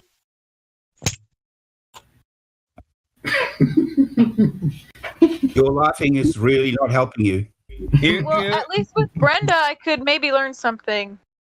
Well, you can learn something. You ask me some good questions, and I'll answer them for you as much as I can. Why is the RC boat disappearing bottom first in that video? I don't know about that particular thing. I told you it's inconclusive. You can't make any. All you got to do is answer the question why it is disappearing bottom first. Because it can't be the curvature of the Earth, so you must know why, right? I don't. So you're just gonna ignore this very thing, this very experience that your eyeballs can see. You're gonna ignore it and go look at some fucking math. You're not going to explain what you're seeing, right? It's how ignorant you are, bro. Being ignorant, and you don't even know that. Really, how old are you, mate? This is embarrassing. That's what I mean. No, embarrassing yourself. I'm embarrassed for you. You don't need to be. Well, then you don't need to be concerned about these victims either. Don't worry. Go help with the coronavirus or something. Go help with world peace or something. Oh, we're all right here. We're fine. We're not going to die for believing the Earth is flat. Just like you're not going to die for not being able to explain this RC boat disappearing bottom first. You don't have to, right? So why should we explain anything to you, Phil? Well, you're the one who said the Earth is flat. You're the one sticking your nose in the wrong freaking hole. Who hasn't said that the Earth is flat? The Earth is not a ball. Can you understand that? I want to hear go you from say there. flat. Flat is not a shape, you fucking idiot. Is the globe a circle? How about just keeping it civil? Is the globe a circle? Answer the question. It's a sphere. Is it a circle? Yes or no? If Then you stop asking people if the Earth is flat. You know exactly what I mean by flat. You know exactly what I mean too. So why the hell are you asking these silly questions? Have a look at the have a look at the photograph. Why are these RC boats disappearing bottom first? Have a look at the not photograph. Curvature of the Earth. Answer the question, man. I'll have a go at that. I'll have a go at that, Professor Phil. I want you to have a look at this photograph that I want. You know that photo in the upper left-hand corner is a black swan. Have a look you at that numpty dumbass dipshit. Tell me where look at the one on the. Tell me how far. Give us the pedigree information here. Observer height and distance to the first platform. Just tell me where are the platforms gone? Where are the platforms? Where are the platforms? The photo on the left-hand side. Right there. I see both of them. The photo on the left-hand side. Please explain this. Okay, I'll explain it. What is the observer height and what is the distance to the first platform? Well, apparently I heard this, that the observer height was very close to the water, so something within a couple of feet. Okay, no, it's 1 foot. And how far is the horizon away from him? Well, apparently that was, if you're looking at the bottom right one, the one at the rig over there, looking on the left-hand side, on the left-hand top, that would be approximately 3 miles. That's not 3 miles. To the horizon. No, it's not. That's 6.21 miles. It's at the base of Platform Hill House. And then, no, it's at the base of Platform Hill House, Phil. You numpty dipshit. This is a black swan photo. The base of that platform is missing. Okay. What? Now, where is the horizon? The horizon would be approximately 3 miles away. It is not 3 miles away. It's 6.21 miles away. Welcome to Flat Earth. Snacks are in the back. Bathrooms on the left. You're a numpty dipshit. DJ's on the way. Now let's have a look at the photo that's on. DJ's on the way. Do you know that I have this photo in every single Black Swan presentation from the beginning? You're going to talk through me. I'm going to mute your dumb ass. I don't care. You obviously. Fair enough. So, you see this photo right here? On January 1st, 2020, this appeared in my Black Swan presentation. But you're such a numpty dipshit, you don't even know it. And you're such a numpty dipshit that you posted another Black Swan photo because the observer height here is 1 foot and the horizon is 6.21 miles away when it should be 1 mile away. So, and you're both flat and curved would look very similar. Really? Are you invoking some type of refraction here? Looming? What the hell? Oh my God, I got to take him off mute for this. What the hell is looming? You don't know what looming is? No, I want you to cite it right here for me. Okay. If you have a look at the diagram on the bottom right, I want you to cite looming. Thank you. Looming is the first industrial machine that was ever created to make. Now, hold on. Let him. I want to hear if he knows what looming is. I want the definition. Okay, have a look at the photo. No, I'm not having a look at the photo. I created that diagram. It's my own handiwork. Shut up. What is looming? Look what at the is looming? You claim looming. What is looming? What is looming? You will not pass go until you define it and provide citation for your claim, sir. So light bends as a result of the temperature gradient. That's not looming. That's what looming is. No, it's not. You fucking moron. No, it isn't. I don't care what you say, you fool. Looming. You're going to have to shut you up. So that's your definition. I told you it was wrong. You're fucking idiot. You're a numpty dipshit. Looming from Andrew Thomas Young. The appearance above the horizon of a distant object that would normally be hidden below it. That is the definition of looming. In fact, this definition of looming is fucking correct. But even within this wrong definition, even if I give it to you, you already train wrecked your argument. Because this is talking about objects in relation to the horizon, not the horizon itself. You're an empty dipshit. Demonstrated yet again. So, welcome to Flat Earth. Snacks are in the back. Bathrooms on the left. Chocolate? DJ's on the way. Really, you think that actually worked, don't you? It may have worked for your little... It's already a wrap. That might have worked for your little set of victims. It may have worked with Neil deGrasse Tyson, but don't try that shit on Phil, right, Phil? That probably worked for your little set of victims. That'll work on Mick West. It won't work on you because you're a scammer. You're a grifter. Have a look at the bottom photo. You interrupted the DJ. Please don't do that again. Have a look at the bottom. Don't please me, mate. I'll do it as I please. Now, have a look at the bottom. Maybe not. Yeah, we'll see about that. And by the way, my laughing is doing me very fucking well, numpty. So how would you know what was well for someone else? Did you learn that in school?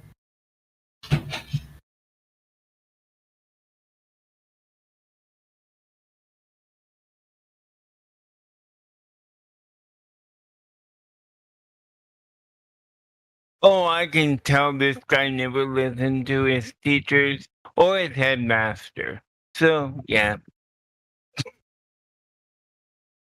Probably abused as a child, I'm just a guess. I like to tell bad jokes. So, yeah, sorry, man. I mean, he could have cited his own source. Maybe it would have been different than QE's and it would have made his argument better, but he did. Apparently he wasn't prepared. Right. Decided to unmute me. That's good. Now we can get somewhere. Right, to the horizon, right? I want to have a look at the image. I want you to have a look at the image that's commonly referred. Actually, Sasha put it up. Thank you, Sasha. Sasha put up the image of the rigs where there is looming. Now, there's actually evidence for this. There's looming and towering, and there's actually evidence for that. And the evidence for that is very, very clear. First of all, the first one where we're looking at looming of the horizon. So you can tell that because that usually happens when you have a look across the water and you can see the bands of colors, of different colors. Like you can see it's really dark towards us, closer, then gets lighter, then gets lighter again. That gets this yellowish color. You're an empty dipshit. Sasha's photo train wrecks. Would you mind just being quiet just for a minute? You're a dumbass. I used this photo in my explanation of every single black swan presentation I've given. You can see the horizon if you use your off-center vision. You can see the horizon. It's right off the bow.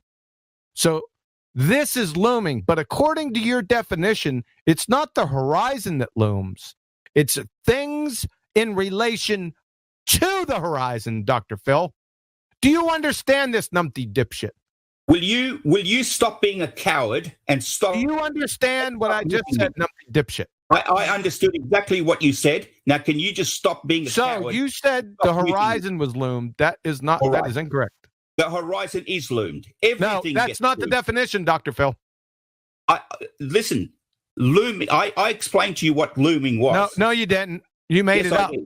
No citation. You're done. Light benzene gradients, bro. That's not a definition. Yeah, that's not a definition. You can see that the definition was provided though for you. Phil? Just shut up. Unless somebody else wants to talk down, I'm done with his dipshittery. You're just making shit up. Do you hang out at Jim Panda's server, Professor Phil? Because I think it's poisoning your brain, your mind, man. Going there. Yeah, he's certified. So QE, you want to deprive? Don't speak to me ever again. You want to deprive? Yeah, apparently so, he does. Yep. Yes, all the time. we do. Apparently, he's mistaken. He doesn't know what server he's on. I think he's lost.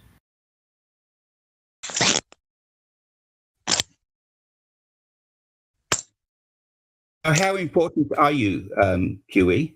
That you're the one who calls the shots. Who tells you that? Like, why do you think that? Do you know who's all in here? Like, we call our own shots, mate. Do you? No, you don't. You don't call your own shots. People tell you to jump, and you say how high. So don't talk about us, man. You don't know us. You won't even listen to us. You won't even explain fucking RC boats and why they disappear bottom first in your goddamn evidence. Nobody wants to hear your shit, your rubbish. I know, you'd think he'd be able to muster up his intellectual might, you know? Conjure up something like very powerful. Well, stop muting me and then you'll actually hear some stuff. Okay, sure. By the way, audience, the reason that you can't hear my voice is because anytime mute him. Thanks. Who the hell does he think he's talking to? Audience. Audience. I talk to the audience. He's the fucking secret king. Audience, they're muting me. I've got secret fucking knowledge. I need some fucking parts of them and they're not letting me do so. I'm being a fucking victim. Fucking victim, Gamma, fucking secret king bastard. Fuck off. Yeah. Very narcissistic community, I would say.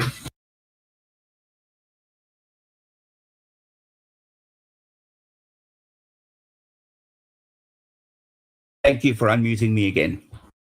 Oh, I don't know what that serves except just wastes. Well, I couldn't quite get that. What did he say? Professor Fella, you got any proof of the flying spinning ball? Stop addressing QE. He's above your intellect, dude. Yeah, you're not a professor. You're a clown. Mm-hmm. Just me. I am way below his level. So just me, you're What's way your below name? my level, but at least I'm closer to you. What do you call yourself? Batman. You can call me Batman. I don't care. You can whatever you want me to. Well, you want me to call you the Professor, Professor Phil? Then you call me Batman. Sure, All right, I'm happy Professor. to do that, Batman. Okay. Sure. Thank you. Okay, Batman. That's fine. Batman, I just want to ask you a question. Batman, have you ever looked up in the sky and had a look at those objects that are moving? You mean those lights? Yes, I have. Yeah, those lights. I grew You've up seen looking them? at the Milky Way my whole life when I was little. Yeah, so the ones they move. Apparently, they move from the UK to the sun. Australia in about 40 minutes. That's the sort of speed that they get. No. Now, what about them? What about lights in the sky? Who put them there? Who put them there? Yeah. What kind of question is that? Well, it's a reasonable question. Well, if you believe in the heliocentric model, right, then NASA put them there. But if you believe that you live in a reality where your eyes observe, and then probably something like a creator created them and put them there. I mean, if you look at how complex and sophisticated life is and what requirements they need, yeah, there must be a creator that put them there. Yeah. Years ago. Are you going to call me stupid because I believe in a God? Is that where we're going with this? You're happy to believe. Are you going to try and say, well, a flat Earth is a faith and the globe is? Is that where you're trying to drive this? Huh? No, not at all. I'm just trying to get to establish what those Starlink satellites are. Have you ever taken a look at the ocean? You know, that flat, horizontal thing. I mean, you're up there in the sky. I'm just trying to bring it back down here to the thing we're talking about. You told me that you saw those objects. What do you think they are? They're lights. That's the first thing I see them as, are lights in the sky. Who put them there? I believe in my religion, in my spirituality, that there is a God. And he probably put them there. The last lot went about 2 or 3 days ago. Did God do that? The last what? Wait, what? The last lot of Starlink satellites went about 2 or 3 days ago.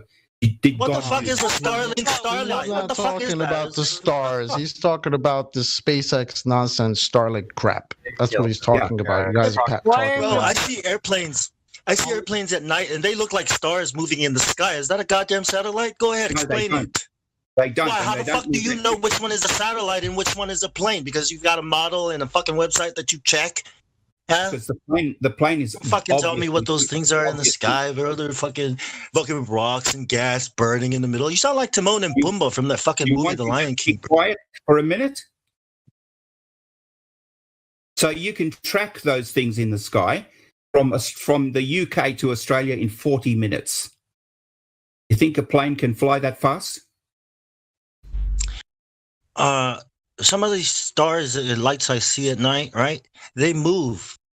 And some of them are planes. But you're saying they could be satellites, they could be rocks, you know, like, just answer the saying question. they're lights in the sky, right? Do you think They're a lights plane? Do you think a plane can move from Australia to the UK in 40 minutes? Why the fuck would you ask me that? That's not Because relevant that's to what how we're fast talking about. those things move.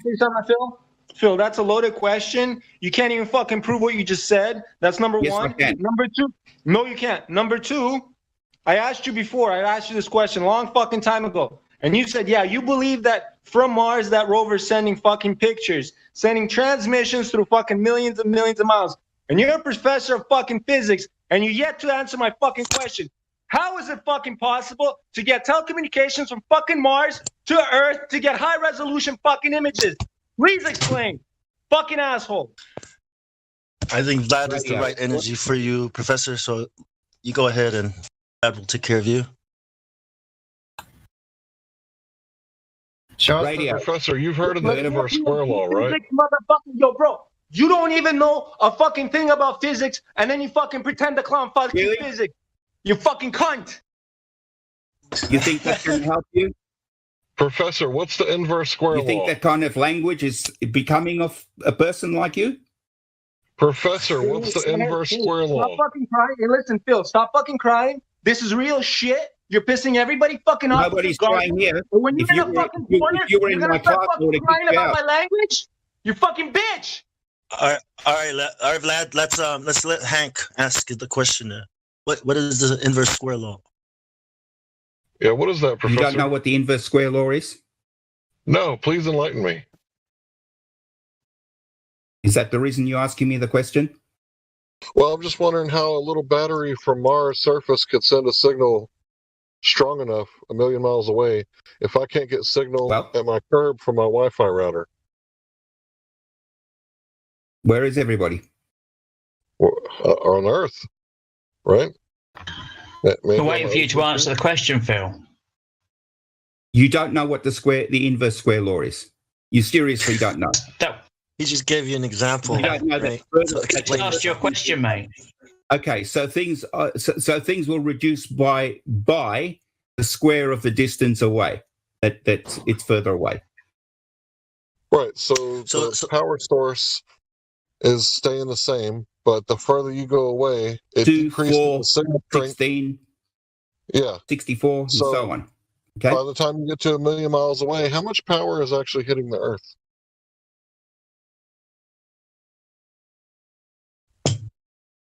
From the Martian rover, how much? You satisfied? What's the signal strength? What's the signal strength from 1,000,000 miles away? Now, I still want to know what those objects are in the sky that move from Australia Are to you the serious, UK. Phil? Are you not listening to Hank talking to you, Phil? No, I Please. can't hear what you're saying.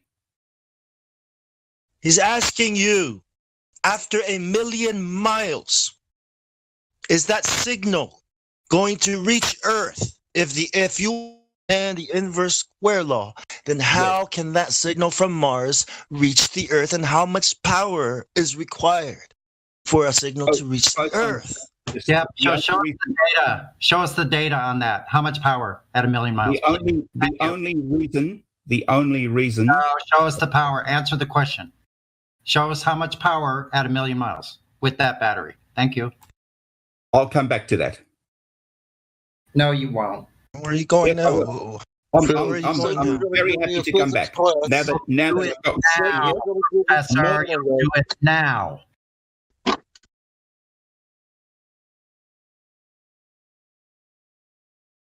Yeah, can you answer the question, Professor Phil, please? We're all waiting. Can you provide citations for that as well? Thank you.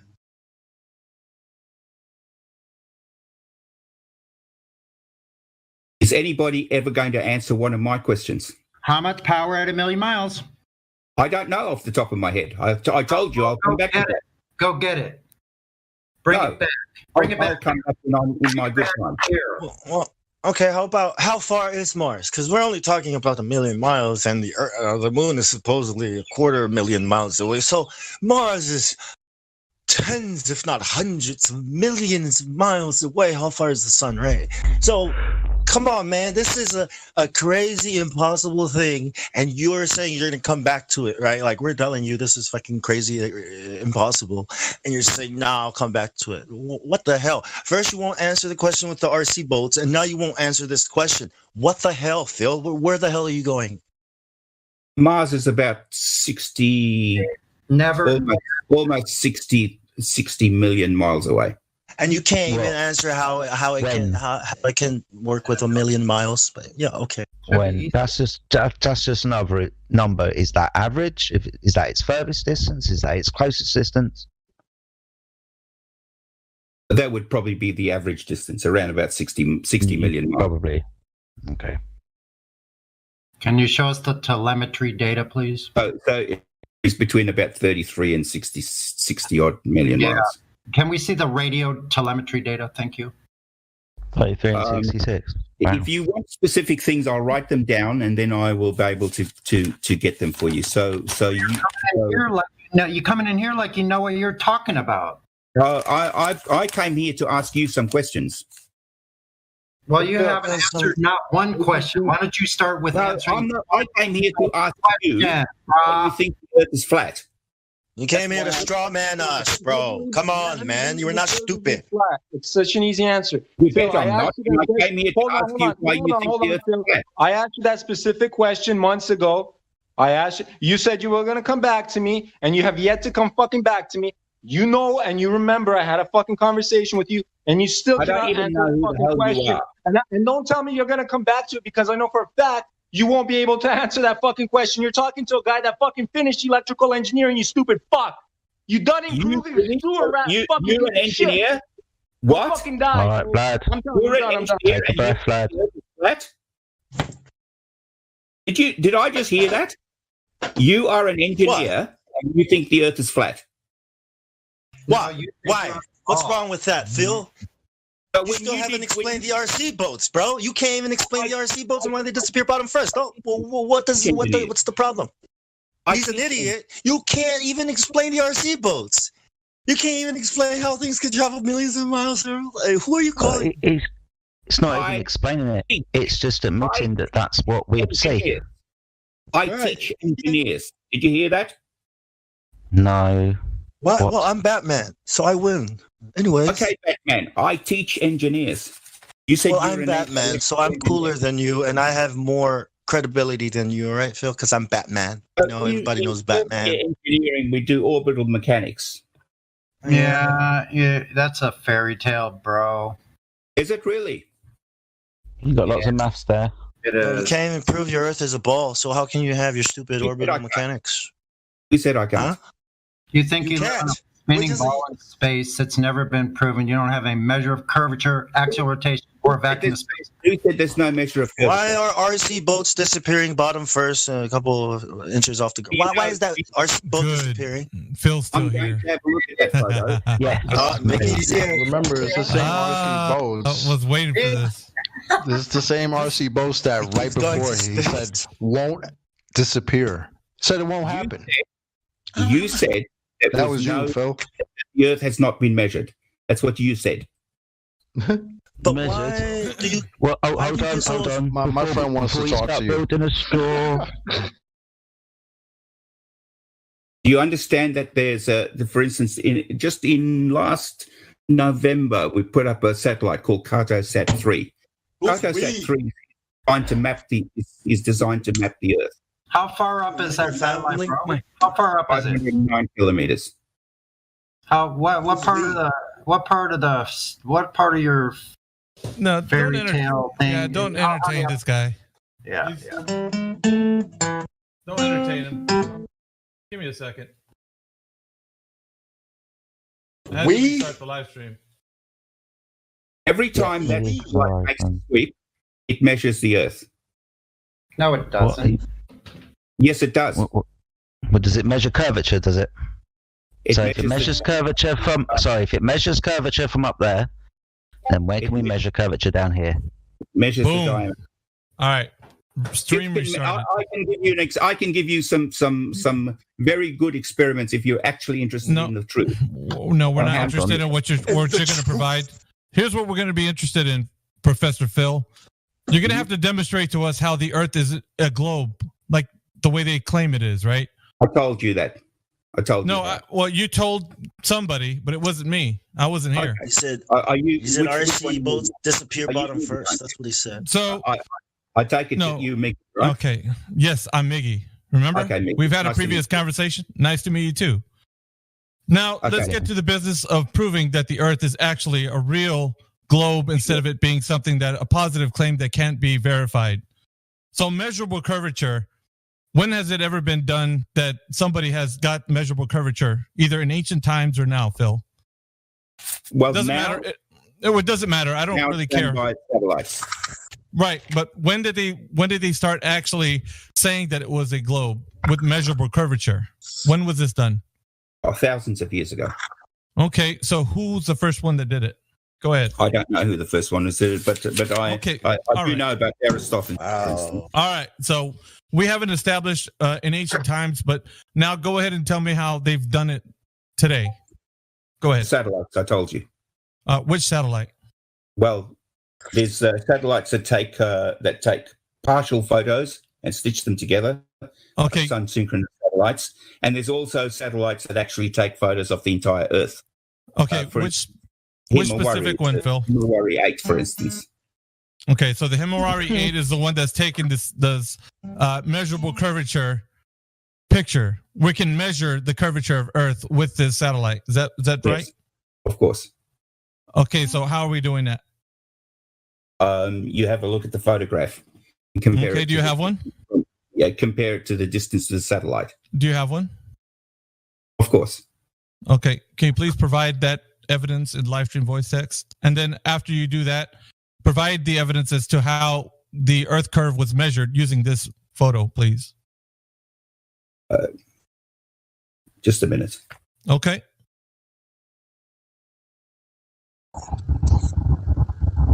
To send a satellite, they would need the radius value. So how did they get it before the first satellite?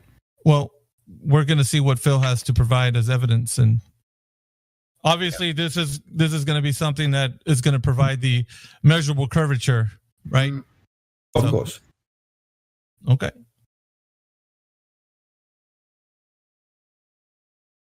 Just a minute. I'll get this photo down for you.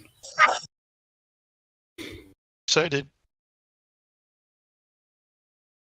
Sure hope he's bringing an actual measurement. Like, So for anybody that's actually in here who's going to ask any questions about the globe, this is Professor Phil. If you guys haven't heard him, he's been on here for a while now, and he teaches students that go to his class. So he should know, if anybody, if you're in here and you're a glober, he should know more than anybody the questions I'm about to ask him, and provide sufficient evidence for the positive claim that the Earth has measurable curvature. There's two more follow-up questions, but we'll start with this one because it's a pretty easy one. So, sure. Who's Aristophanes again? All I right, thought it was hold off on the questions for any diversions that might occur. We're going to pinpoint him down to this very specific one.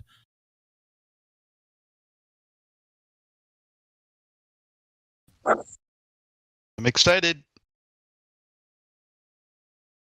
Okay. So now we got an image here. Everybody, can you take a look at Livestream voice text? Phil just provided an image here from Himawari 8.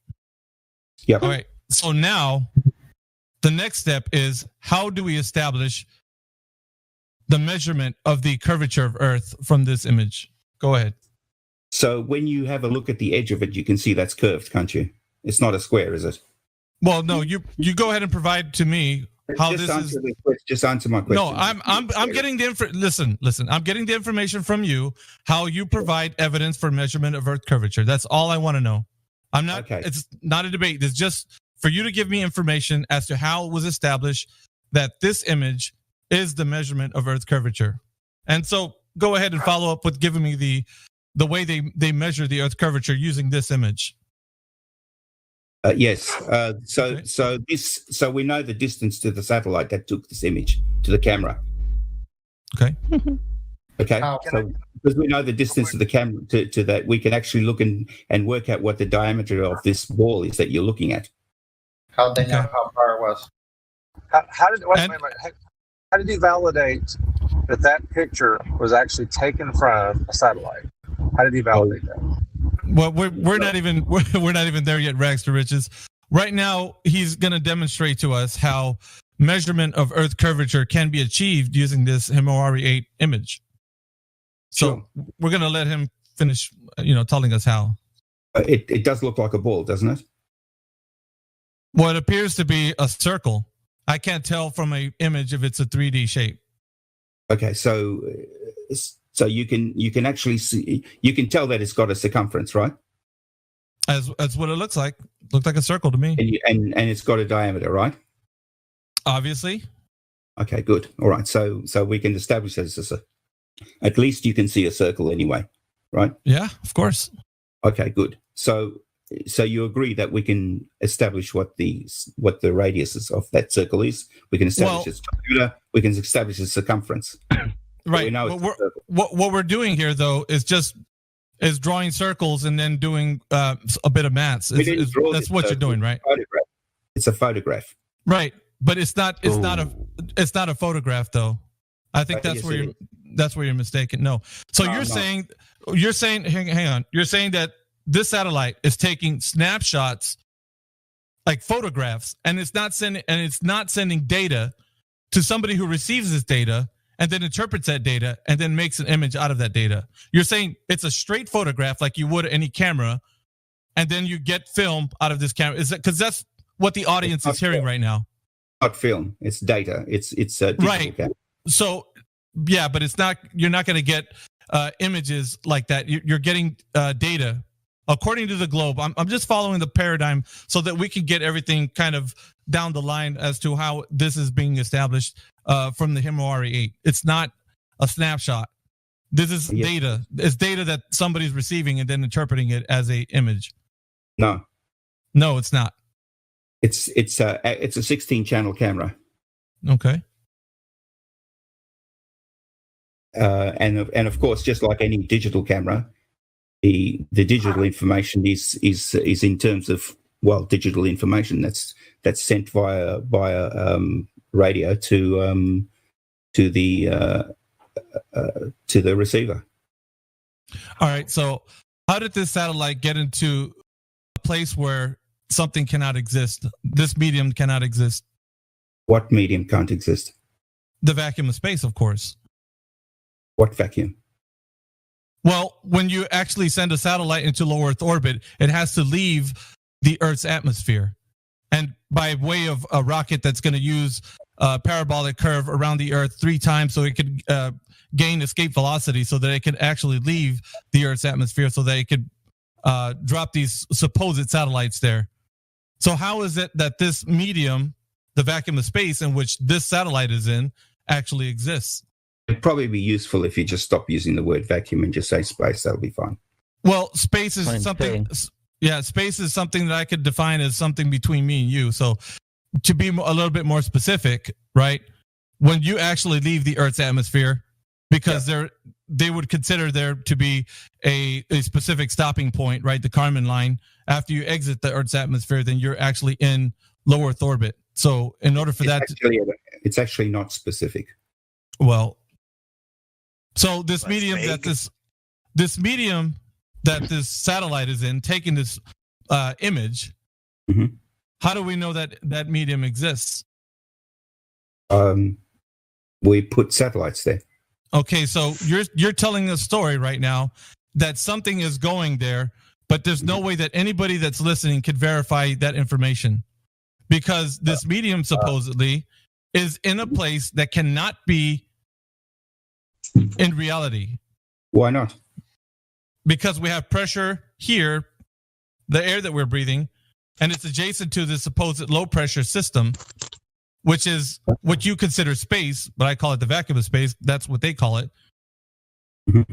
So how can we have a high pressure system next to a low pressure system without the gas dispersing into the available space with this supposed satellite? Why not? Yeah. Well, we're defying the laws of nature, sir. Which law of nature? Entropy. What are the law? Oh my God. Are you not a professor? Are you not a professor? Like, I mean, this should be something that you should be able to tell your students. To establish your knowledge. You teach kids? Are you serious? No, I don't teach kids. I teach adults. If you have a high pressure system next to a low pressure system, what would happen if you do not have it? If you do not have that high pressure system, becomes uncontained from whatever container it's in. It will disperse. It depends on all sorts of forces that are involved. Well, it doesn't depend. This is what's going to happen always. It will disperse into the lower pressure system always. Really? Why does Professor Phil, if your air conditioner is on in your house and you open the door, what's going to happen? Yes, Professor Phil, you need to keep the door closed. Wait a minute. What forces are in play? What force is containing the gas? Let's just finish with Miggy, please. Okay. Go ahead. Miggy's doing a good job. So have we established how we can have that? Go ahead. And may I also add that I like the way that you do talk to people because you're a respectful person. So I'll continue talking to you. Go ahead. Okay, so Miggy, if you consider at the bottom of a mountain you have a much higher pressure than at the top, why is it that why doesn't the pressure at the bottom the gas at the bottom rush to the top of the mountain? gas is always in motion. It's always in motion, right? That's true. Okay, that's true. So why does it rush to the why at any time you go to the top of the mountain, you're going to need an apparatus to breathe? It's a graduated system. Yes, you get right about it. Right. So we're talking about the dynamic system in which we live, the air that what's that? Yeah. You said, sorry, I didn't I shouldn't have interrupted you. You said that always, you used the word that higher pressure would always move to lower pressure. Always, you said. Yes, if it's not contained. If it's not contained. If it's not contained. And yet you have just admitted that at the bottom of the mountain, the high pressure doesn't move to the top. Okay, we're still talking. Yeah, we're still in a container right now. Okay, so the graduated system that you're in right now is contained. So this is where we start with. In order to have pressure, you need to have a container to start with. So you can't have pressure without a container. Who said? This is just the laws of nature. No, it's not. You just made it up. No, I didn't make it up. How can you? Okay, so how can you attain Professor Phil? How can you attain pressure if you do not have a container? What do you need the container for? To attain pressure. You've got the mass of the gas. The mass of the gas. No. The mass of the gas doesn't bring the gas back. Gas disperses in all directions, and the gas doesn't stop itself from going anywhere. Overall, the gas has mass. No, it doesn't. Phil. That's just sorry, but your is not going to help. What's up, Adam? Evening, guys. Phil, What's going on, Adam? Phil. That's naughty, isn't it? That's. I want to talk to Mickey, please. Individually, if you was to add up, then let's ignore the misnomer of mass. If you was to add them all up, you could say collectively they had a mass, but that's not a gas, is it? Where are you grabbing them from? Why are you trying to attribute collectiveness to an individual particle? You don't think I could measure the mass of gas? No, we did this before and you ran off. At the point, where you was going to inflate so much helium into the balloon that it was heavy enough to weigh, even though that wouldn't weigh it because it made it liquid. That point, and you ran off then. I don't know what you're talking about. No. Pain you often try to forget. Okay, Miggy, do you want to... Point being, mate, yeah?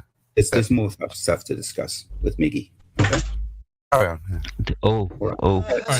Sorry. I just noticed I just noticed backflipping. I know Adam to be very trustworthy, and I can probably take on his point that you haven't started something and running away, and now you're running away again.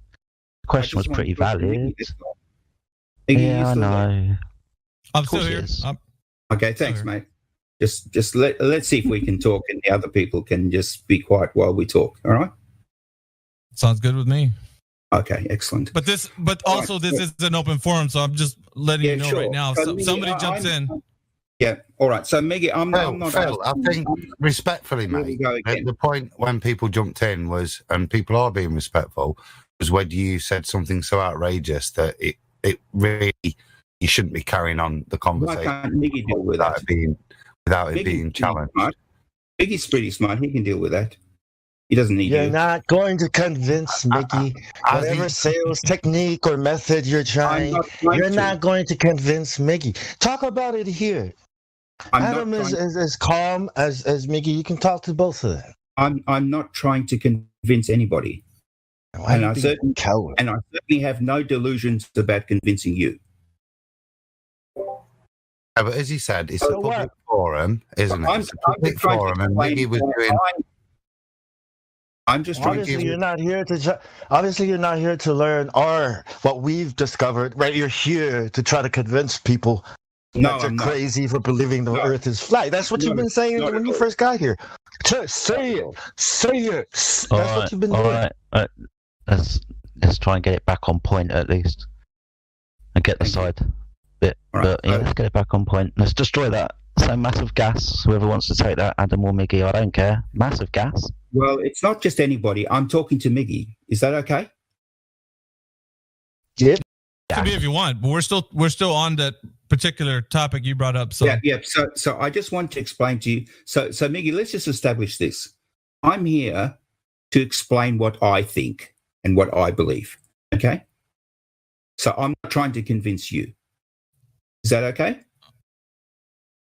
Go ahead and tell me what we were on a point right now, so I think it's good to kind of keep going where we're at.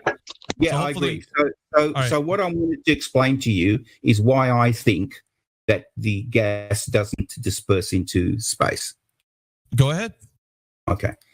All right. So all gas particles, molecules or atoms, the reason that they move around is because they have energy. Otherwise, they wouldn't move. They need energy to move. So what happens is the higher up you go, the more of that energy they lose. So they get less and less energy. They move around. Why? That's bullshit. Can we just have Miggy? Can we? No. Why? Why? Go ahead, Adam. Sorry. Good evening, John. You all right? Yeah, he's fucking full of shit. So the further up, I'm telling you what I believe. You don't have to accept it. Shut up. You're the dumbest person in here. Let Adam speak. And now that you won't accept it. Phil, we didn't say it's not true. We asked why. What's the reason for you? I'm trying to explain all of that. Well, then it would be reasonable just to have answered the why point initially, wouldn't it? Just wait till I've finished what I'm saying. No. You said that gas molecules lose their energy. Where do gas molecules get their energy from? Kinetic energy? The heat from the sun. The temperature, right? And the temperature of the ground. The temperature, right? So as they go up higher, have you heard of the thermosphere by chance? And bouncing from other... Have you heard of the thermosphere by chance? Let me explain why What is the temperature of the thermosphere, Phil? Let me explain why. No, you're not explaining. You just contradicted yourself. I'm not interested in talking to you. You told me not to talk to you. You just contradicted yourself. You are a numpty dipshit. Can I just finish talking to Miggy, please? Why? Because I want to. You're either dumb or you're lying. Can I speak to Miggy, please? Go ahead, Miggy. Miggy's going to tell you the same thing. All right. So it doesn't matter if Miggy tells me the same thing. I just want to speak to Miggy. Okay. All right. All right. So as gas particles get higher, they lose their energy, and they lose more and more of their energy. And the higher they go, the more that gravity actually overcomes. Phil, quick question, Phil. Is energy rate proportional to height? Or is it just coincidental that at some points when you're a bit higher, they might have less energy, and at some points they might have more energy when they're even higher, and then later on, less energy? Or is height a relationship in some way causative, you might suggest? Is that what you're implying? It's certainly a correlation. Yes. Correlation. What, is it a straight linear correlation, or is it a wobbly line? No, it's not. Or it's is it not a curved line? It's curved. It's not linear. No, if you look in chat, someone's put it up for you. It's a wobbly line. It's not linear. Okay. Now, I didn't say it was, but I've just proved that your point and your understanding is incorrect. Yeah. So at some point, wholly incorrect. So there is a carry on. There is a point where the Phil, are you just gonna walk? Are you just gonna walk past that? You're not gonna acknowledge what Adam said to you. I'm trying to explain to you what I think. You can accept it. Oh my goodness! What a shocking. Nobody cares what you think. Fine. That's fine. You don't have to. Yeah, but nobody cares what you think. If you have something, what you empirical, say that. Whatever I can speak about Brad now, man, and who cares? I want to speak to Miggy, please. You can speak with Miggy. Can you give some argument? I'm speak with Miggy. I'm not speaking to you, whoever you are. You're not speaking with me, really? No. Right, let's get some order back to the conversation at least. So Miggy asked me a question. Miggy asked me a question, and I'm trying to. Okay, you was wrong now 5 minutes ago, and you don't want to concede. You want Miggy. I've never been wrong. Okay. Miggy, are you still there, buddy? Do you want to help this guy's hand? Right. So now we're talking. Yeah. Now we're talking about why gas is not escaping the globe Earth paradigm, right? You're saying because it loses energy as it's going up. Yeah, and eventually, gravity overcomes the little energy that it does have. All right. So gravity becomes the container. Is that what you're saying, Phil? If you want to put it that way, I'm happy with that. All right. So at that point, we're talking about no gas escapes because of what you described. Definitely not. Gas escapes all the time. Gas does escape. Yes. So does it escape or does it not? I'm sorry. Does it escape or does it not escape? It does. So it does escape. Yeah. As an analogy, Phil, then is this gas molecule about 90 tons a day? What's that? How much? About 90 tons a day. Okay, so I'm really right now. I'm just listening to what you have to say about this because I'm still thinking about what Adam said, and they seem to have a really good point. But so you're saying 90 how much? 90 tons? Tons, yes, per day. All right. So who's measuring this, Phil? It's like this people.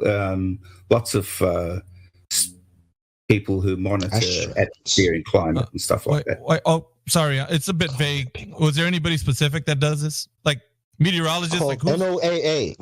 NOAA. Just answer. That's his answer. No, I want him to. Who? NASA? Yeah, NASA would be one of those people who have the resources to do that. Yeah.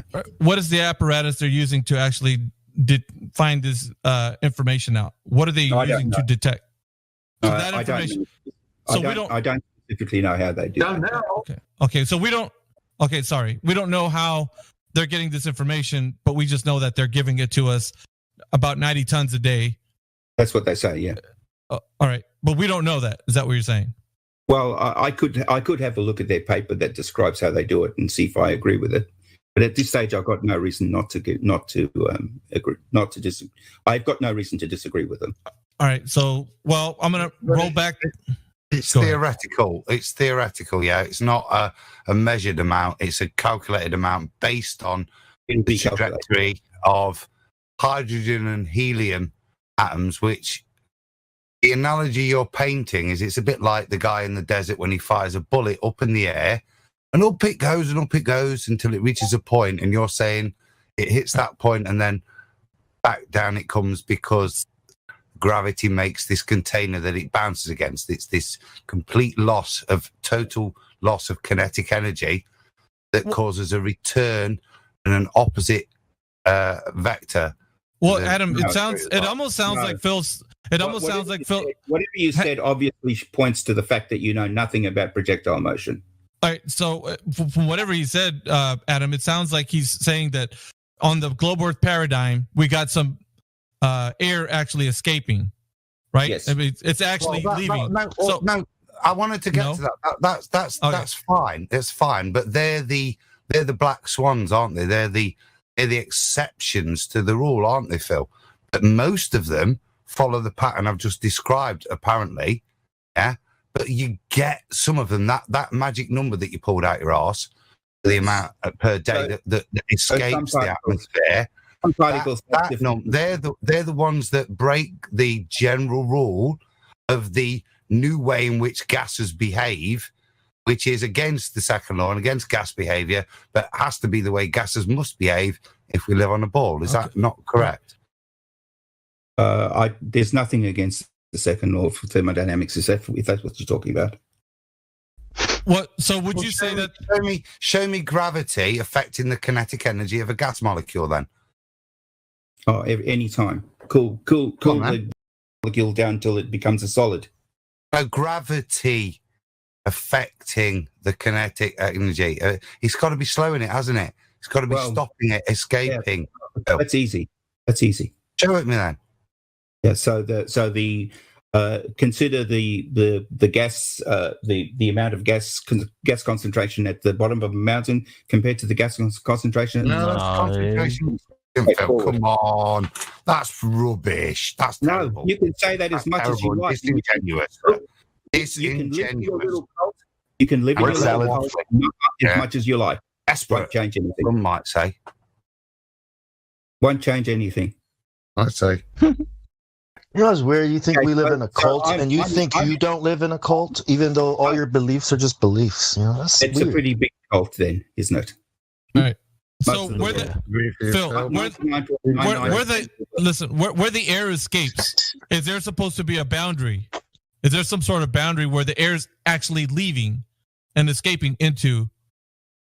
There is no fixed boundary. Those molecules that do and particles that do have escape velocity will just keep going. Yeah, there is. Because there's nothing to stop them. So, don't see any reason not to believe there's. Well, you just said that gravity was stopping them.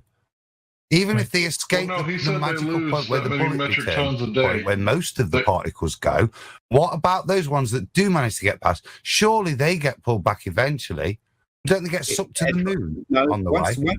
Once they have achieved escape velocity, they'll keep that velocity as long as they don't bump into something else. And how many times a day? What would their escape velocity be? First law. What would their escape velocity be? Around 17,000 odd miles per hour. 17,000. So somehow, unlike all their friends, their other mates, other helium mates, who got slowed down to 0 and then start heading back down, they managed to keep going at 17,000. Never to 0. Yeah, they managed to keep doing it, but their mates don't. Is that right, Phil? Yep, they might have been. They could be in the because you're quite right. Somebody else, I think it was QE, mentioned the thermosphere. So in that area, any particles that are affected by the sun or whatever are quite likely to reach have enough escape velocity to get away. So the thermosphere is likely to heat particles enough up to give them the kinetic energy to carry on their journey away from the Earth. Some of them, yes. Others once they've left. Once they've left, some of them. Why only some of them? What about the others that receive the same kinetic energy? For whatever reason, why don't they? Why don't they? If for whatever reason they don't have escape velocity, they won't leave the I don't think your mum finished your fairy tales here, Phil. You can think. What kinds of reasons? Wait. Did you say for whatever reason? What kinds of reasons? Well, hang on. I think Adam. Yeah, heating, bouncing into other molecules.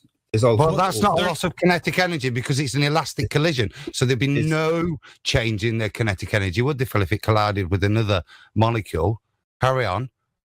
No, you're just talking rubbish. Learn some physics. He's not talking rubbish. Wow. You're supposed to be a physics teacher. You're supposed to be a physics teacher. Everyone knows this. Oh, my God. That's why he's exasperated. Adam is the most calm person I know, and you got him off the reservation because of that last statement. Yeah, you are so full of shit. I'm surprised that you know the difference between yourself and a pipe wrench. Yeah, sure. I'm serious. Yeah, everything he said was correct. Yeah, right. Okay. Yes, everything. Okay, and you should know that. Being a professor of physics, you should be teaching him. But he's teaching you.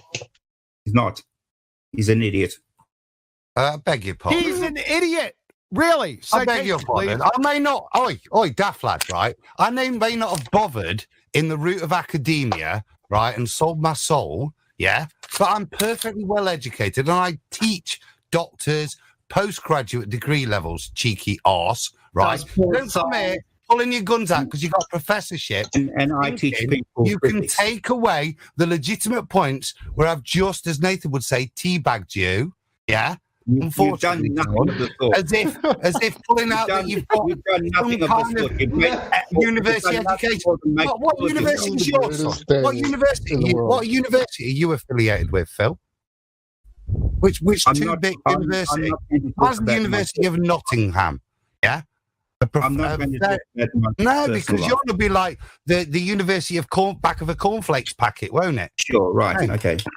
Whatever you think, you idiot. Well, that's what you get tried for trying to. You try So, pulling I mean, out to be academic guns. honest. And Okay. if you want to Can- go can we academic get- guns, I'll can take we you get- on. Because I've got can we- just as big an academic gun as yours, little man. So Can don't we- try and obfuscate a point with that. It just shows how weak your argument is. Now Can we carry get on back to- addressing can we the get back to point me? that you were so admirably failing on. Actually, no, I'm not. So, do you have a coherent rebuttal to anything Adam said, or just it's say word salad? Say you're a little cult.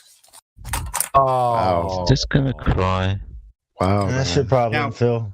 That's pretty sad, bro. I mean, Let's for a carry on. prof, Let's carry on. made you Okay, sound let's like a carry Cracker on. Jack box. I want to ask a Fucking question. Cracker Jacker, So all those, brother. We ain't all those carrying metric on. You're a tons moron. lost a day, all those metric tons lost per day for 4.54 billion years. No. We're back to the elastic collisions and Is what this Adam said. What That's a straw Adam man said. There's fallacy, no net Phil. loss of energy. They're elastic collisions. You said Is bullshit. this what your flat Earth looks like? That's a straw man My fallacy. word. God, here we go. Fuck off. Go back to your What's wrong, crack. Phil? Have you lost focus? Phil, you can't concentrate. What's wrong? All he, Get some coffee, all he, right? all he this what said your in the flat last earth two looks like? exchanges is, "Nuh-uh, Yeah, that's- here's a straw man." Yeah, it's a straw man. Is this what? Well, flat let's Earth just beat him about the head and shoulders, Professor Phil. Right? You looking in live stream? You looking in live stream? Is this what- Introductory chemistry, and I quote: "Gas particles are constantly colliding with each other in the walls of their container. These collisions are elastic. That is, there is no net loss of energy from the collisions." Exactly what Adam said. This is Of course, I agree with that. introductory chemistry, sir. Do you I'm think not the earth is flat, or what do you think, brother? Wait a second. Brother, You think do the you earth is think flat, guy? Shut up. Oh, around, brother, you tell me now. Hold on, I want Professor Phil to answer what has been put forward. I'm muting everybody that's talking. Go ahead. Is this what your flat Earth looks like? Not a straw man. Just I answer answered yes or no. this. You can say No, yes or no, not a straw man. So no, not that. Not any question to do with that. So back to this has been put forward to you. No, I'm not interested. Answer whether you answer the question whether or not this is the flat Earth. This is interesting. Why wouldn't you answer the question though, Phil? Is it something that is damning to the argument that you're trying to put forward? I don't understand. Like, come on, it's a really good point, Phil. Why? What are the other reasons you've accepted that you might have made a mistake, that collisions with other gas molecules? I haven't made a mistake. A reason for a lot of kinetic energy. I have not made a They're mistake. going to gain that from the sun rays. So what other reasons are you suggesting? That's where we were before we went a little sideways. So let's carry on from there, Phil.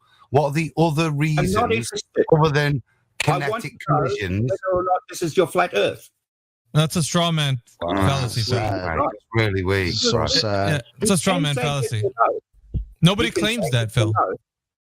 Yeah, the short answer nobody's- is no. Everyone's going to nobody's- say no. Nobody's claiming that. Nobody's claiming that, but we're still like we started off trying to figure out. We started off trying to figure out if the Earth had any measurable curvature, and you brought the Himawari 8 photo. So we were trying to. Right. That's more than enough.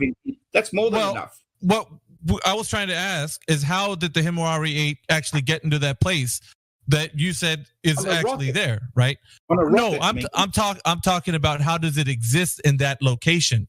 Because that location on a rocket, Miggy. It went on a rocket. That's how it got there. No, I understand that the whole globe Earth paradigm and how things are told to us, how things happen. But I'm asking you, because supposedly you would be able to explain how gas pressure next to the vacuum of space is possible. And you were saying with your explanation, I explained that to you. You were telling me, but what I was getting to, and Adam and QE brought up some really good points, right? No, they didn't. So they didn't bring up any good points. You're saying that what they just put forward has nothing to do with what you're talking about. Very little. So it does. So that's what I'm trying to establish. So very little means that it does, right? It does have something to do. They're trying to compare gas pressure down here on Earth, on the ground, compared to atmospheric pressure. No, we're talking about individual molecule behavior. Individual molecule behavior and its microstates available to it at these points of juncture that you're imagineering, like the juncture of the vacuum of space. Yeah? What are its available microstates to it? What's its kinetic energy? What are the path routes? What's the probability? What that predicts is standard gas behavior. That does not fit in your paradigm. And we're asking you to explain what are the reasons then outside of that. Now you postulated other collisions with other gas particles, which we explained to you patiently, that gas particle collisions are kinetic, so there's no exchange of kinetic energy. So we're asking again, what are the other postulations for your reasoning to oppose the gas behavior that you accept yourself? So what are the other reasons that's causing what could only be described as a generalized downward motion? The most prolific reason why gas particles stay close to the Earth is gravity. What? Gravity. John, I'll hand over. We're not talking about close to the Earth. Adam was discussing high up in the atmosphere. When I talk about close to the Earth, I'm talking about... No, we're not talking about that. We'll get back to gravity here in a second. He told you, or you said, that the collisions of the molecules, they were losing energy. When Introductory to Chemistry already tells you that these are elastic collisions. I have the citation here about 50 times. Let me put it in here again. I know the collision theory of chemistry. Thank you very much. Yeah, it just sounds like you don't, sir. Yes, I do. Much better than you. Yeah. It sounds like it. You said they lost energy. This says that there is no net loss of energy from the collisions. They're elastic. I know chemistry a lot better than you. Yeah, you know chemistry. You don't know dick. Degrees in chemistry. You wouldn't know chemistry if it landed on your face, spun around, and whistled Dixie. You're a goddamn fool. So we're back to the net loss of energy. Again, Phil, if we're going to do that, I have a degree in pharmacy. Like I said, I also advise on the postgraduate courses and educate at the graduate level, which is, I would assume, with your physicsy, mechanicsy background, means academically, my chemistry trumps your chemistry. Would you agree? No, it doesn't. I think it does, doesn't it? No, I've spent years Hey, I'm missing something here, Phil. You said that the gas pressure down at Earth is different than atmospheric pressure. Is the gas pressure that's on the Earth not atmospheric pressure? Hey, do you teach a degree level?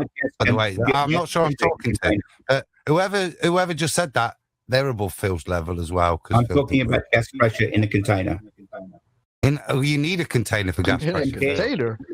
Really? Yeah, you do need. That's correct. You do need a container for gas pressure. So where's the container for that's around the Earth?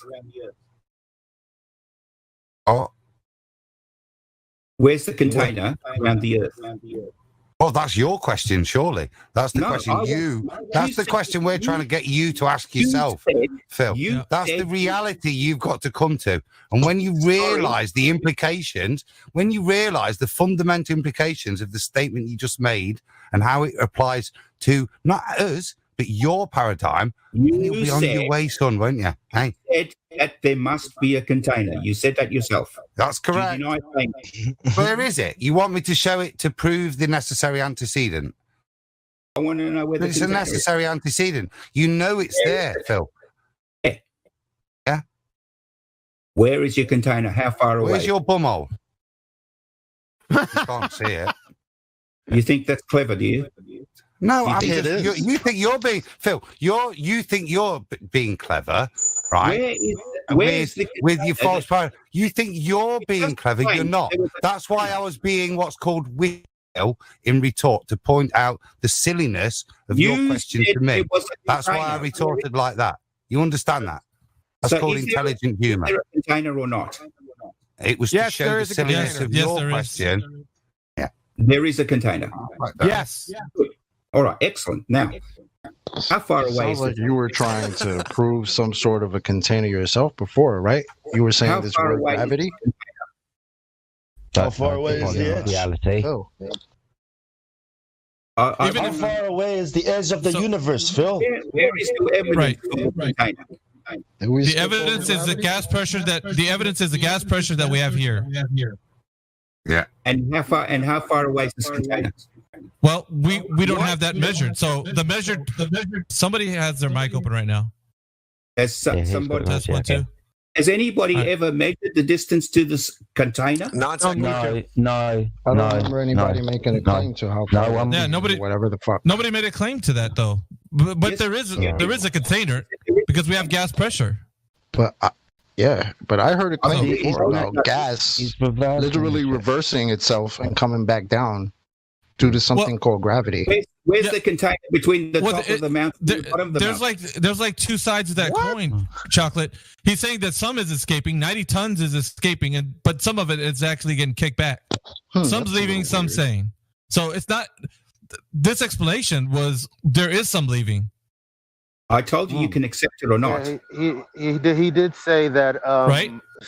He said they lose energy until gravity overtakes them, but the other ones that escape, they don't lose energy. How does that happen? They're the what they're called the Scotties, aren't they? Like from Star Trek, they're the Scotty molecules. Yeah, they're the rest. They can't change the laws of physics. But these ones can, apparently. A metric tonnage per day loss. What a load of income. Yeah, Phil, nobody made a claim as to where the container is. We just know we live in a contained system because we have gas pressure. But that's not what you think, is it? Doesn't matter. We have gas pressure. That's the proof we have a container. You, unfortunately, do not. Evidence. The evidence is the definition of gas pressure, Professor Phil. It's a necessary antecedent fact. So let's see if you can follow this, Professor Phil. Calm down and I'll explain it to you. Well, I'm getting a lot of feedback. Whose mic's open? Yeah, exactly. Whose mic is open? The Himawari. The moon Hold on a second, Professor Phil. We're going to explain this. 400,000 kilometers away. Hold on a second, Professor Phil. You said, where's the container? We don't have to worry about that. I'm going to explain it to you. You ready? Sure. So, love to hear where this container is. Yes, it's a simple, consequent, necessary antecedent game. Just like filet mignon is the consequent, the necessary antecedent's the cow. You see, if it's already clearly established that to have filet mignon, cows must exist. So if someone slaps a filet mignon down on the table, then I know with absolute certainty that the cow exists without ever seeing or needing to see a cow or the data for the cow or the color of the cow or how long its tail is. Because it's a necessary antecedent. I'm not done yet, Professor Phil. You see, in this scenario, the gas and air pressure is the filet mignon and the container's the cow. Do you follow that, sir? Yeah, such a straw man. It's a straw man. How is it a straw man? Fucking logic, dude. Are you fucking serious? Totally unrelated. You're like a fucking child and shit. Wait, I want to hear how it's a straw man. Total child. Okay, how did he straw man? Like, what's unrelated, completely unrelated. How is that? That's not what a straw man is. How is it? Poor Professor Phil. I thought you were a professor. You don't understand basic logical fallacies yet? I want to know, where is the container? Phil, can you tell us? He just gave you the example. He gave you the example like the filet mignon. It was absolute rubbish. Now, there's no connection between the two of those. It's up there. How about that, right? It's up there, dude. Just like your gravity is down there. Yeah, it's up there. You happy? Can we move on? No, it's not. It's over there. It's over there. Over there. There. Over here. Over there. So over there. Right. So he demonstrated to you that, you know, with the filet mignon example, why was it difficult to understand that if we have gas pressure, we would have to have a container, Phil? Could this container of yours? Yeah. Could it be 100 million miles away? That's a nice If you want it to be, Phil, if you want it to be. I'm just asking a question. You just don't want to accept that you've been lied to, man. You just don't want to accept it.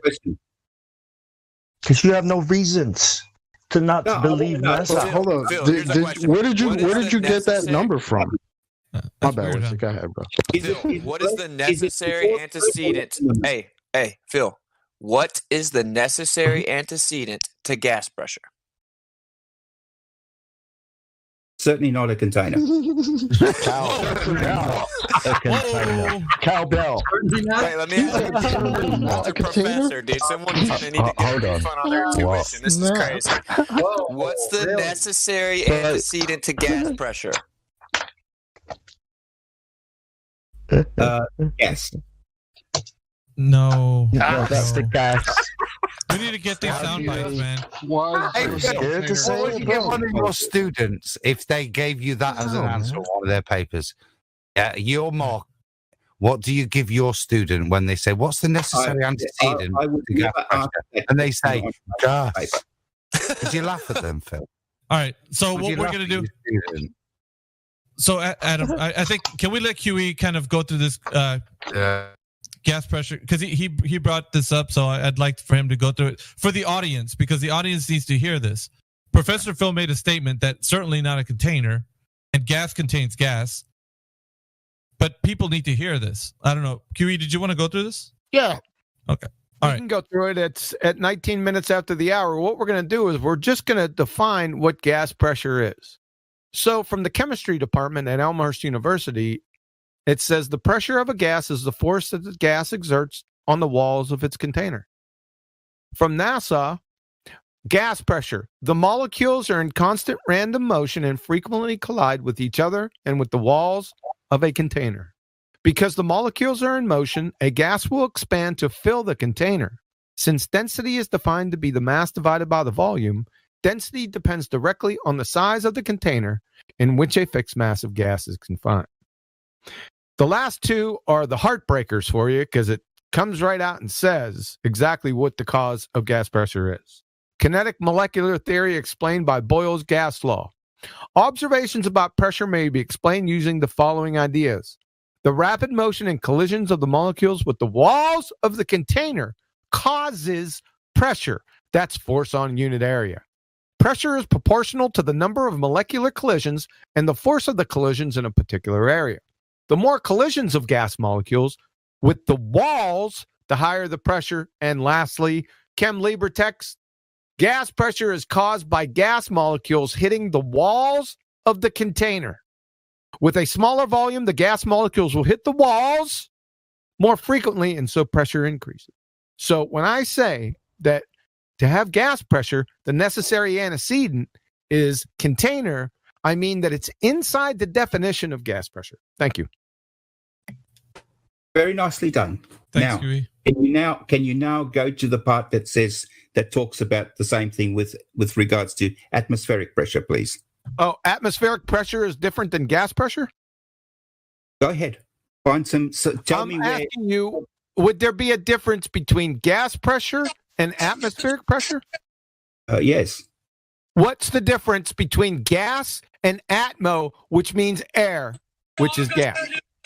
So when we talk about atmospheric pressure, we're talking about the amount of newtons of force that's acting on. No, sir. You're going to have to differentiate. I'm sorry, you're not going to do this. You're going to have to differentiate the difference between gas and atmospheric pressure, sir.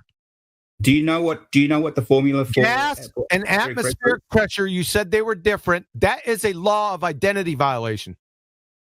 John, maybe Phil, John, maybe I could ask for a point of clarity then. So when we're talking about these two different pressures, Phil, when when we're talking about gas pressure, we're talking about collision rate against the surface of the container or the sampler. Yeah. What's the difference when we're talking when we do that in the air and we have air pressure, atmospheric pressure? Are we using the same device and measuring the same amount of collisions? Okay, so well, generally speaking, you would use a barometer, wouldn't you, to measure atmospheric pressure, right? The same thing then. Okay. In terms of pressure, then it's the same thing. Within whatever measuring device you're using, it's the collision rate which equate to the surface of the container, because they've become part of the container, just like me and you are part of the container. We're part of the surface area of the container, aren't we? So with that in mind, then, what's the difference when we're measuring atmospheric or air pressure to any other type of pressure? Is there something different we're measuring, or are we just describing a difference in a kind of ideological way, or are we just measuring the molecules in exactly the same way? So you're measuring the amount of force. Are we measuring the molecules in the same way? Measuring air pressure and gas pressure, do we measure the gas molecule behavior in the same way? Yeah, so your instrument is yes obviously... Or no? He just asked you yes a question. Or no? So I'm just to move forward, Phil, because it's important. I'm answering it. Yes or no? Is I'm it measuring the same thing? The behavior of gas molecules? You make up your mind after I've answered it. So you're not prepared to answer something that simple? Why don't you just accept that I'll answer it, and then you can make up your mind about whether I've answered. Phil, I'm more happy for the viewers to listen on such a basic question that a professor isn't prepared to give a direct answer on that. It's quite telling, sir. Quite telling. Are you going to be quiet for a second while I answer it? Carry on. Yeah, go well, on. I am go now. Whistling I'll past humiliated the you, yeah. question. Okay, so you'd use a barometer, which measures the amount of force, the amount of newtons in a particular area. And you'd use that. So that would generally be how you measure gas pressure anyway. What about atmospheric pressure? Even atmospheric pressure. So they're the same. The instrument that you'd use would be the same, yes. Yeah, because you're measuring gas pressure. What makes up the atmosphere? Does gases make up the atmosphere? Yes. Then gas pressure is atmospheric pressure. Well, when you're talking about gas pressure inside a container, you're talking about... No. Gas pressure and atmospheric pressure is the point. They're both the same. I concede that, yes. Okay. That's good. Yep. Yes. So gas pressure and atmospheric pressure are the same. And the definition for gas pressure is it requires a container. No, it doesn't. Yeah. Well, you just contradicted yourself. Yep. Because in the atmosphere, it doesn't require a container. Because yes, it does, because it's gas pressure. No. Yes. And if you want to talk about the containment, then gravity would be what you do. The gravity doesn't have anything to do with it. I can be close to the Earth. Yes, it does. Even if I had, let's go down this lane because this is going to be fun. So even if I gave you all of the Newtonian force of gravity that you can muster, I'll give it all to you. And then on top of it, I'm going to give you Einstein's bendy space-time, all of the bendy space-time times 1,000. Those factors will not affect the entropy of gases one iota. Yes, they do. Oh, yes. You really? You doesn't make it right, and you have no... Two wrongs don't make a right. Okay, which type of gravity are we talking about, Professor Phil? You've got no standing to say either, and what you're type wrong. of gravity are we talking about here? You said gravity. What type? Just gravity. Just gravity. You know there's two types, correct? No. There's the universal law of gravitation, which was superseded in 1915 by the general theory of relativity. Yeah, there's people have different views about why gravity happens. Okay, so what's the current understanding of gravity today? The effect that you notice when you drop something, that's gravity. The effect that we notice, what type is that? Is it about the general theory of relativity? Doesn't matter. It doesn't matter. So how does gravity? I want the experiment showing when let's say we blow up. I'm not done yet. You don't know I'm enough not done yet, Phil. For me We're going to get to Einsteins here in a second. So let me ask you a question. Let's say you blow out your tire, right? And you go to Big Old Tire. I don't know if they have that down under, but you go to Big Old Tire. It's a commercial tire replacement here in the States. You go to Big Old Tire, but you notice you only got $5 in your pocket. So you holler at the technician. So you holler at the technician, and you don't have enough to pay for the tires. So you holler at the technician. You say, "Come on over here, man." You say, "Listen, I don't got enough cash right now. Can you just put the air pressure around the rim until I get home, and then I'll drive back with the cash for the tire?" You thinking or something? Yeah. Doesn't make any sense, does it? I don't think that makes sense. We're closest to the Earth. We're the closest to the Earth with our tire blowout, right? And the technician, he's right up against the Earth, man. He's right up against it. So the gravity, which you're talking about, should be the strongest. However, when he goes to put the air around the wheel without the tire, it doesn't stay there. Where's it go? Why would it? Well, that's my question to you. You're saying it's gravity. Wouldn't it expand to fill the volume? What? You just said there was no tire. Yeah, there's no tire, so it's not going to stay there. So expand to what volume then? Say it's going to fill the volume of the garage. Space. No, of the garage in this particular example. Yeah. What volume? So, but that's where the gravity is the strongest. So you'd figure it would at least stay on the bottom of the wheel, but it doesn't. It has energy. You know that. Oh, it had. Well, you said gravity just a couple seconds ago. No, but gas molecules and particles have energy.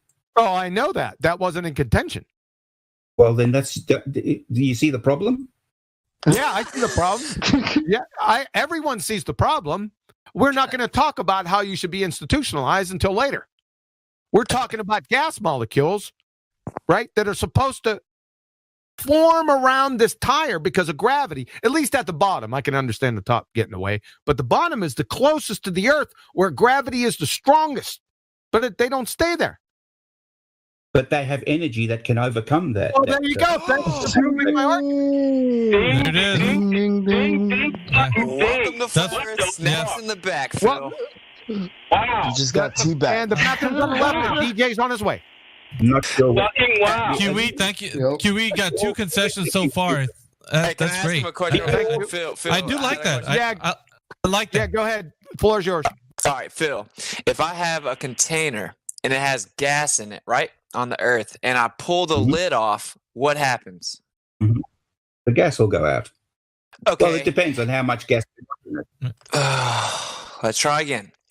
I got a container on the Earth. It's got gas in it. If I pull the lid off, how much? What happens? Would you have more gas than the outside of the container or less? All right, man. The gas fills the space, okay? Because you remove the lid, right? Did you hear what I said? Matter. Sorry, Witsit. Is the pressure in? It doesn't matter if you've got the same as the pressure outside your container. You mean the pressure would equalise, Phil? That's the point he's making. You're agreeing that what would happen is equilibrium would be reached. Yeah, any differential in pressure would instantly be equilibrated. Yeah, because there is no longer a physical barrier, a container, you may say. Yeah, to contain those 2 separate pressures. And those local conditions, as you beautifully described, it would equilibrate. Yes. Okay, so yeah, of course, outside of it has less pressure. Phil, stop trying to divert and drag me through the mud.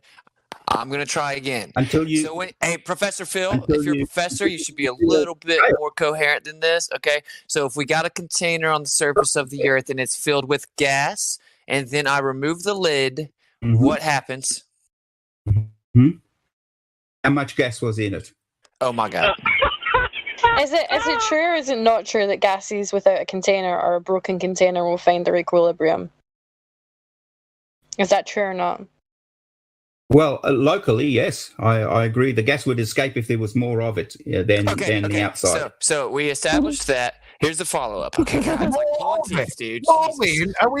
Are we in primary school, Phil? More of it, if there was more of it. Do you mean if the pressure was greater inside the container than outside? Phil, you're the only one that sounds like a retard here, mate, or like somebody who's being educated. Don't try and patronise anybody else to try and pretend in some way you're lowering your intellectual way of conversing. Yeah, it's quite clear here, Phil, that we're picking you up, son. So carry on. No, you're not. You're acting like a bunch of idiots. All right, here we go. Don't worry about simple handouts. I got simple, guys. It's simple, okay? It's just a follow-up. He's scared to hear it because I've handed this dude his ass 5 times already. So when we got the container on the surface of the Earth, it's got gas pressure in it, and I remove the lid, it will instantaneously feel the available space seeking equilibrium. So, Phil, if I have gas pressure on Earth with a container and I remove... Stop. I'm not done. So if I have gas pressure on the Earth and it's a container and I remove the lid, what would happen? If you have a container on the Earth, let's say you've got a gas jar, for instance, that's got... Phil, if the gas pressure on the Earth had a container and I removed the lid, what would happen? If the gas pressure had a container, you're talking if the whole Earth was... Are you an idiot? If the whole Earth was contained... Yes. If the gas pressure on... Professor Phil, this is a conditional preface, right? If the gas pressure on the Earth is contained, okay? So we have a container holding the gas pressure on Earth, and I removed the lid, what would happen? Nothing. Okay. Nothing will happen to the gas. Your rice will be raw and not cooked thoroughly. That's what will happen. Shout out to Betty. Hold on. Didn't you just answer me when I asked you, would the gas find its equilibrium? And you said yes. And now you're saying nothing would happen if you broke the container. Yeah, I said that. Who am I speaking to? Bambi, sorry. Okay, Bambi. Nice to meet you. You too. Bambi, when you're talking about something small, like a small container that's got some gas in it, and then that's got more gas in it than the outside of that container, and you open the lid, of course the gas will escape. Yeah, it'll fill the available space. Until it can't fill the available space. It'll go as far as its energy allows it to go. Let's say, for instance, I've got a litre. Container is a litre, and then I open up and let's say it's got enough pressure for equivalent to having 2 litres, let's say, of the outside gas, and I open it up. That gas that's in that 1 litre container will escape. It'll just escape to its surrounding area and bounce into other gas molecules that are in the area as well. It's not going to fill any container. It's just going to... So it's going to escape into the vacuum of space. What container? What container? So what's your container for us living next to a vacuum? What's your physical container? There is no container, Bambi. So you're having pressurized gas without a container? It's not pressurized gas without a container. It's You just said there's no container. It's the opposite. Do you want Bambi to finish her conversation or not? No, she just decapitated you. We all heard it. She's done nothing of the sort. My head is you still just on contradicted yourself with back-to-back sentences, Phil. You're a fool. My head is still on my shoulders. Check again. Do you agree with that or not? I think it's on backwards. Oh, look in the mirror. I mean, the words you just said. Did you have anything? Yeah, no, I was just going to say the words you said just contradicted your No, Bambi, it didn't. Bambi, there's no container above the Earth. Okay, so how do we have pressurized gas without a container? Bambi, there's no container above the Earth. So how do we have pressurized gas without a container? If there's no container, how do we have our gas? For the same reason that the gas at the bottom of a mountain doesn't rush to fill the top of a mountain. Yeah, it moves omnidirectional, doesn't it? Gravity, Andy. It's gravity. What reason would that be, Phil? I already explained it. What's it? Okay, let's go have lunch. I gotta. For one, you don't get the BS known as gravity. You just reify it. There's no physical empirical evidence of it at all. But we'll worry about that later. Do you agree that in your little paradigm brought to you by a Jesuit priest that gravity is strongest, closest to center of mass? Yes. Okay, so if gravity is strongest, closest to center of mass, would you agree that the closest to center of mass that we have attainable would be the surface? Of course. Okay, so if I let gas out at the surface where gravity is the strongest because it's closest to center of mass and it instantaneously seeks equilibrium with omnidirectional dispersal instantly, right? Then how could it be that it doesn't do that much further away from the center of mass where it's weaker? Did you not understand this business about the energy as well that comes into it? Hey, man, I'm going to try and ask you again, okay? If gravity is the strongest, closest to center of mass, and then the closest to center of mass that's attainable is actually on the surface, and then when we let gas out at the surface, it instantaneously seeks equilibrium with omnidirectional dispersal, how could that ever be prohibited from happening much further up above the surface, further away from the center of mass where it's much weaker?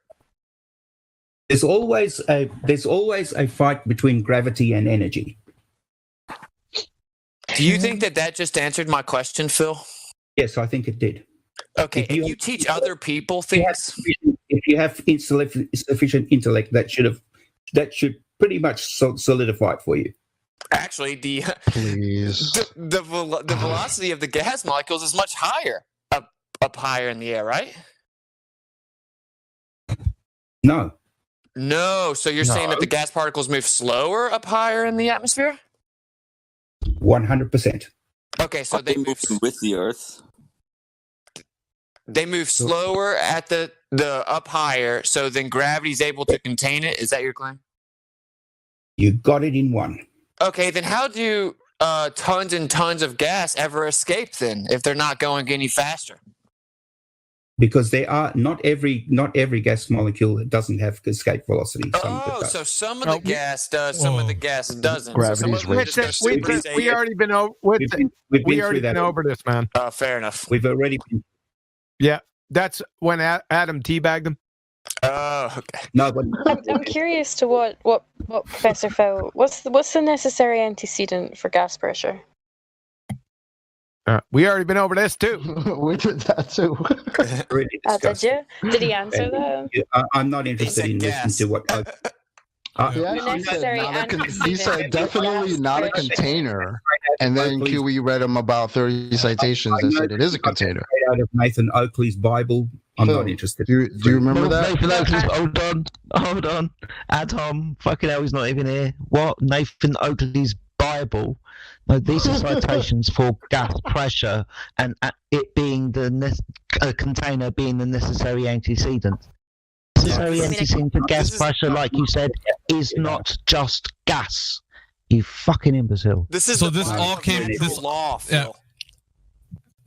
all came from me asking him a question about the measurement of Earth curvature, and he didn't know about the anybody that did it in ancient times. So he referred to the Himawari 8, taking an image of the Earth, and then that's where we got into how could that be possible if the Earth is contained and it's a and not an open system like the one you're describing. So he started to describe why he thinks it's an open system, as to gravity being the container, and some molecules leave and some stay, and then that's why he's still thinking that in his paradigm. That's another subject. That's maybe a new subject. That's a good summation. That's maybe a new subject, Miggy. Would you ask him? This is going to be a lot of fun. Would you ask him to tell you the difference between open, closed, and isolated systems? Get your popcorn, folks. Why wouldn't I not know that?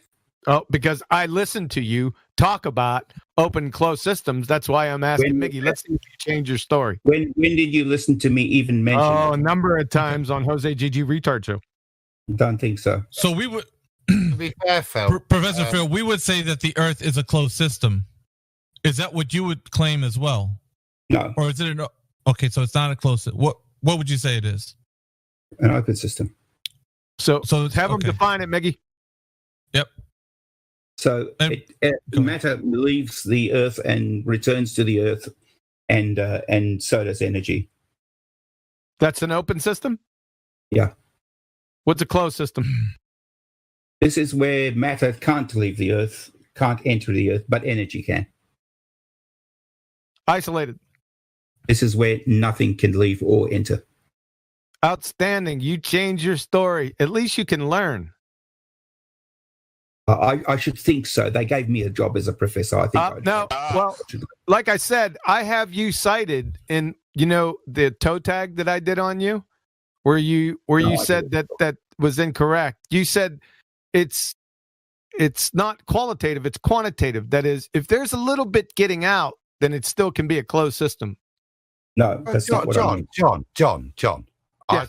I think Professor Phil has correctly described it.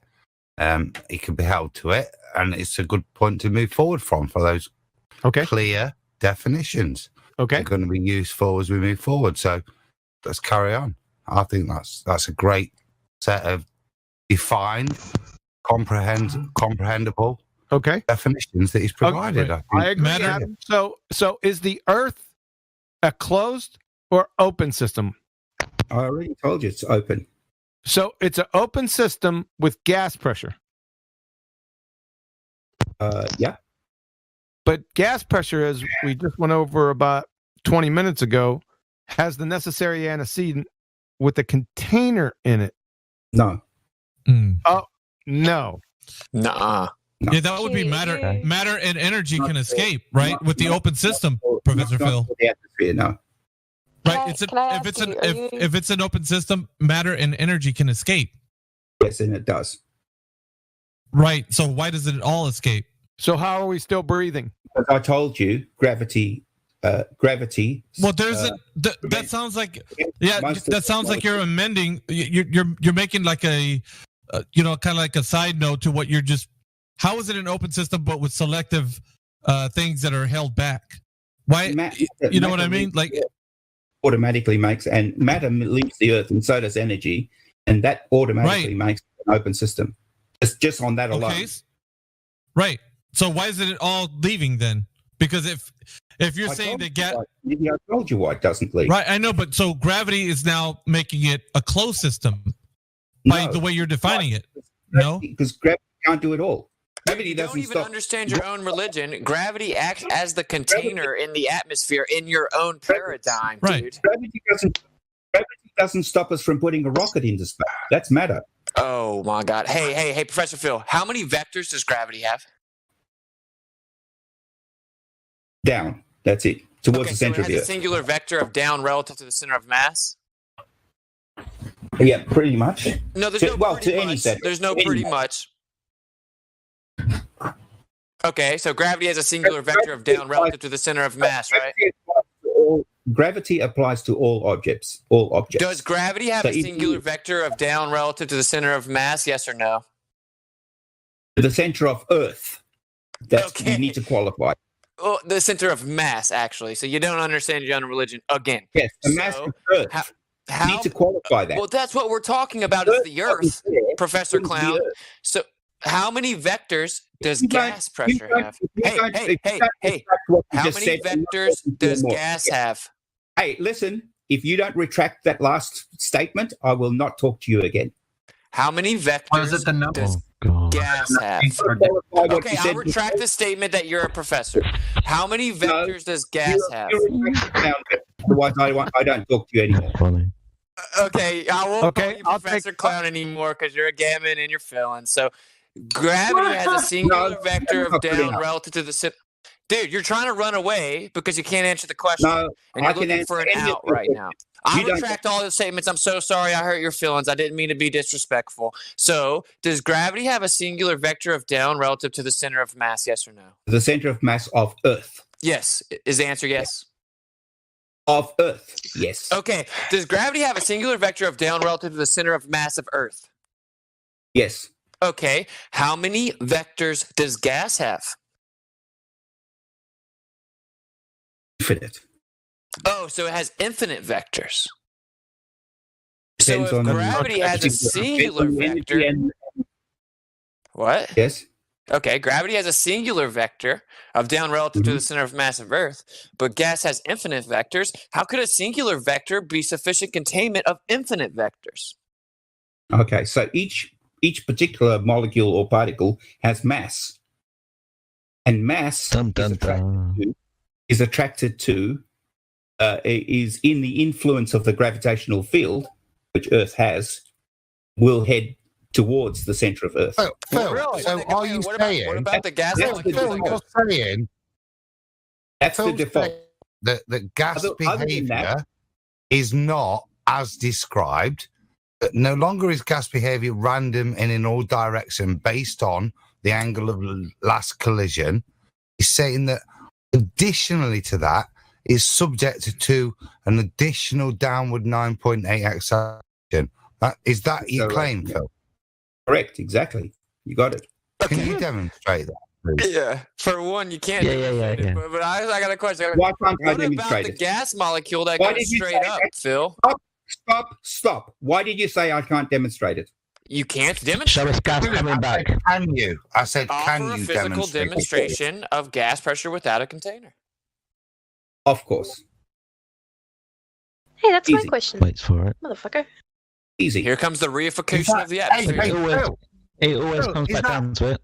Is that why balloons go down at Christmas? Because all the gas settles at the bottom. Let's establish some apparatus. Would you? Oh, you're going to make a container scale plus or minus 0.001 grams. Oh my God! Is that hard to imagine? Dude, you already contradicted yourself with the gravity vector, single vector, sir. Well, you just. I'm sorry. Is this him demonstrating? Yeah. Gas pressure without a container. If gas molecules move rapidly in all vectors, as the citation state, and you already stated, forgive me. If gas molecules move in all vectors, and gravity has only one vector, then how does gravity affect all vectors when it has only one? It's a contradiction in terms. Are you going to let me talk now? Talk. You can't talk your way out of this. This is a law of non-contradiction violation. Let's just go for it. Things can't have all directions and only one direction at the same time. Why don't we'll just see if I can't finish? He's going for it, man. All right, let him go for it. Just do it, Nike. Just do it. I'm actually talking to Bambi on this occasion. So Bambi, why? So Bambi, you're talking to Bambi? You sexist pig. Is it okay if I could just talk?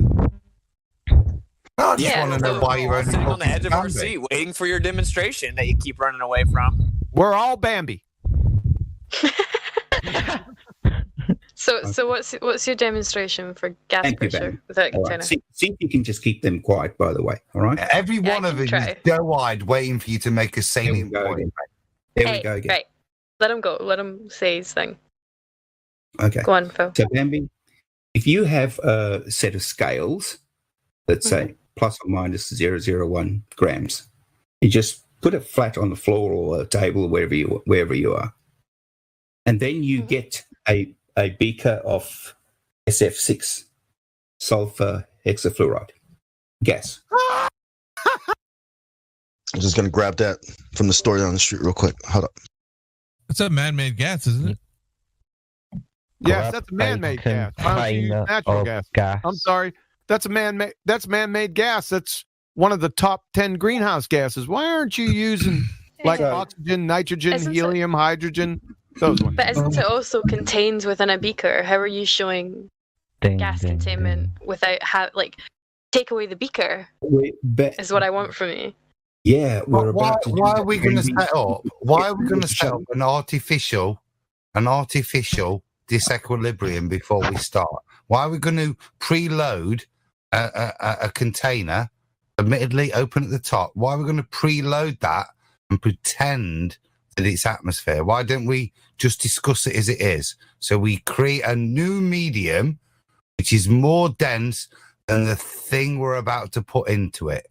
So let's continue with that understanding with this explanation. We're about to put something quite as dense as the medium we're about to put it into. Are we okay for you to just shut up until I finish? It must hurt, mustn't it? It must hurt. All right, I'm curious to where he's going to lead this. Yeah, it sounds like, sorry. Because I'll wait for you to take away the container. Okay. Sounds like Bambi has to hold his hand now. All right, so all you need to do is you can zero the scales, Bambi, you know what that means, right? Yeah. Okay. And then you can take your SF6 and just pour it on top of the scales. Okay. And it will register a force. It will register. Yeah, will the numbers stay there? Will it just sort of contain, or will it find its equilibrium? Eventually, the gas will just. It'll disperse. Water. It'll find its equilibrium, so it's just contained. Like just like water would. Yeah. So it's contained. So it did create the pressure, right? Well, no, does it stay there? Ding, ding, ding. Does it stay there, or does it eventually disperse omnidirectionally, seeking equilibrium? He's doing magic again. Constant magic. Constant pressure. Andy, why did it register anything at all? Does it change the speed at which you pour it out at? The angle that you tilt your wrist, does it change? If you tip it faster, will it register more or less? Or will it just register the same? Just like you would if you did water, Bambi. Exactly the same. Professor Dappler, right? Is the collision, is the change on your scales, is the change on your scales relative to the number of molecules of the gas hitting it at a particular point, even though it's slightly heavier than the medium you're pouring it in? Or is the change on the scales relative to the total amount of molecules, and is it representative of the total amount of molecules, or is it representative of the total amount of molecules hitting the pan balance? That's a good question. Well, no, sarcastic, so clearly you don't understand. That's shocking. It's not a good question. It's bleeding obvious, mate. It's bloody obvious to anyone with a science degree. Are you sure you're a professor? Seriously, or are you a charlatan? Because that is abhorrent that anybody that professes to be an academic and a teacher of people would misrepresent people. You should be ashamed. What did I represent? You should be ashamed of yourself. What did I misrepresent? Absolutely shocking.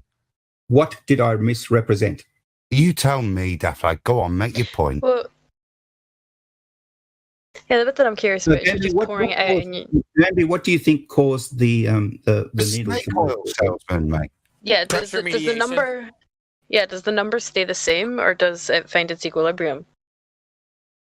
Well, is the number consistent? Yeah, eventually, all of the gas would move away from the plate. Most of it will. Yeah, and fill the available space. What available space? So you're not demonstrating gas pressure with the container. Yes. So do you think that any of that gas would, when you say fill the available space, do you think any of that FS6 would ever make it to the firmament? Firmament.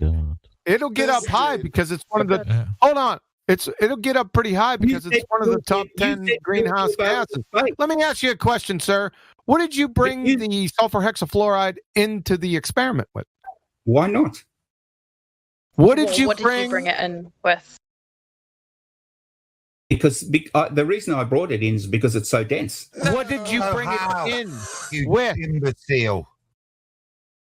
Adam's losing. Did you just ask him to follow you, Phil? Yeah, or did you push it in and squeeze it into the container before you started? Or what? How did you get it into the container?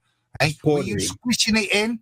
Or did you release it from another container that was probably smaller? Just had a bottle of it and just poured it in. Just like I poured was the bottle?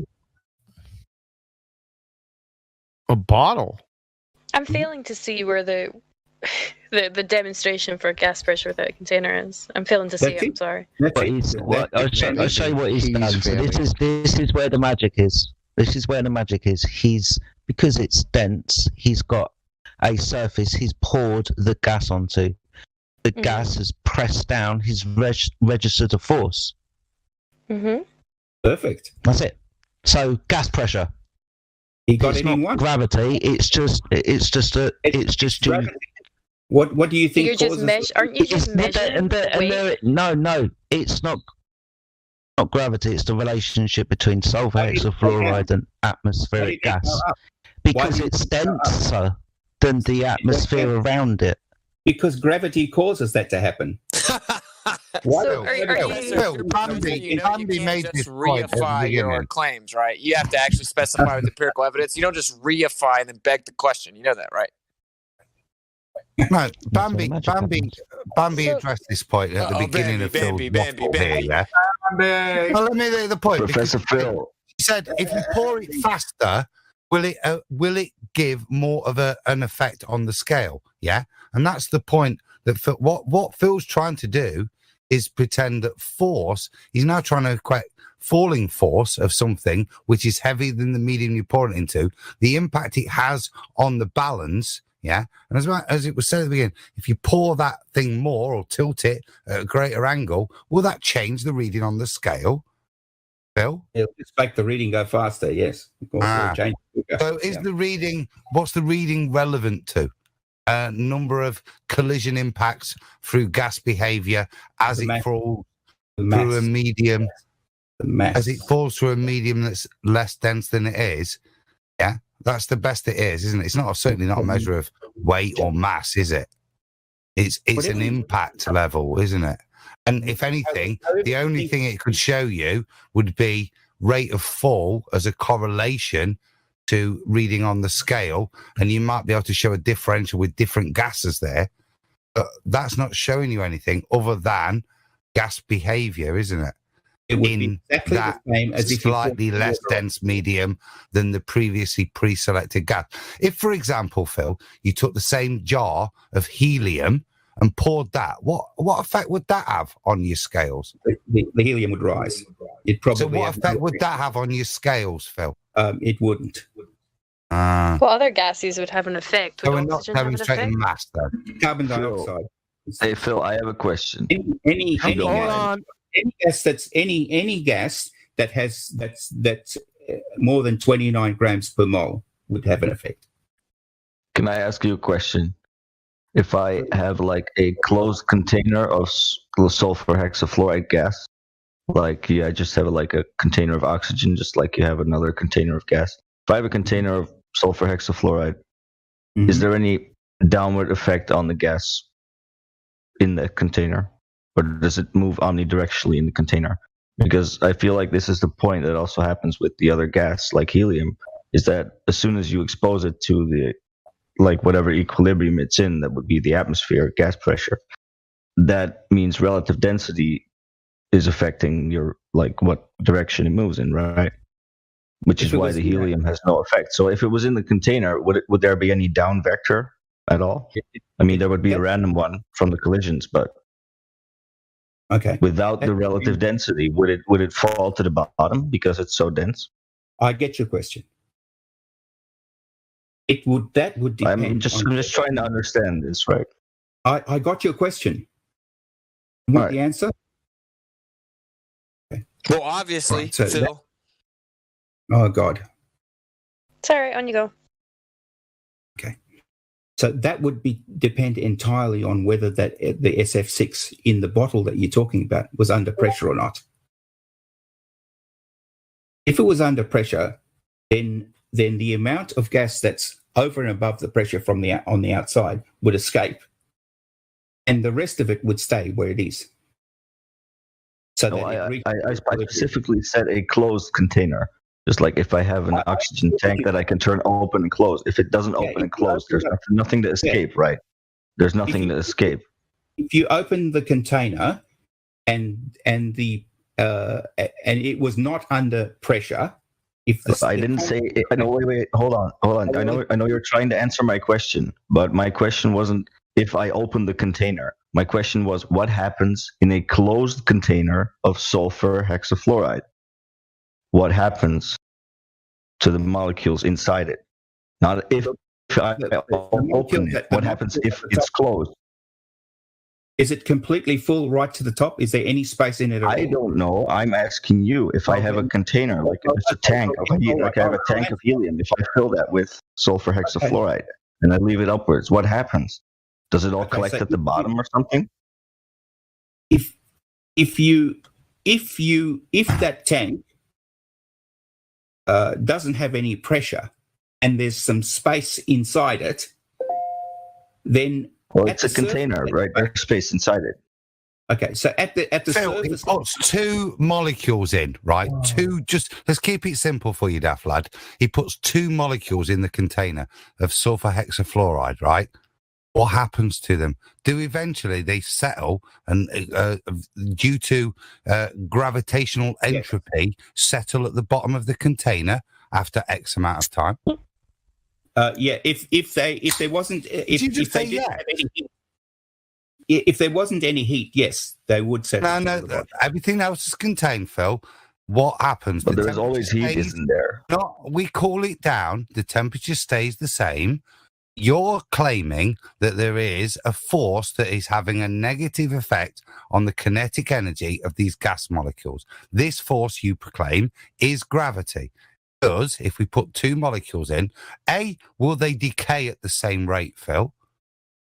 Or B, will they not decay at all? And A, or C, do they decay at different rates? And if so, why? As long as they're losing energy, they would eventually succumb to gravity, and they would fall. They're kept at the same temperature, so they're bunging around the container. Yeah, PV equals NRT. The temperature's the same. Yeah, just the two of them. And you're saying there's an additional entropic force applied to them in the form of gravity. What happens to them? There's always the gravity is always one of the forces that's it's stopping them continuing in their gas behavior, isn't it? Because at the point where they reach the Kármán line, they turn back. So you put those two molecules in there. How does gravity affect them? Describe it, because that's got to be a basic. It's a basic. Gravity always affects them, but describe it. If they have enough energy, they will keep moving. I'll keep going. Keep them there forever. How long okay, this must be a basic physics question based on that. How long do I have to keep one gas molecule there moving at 5,000 kilometers per hour? How long do I have to keep it there within a container for the negative constant downward force to apply so that the gas molecule loses all of its kinetic energy? That's a basic of physics. Your model, surely. It's fundamental. So every time the gas molecule hits a wall, not going to answer, are you? If the wall of that container, it will lose some of its energy. The wall's the same temperature. No, it won't. The wall's the same temperature, mate. No, the wall's the same temperature, right? So we're fine. Do you understand that when in a collision that some of the energy is lost in the... They're elastic collisions, you doofus! We went over this an hour ago! There's no such thing as perfect elastic collision. Yes, there is! Oh my God, you'd fail. You'd fail junior high level physics. Phil, are you saying then? There's no such thing as perfect elastic conditions? Phil, that's absolutely fine. Yeah. Phil, right, but that means that your reason for the entropic loss of kinetic energy is due to non-elastic elastic collision, which is fine. But it doesn't take us away from the reason that you're saying that these molecules lose their kinetic energy. So let's go back to that. Okay, so how does gravity affect the kinetic energy of a gas molecule and gas behavior? How does this apply? I'm assuming it's some kind of downward vector. Another one of those forces that become the net force of that's acting on a particular particle. Okay, so after an elastic collision, so two molecules hit each other and away they go. And they've both got their energy and their angle. And away they go. And we plot its path off to infinitum. How, when within gas law, do we plot a downward additional force applied to that gas particle's trajectory? Can you show me where that's ever done in physics or chemistry? Well, not that particular particle, but no, it's not, Phil, is it? It's not taken. Yes, it's not part of because it's not because fundamentally that's not a part of gas behavior, is it? Yes, in fact, to try and pretend it is would be to have to rewrite all of those laws, isn't it, Phil? Isn't it? You don't know what you're talking about. No, it's not rubbish. Carry on then. You rewrite those laws. I'll leave it to you. You don't know what you're talking about. Hey, Professor Phil, let's do this. I'm going to recap what we've covered, and you tell me what I've done wrong, and you voice some contention, okay? So we asked you for a physical demonstration, a practical demonstration of gas pressure void of containment without a container. You then invoked sulfur hexafluoride, a synthetic. I'm still talking, bud. You then invoked sulfur hexafluoride, a synthetic gas, and then you said, oh, well, look, it's going to actually be registered on the scale. We asked you what's going to happen if you leave it there. Well, eventually it's going to gradually dissipate into the surrounding area and fill the available space with omnidirectional dispersal, and you had to actually bring the synthetic gas in a container itself. So you invoked two different containers, and you didn't actually even address the primary thing you're supposed to be addressing, which is the fact that it's going to fill the available space with omnidirectional dispersal over time, because that's what gas does, seeking equilibrium. So would you like to try again and try and give us an actual practical demonstration of gas pressure without a container? No, the one I gave you was sufficient. I just explained 4 different ways that it wasn't. No, you didn't. Okay, it's just a synthetic gas. It actually doesn't just stay there. It still fills the available space, seeking equilibrium. So that doesn't actually answer your question. And to even bring the gas there, you have to put it in a container. So if it doesn't just stay there, then that isn't going to actually address our issue, because it eventually still disperses omnidirectionally, filling the available space, seeking equilibrium, right? What's saying, Phil? Nothing you said there made any sense. Wait, yeah, you did. So you did.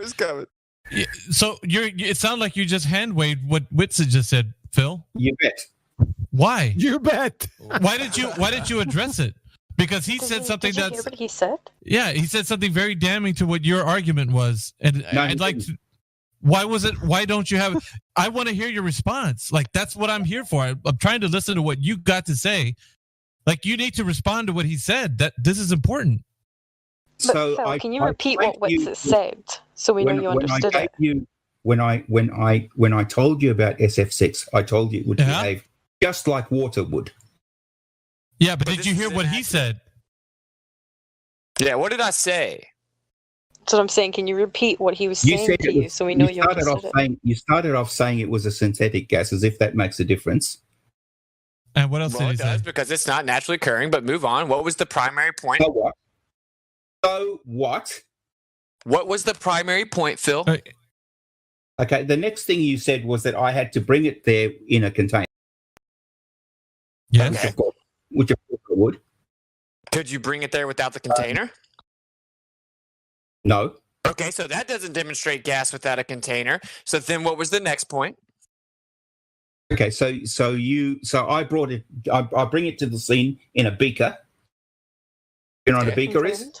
That's a container. So what was the next point? Without a lid. What was the next point? Yes. And if I just leave the beaker there without the lid, and over the course of time, it's going to eventually dissipate, seeking equilibrium and omnidirectional dispersal. No. So this is not sufficient invoking of a practical demonstration. Do you understand? No. Okay, so okay, stop, Phil. Why did you say no to what he just said? Because some of the SF6 would remain in the beaker. What time frame are you giving this? Infinity, or like what are we looking at here? What's the time frame? You're saying some would remain in the beaker. What are you saying? Like in an hour, a day? Like what's your time frame here? What's it matter? Well, it's important. If it's 5 minutes later, if it's 5 minutes after you used it, there's still going to be some in there. So what you're saying would be correct in a short time frame, a minute, 2 minutes. Like if you left it over like a week, you think it would still all be there? Like even some. If the temperature was, say, 0, yes? No, You're not like your IQ. Wow. No, we're not talking about the temperature. You're changing the variables here, Phil. No, you I'm just changed the. You did. When did we introduce the temperature was at 0? When did you introduce the temperature at anything? When did we? You said that it was at 0 right now. Explanation of no container. I prefer. So why don't you show container, us? right? Why don't you show us this Right. demonstration that you've done? So, Why don't you show us and you tell us all the variables of it so we know what we're talking about? Because the temperature wasn't discussed, so just show us everything. Well, temperature's show us what important. you've done. Yeah, so that's what I'm saying. Can you provide? Yeah, but provide what you've done and the observation you've made of gas pressure without a container, so we can see it. Phil, everyone here knows that temperature and pressure are intrinsic. Okay, do you agree? Of course. Okay, so the point here is we've asked you to invoke a practical demonstration of gas pressure without a container. You've invoked a synthetic gas, sulfur hexafluoride, that you bring in a container and then you put on a scale. And actually what it reads is dependent upon the acceleration that you have introduced, right? The force and acceleration you introduce, that's what's it's going to read. And then if you leave it there on the plate, over the course of time, it will seek equilibrium with omnidirectional dispersal. You don't agree with that, Phil? Over a period of time, if the temperature was right, of course it would, yeah. Okay. Okay, so this all right. Well, talk about something that doesn't have a container. Right. So I guess if the temperature was cold enough, it would stay in the beaker. All right. Well, Phil, here's the thing. I'm still trying to, real quick, Adam. What I'm still trying to do is get to the point where we're going to measure some curvature, because we can't do that if your satellite is in a medium that can't exist. So right now it's saying. Well, no. I'm saying. I know you're making a declaration, Phil. I know you're making a declaration right now. But what we've been trying to do right now is get you to at least understand that if you have gas pressure, you need a container. But you can't demonstrate that you can't have a container. Like this whole time, I want to say I've been here for like an hour and 30 minutes. Professor Phil, and you haven't demonstrated how you can have gas pressure without a container. It seems like every method that you've introduced, it fails on every level. And I'm waiting for the your opinion of it. I'm waiting for the demonstration so that we can move forward and provide the. I'm waiting for the demonstration so we can move forward to provide the measurement of Earth curvature with your Himawari 8 in the medium that you say it's in. But if you cannot do that, then that Himawari 8 image that you showed me, I have to throw it away because you're not demonstrating gas pressure without a container. So, Professor Phil, let's ask him this. Can you provide any evidence of the convexity of terra firma without invoking something in the very medium that's in contention? Yeah, watch the ships go over the horizon. Okay. Okay, so, right. So if we see the ship go over every the time horizon, every time you go higher, you see further. I got a gift for that. Phil, tell me if this is all the other planets are all spherical. Phil, tell me if this is not what you're talking about right here. Go to Livestream Voice 6. Is this what you're talking about, Phil? Look at that gift that I put in there. Please make that observation of what I'm showing you. Livestream voice text. Looking, I didn't realize there were so many messages. Yeah, you've been. Go to the very last one. It's just a gift that shows what you're talking about. I'm trying to get that. Okay, this has been really busy. I've never seen it. Yeah, well, you keep mentioning containers. Incredibly busy. People keep pointing out how many times you say container. So this is. I'm sorry, guys, but this is what Witsit was saying right now with what you just told him. So I'm just wondering, is this what you're talking about? Once you get there, I'm just trying to get to the bottom. All right. Well, Boomer, if you click the arrow, it goes okay, all the so way to the there's the bottom. ship. Yeah. Oh, yeah. Okay. Yeah. That's certainly what I'm talking about, Miggy. All right. What's it? Okay. So my question for you is: if I go back the next day, will this disappear at the same distance?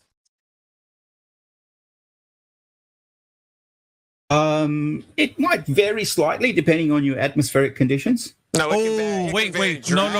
Actually, the size of Earth changes. No. Yeah. That's what I was gonna say. So you're saying slightly, meaning that the position of where we would see the horizon would change? Yeah. So what will happen is it's possible to have looming on a. So not we already went over. All right. So we're saying that where we see the horizon change, but the effect would still be the same. All right, but we're talking about physical Earth curvature. Yeah, right. The ship will still disappear the same way, but not at the same place, will it? How do you know if it's looming or actual curvature? Okay, so that's simple with them, right? Like if you're claiming that this is physical obstruction of the convexity of terra firma or Earth curve, then that means it would have a consistent location dependent upon your metric claim of the radius. Okay, but if I go back the next day, no, because there's atmospheric refraction. Right. The horizon's dependent upon the atmospheric refraction, right? Of course. So then it's not a physical location then, right? Well, it is. It's just where you see it. So whoa. It is. It's just where you see it? Yeah, that's physical. That's right. How can you measure that, Phil? Genius said that. But how can you measure that? It's something that moves all the time. How are you going to measure that? Well, you can look at you can measure the atmospheric conditions.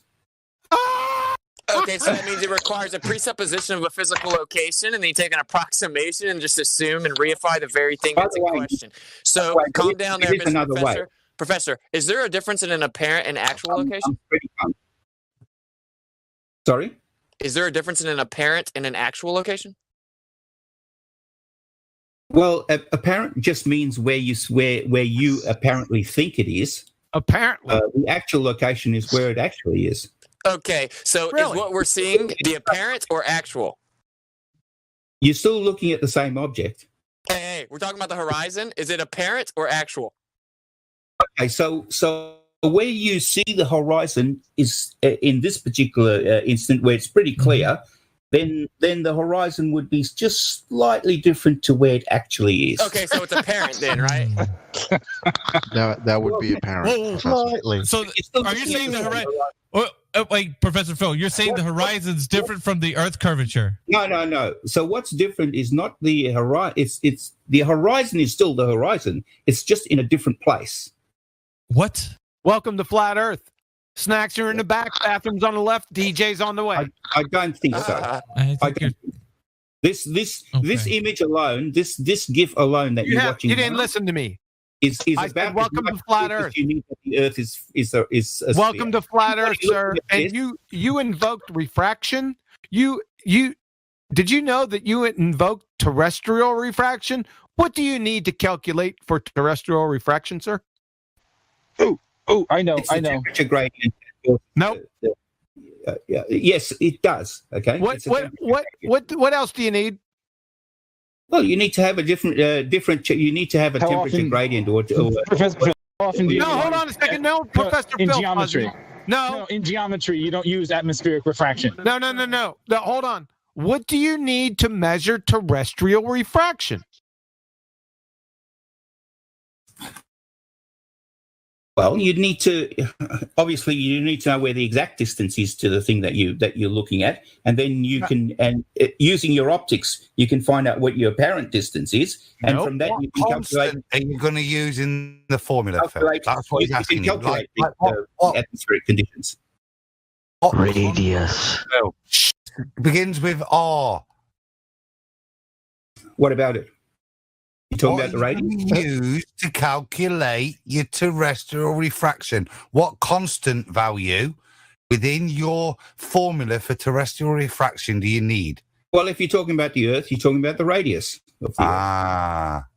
Where'd you get that? Isn't that what you're trying to prove? Many ways to get that. Where Many ways, brother.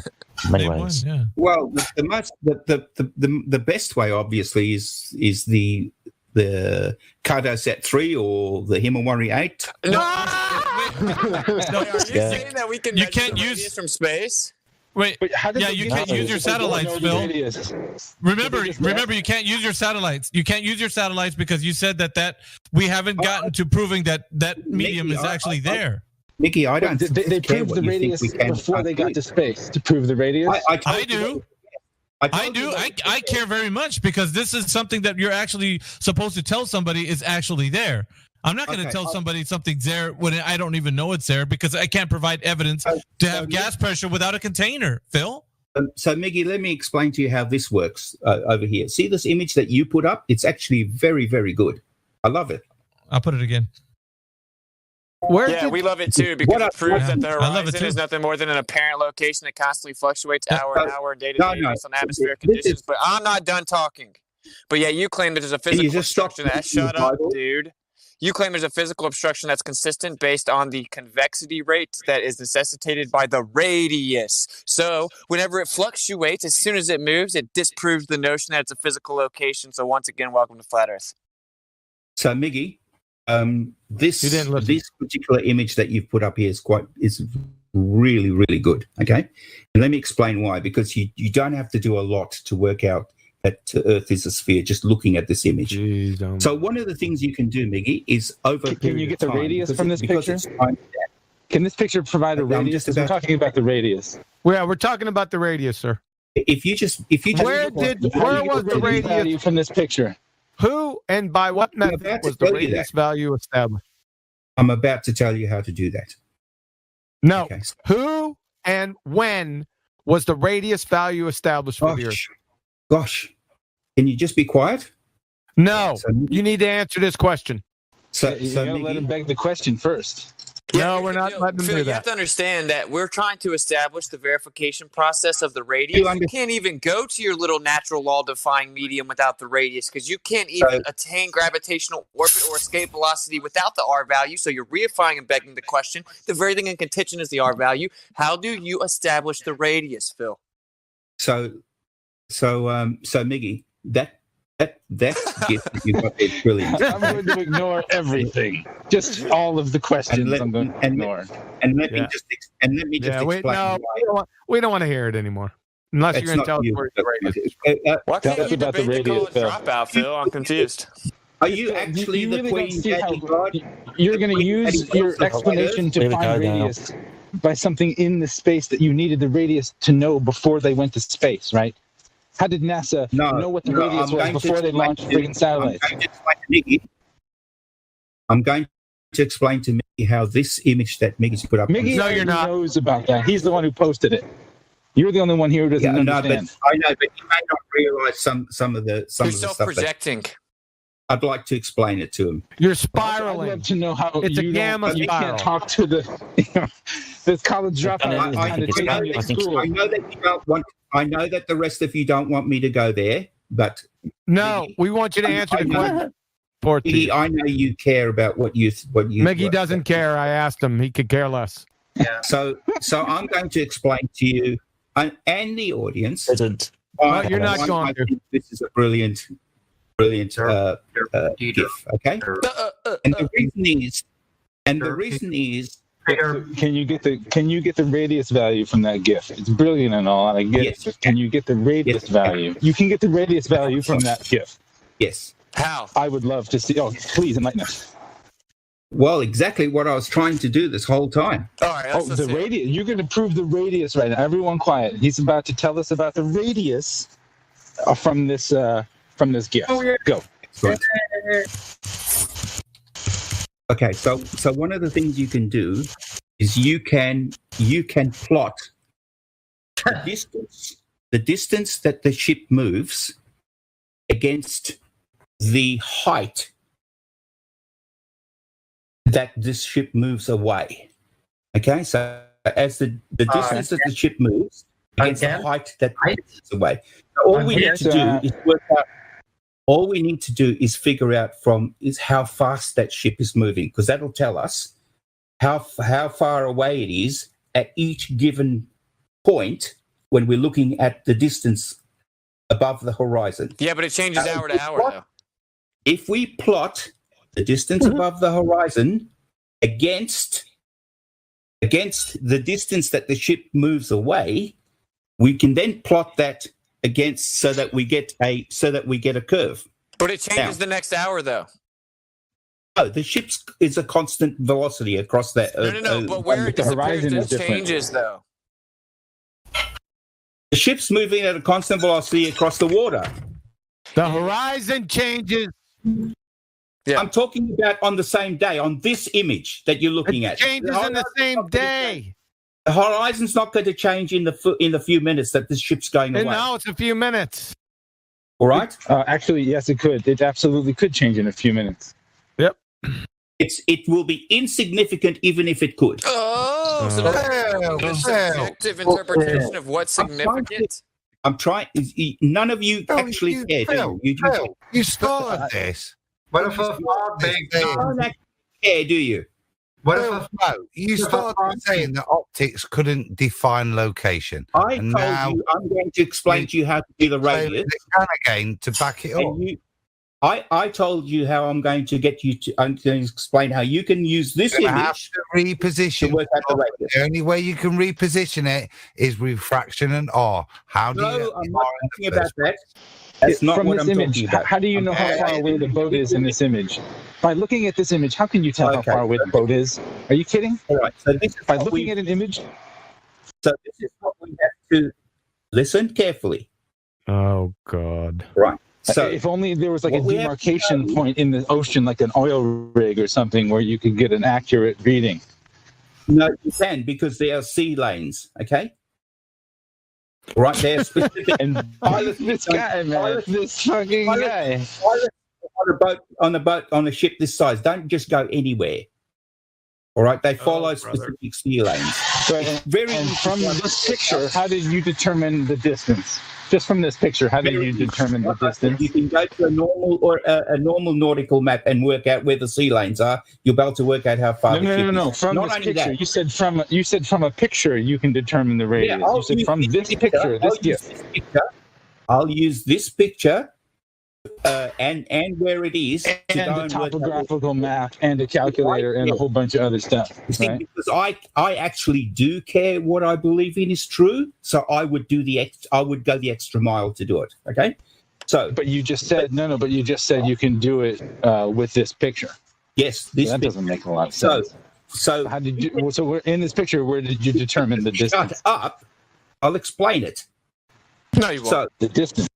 So in this picture here, what you've got to do is over time, so you've got to take the time into account. Over time, you've got to measure, you've got to plot the height of the remainder of the ship above the horizon, plot that against the distance that the ship is away. And when you do that, two things will be possible. Put that formula in here. Update. Everybody here. No, hold on. I want that formula in here right now. Two things are possible if you do. Now we want the formula in here right now, Dr. Phil. Yes. Yeah, sure. Y squared plus R squared. Y squared plus X squared equals R squared. Oh, you're using Pythagorean formula. Y squared equals X squared minus R squared. Oh, so we're using Pythagorean formula. Cool. Let's do it with this one. All right. So let's do it with this one. We already got everything here. Right here. On this one. Let's do it. We're doing it with this one. So we're getting the radius from this photo right here. Let's do it. So we got an observer height at 1 foot. We're not doing spherical trig then, John. We're doing. Are you not going to listen to the rest of this? Well, you just said we're doing planar trig, not spherical trig. So why would we do that? Fortunately, in fact, it's going to be a spherical. When you plot the distances, you'll notice that it turns out to be a sphere. And it's spherical. No. You can't with the maths. Why the fuck is he still talking? Hold on. Let Adam. Let Adam. You can't. You just described, as John correctly said, Pythagorean theorem. You can't use anything. Well, unless you count steps, you shouldn't be using it, should you? No, how are you getting a ball from Pythagorean calculation? I didn't use that, Adam. You don't know what you're talking about. Do you not know the formula for a circular function? Go ahead. Put it in live stream. No, you don't come back on. I'm thinking in whatever thing I was doing, if I was applying it over a ball, pi is going to be in there, and then there's going to be an R value. Whatever formula I'm going to say, it's not going to be, a squared is equal to B plus C squared or whatever. Yeah, it's not going to be like that, is it? Because it's going to have to take into account distance and the R value, isn't it? Nobody. It's going to have to be proportionate. No one said that, Adam. You just made that up because you don't know you. Rate of change based on R. If we're going to describe any traversing across the sphere, and rate of change of R is fundamental in any formula, isn't it? No? I'm just going to write the formula on the screen right now. No! If we're going to describe why do you hate this... Okay. Can you see the formula I've put down on the screen now? What are the assumptions? Yeah, okay, lovely, Phil. So what are the assumptions? No, lovely. What is it? No, please describe. That's loaded what is full the of formula that I put on the screen just now? Loaded full of assumptions to derive it down to that. So I think it would be relevant if you're gonna if you're going to reduce it to that level, Phil, you need to ascribe the assumptions you make to that level. Yeah, that you're going to make it bring that down. So go ahead when you're talking about the Earth as a ball, what you do to bring that formula down to that, because that's not. Go ahead. I told you that I would be able to use the that particular image to work out what the radius is. Now, right there in the formula, I asked about the formula you're using to cite to back up the statements you're about to make. So please describe the assumptions for the derivation that you use to derive it down to that base level. Listen to what he's saying, Phil. Stop interrupting him. Doesn't there? If we're talking about the Earth, you've got to describe what you negate within that derivation. No, otherwise it wouldn't be. Otherwise, it wouldn't be so pretty, would it, Phil? No. We both know that. No, I don't. No, you don't. Well, I do. So clearly, once again, you demonstrate you don't know what you're talking about. At a much lower level. No, Carry on. Of course I am. That's why I just pointed out the formula you pointed out to back up your bullshit. Yeah, rubbish. You don't even know. Assumptive. You don't even requires you to negate you don't shut up. Lots of the parameters in it for you to derive it to that. And I think you just should be honest when you're putting formulas up. It's a bit like with the assumption to the horizon calculation. You have to derive that it's negligible, certain components of it, i.e. the curvature, to get to that calculation. So, once again, with regards to yours, what are the things you have to consider as negligible and ignore? And I think you'll probably find it's rate of curvature, but carry on, Phil. Okay, so you don't have to assume anything, okay? All you need to do... You're already assuming R, because I've seen it in your calculation. No, I've seen it in your formula. There's an R squared in there. You're assuming it from the... No. Well, where did you get R from?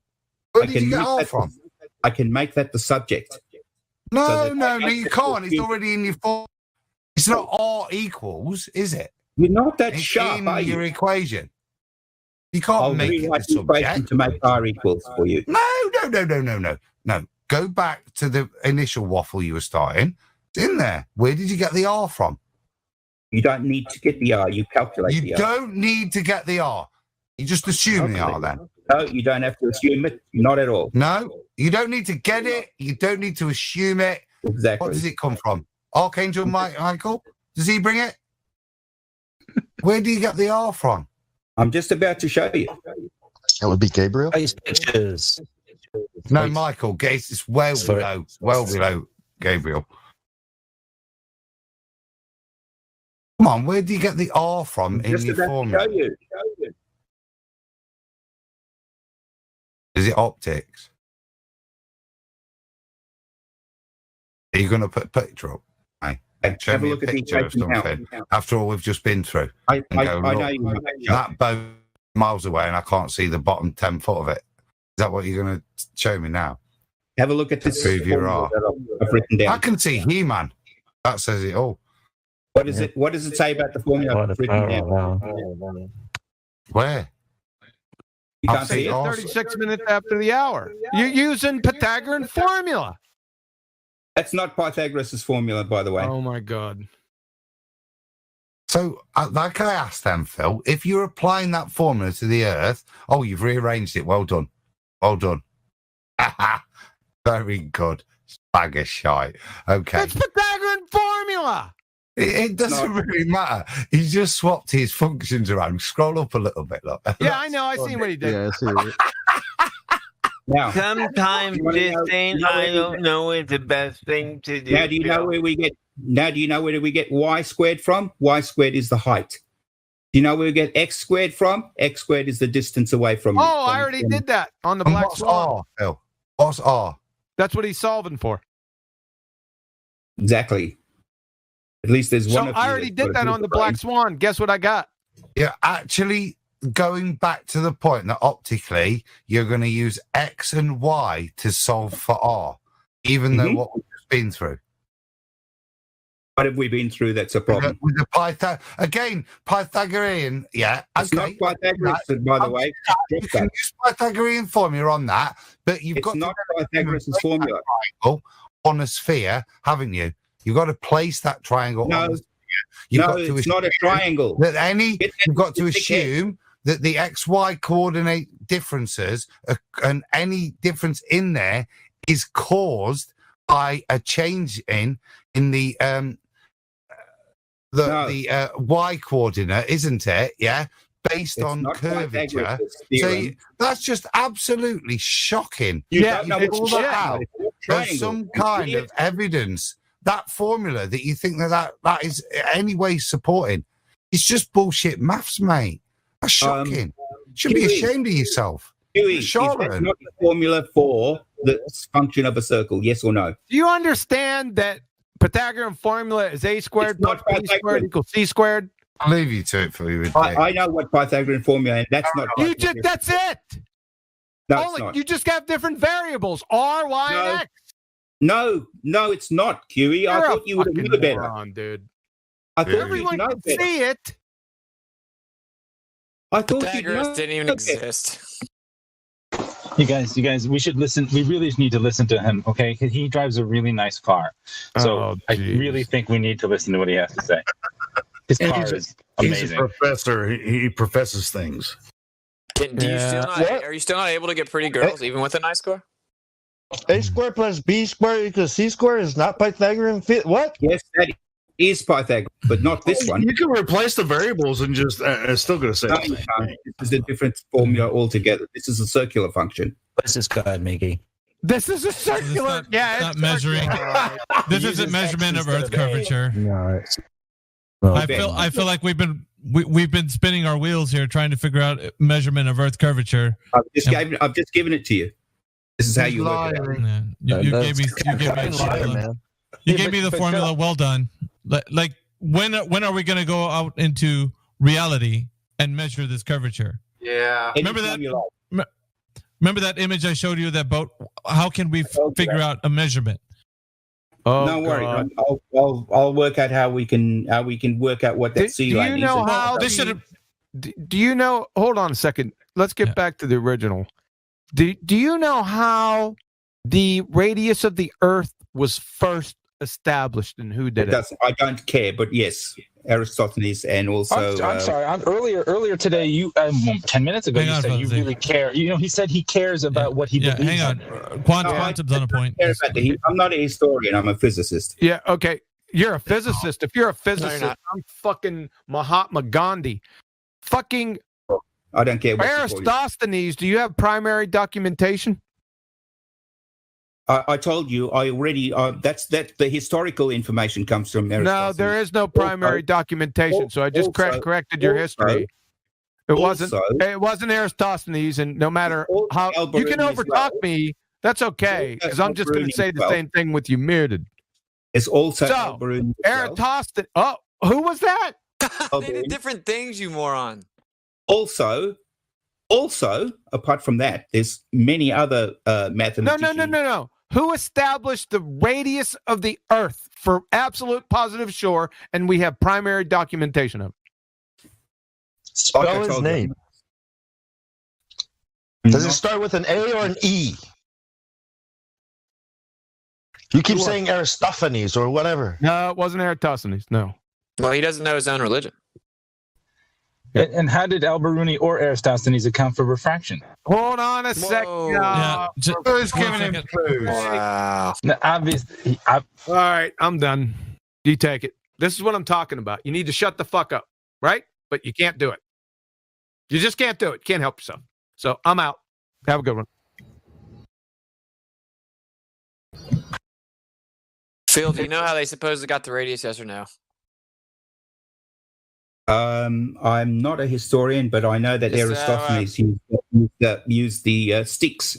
Okay, but he just now told you that Aristophanes doesn't even have primary documentation. There's no way to validate the historicity of that claim. It's just a story. So I'm not done talking, Phil.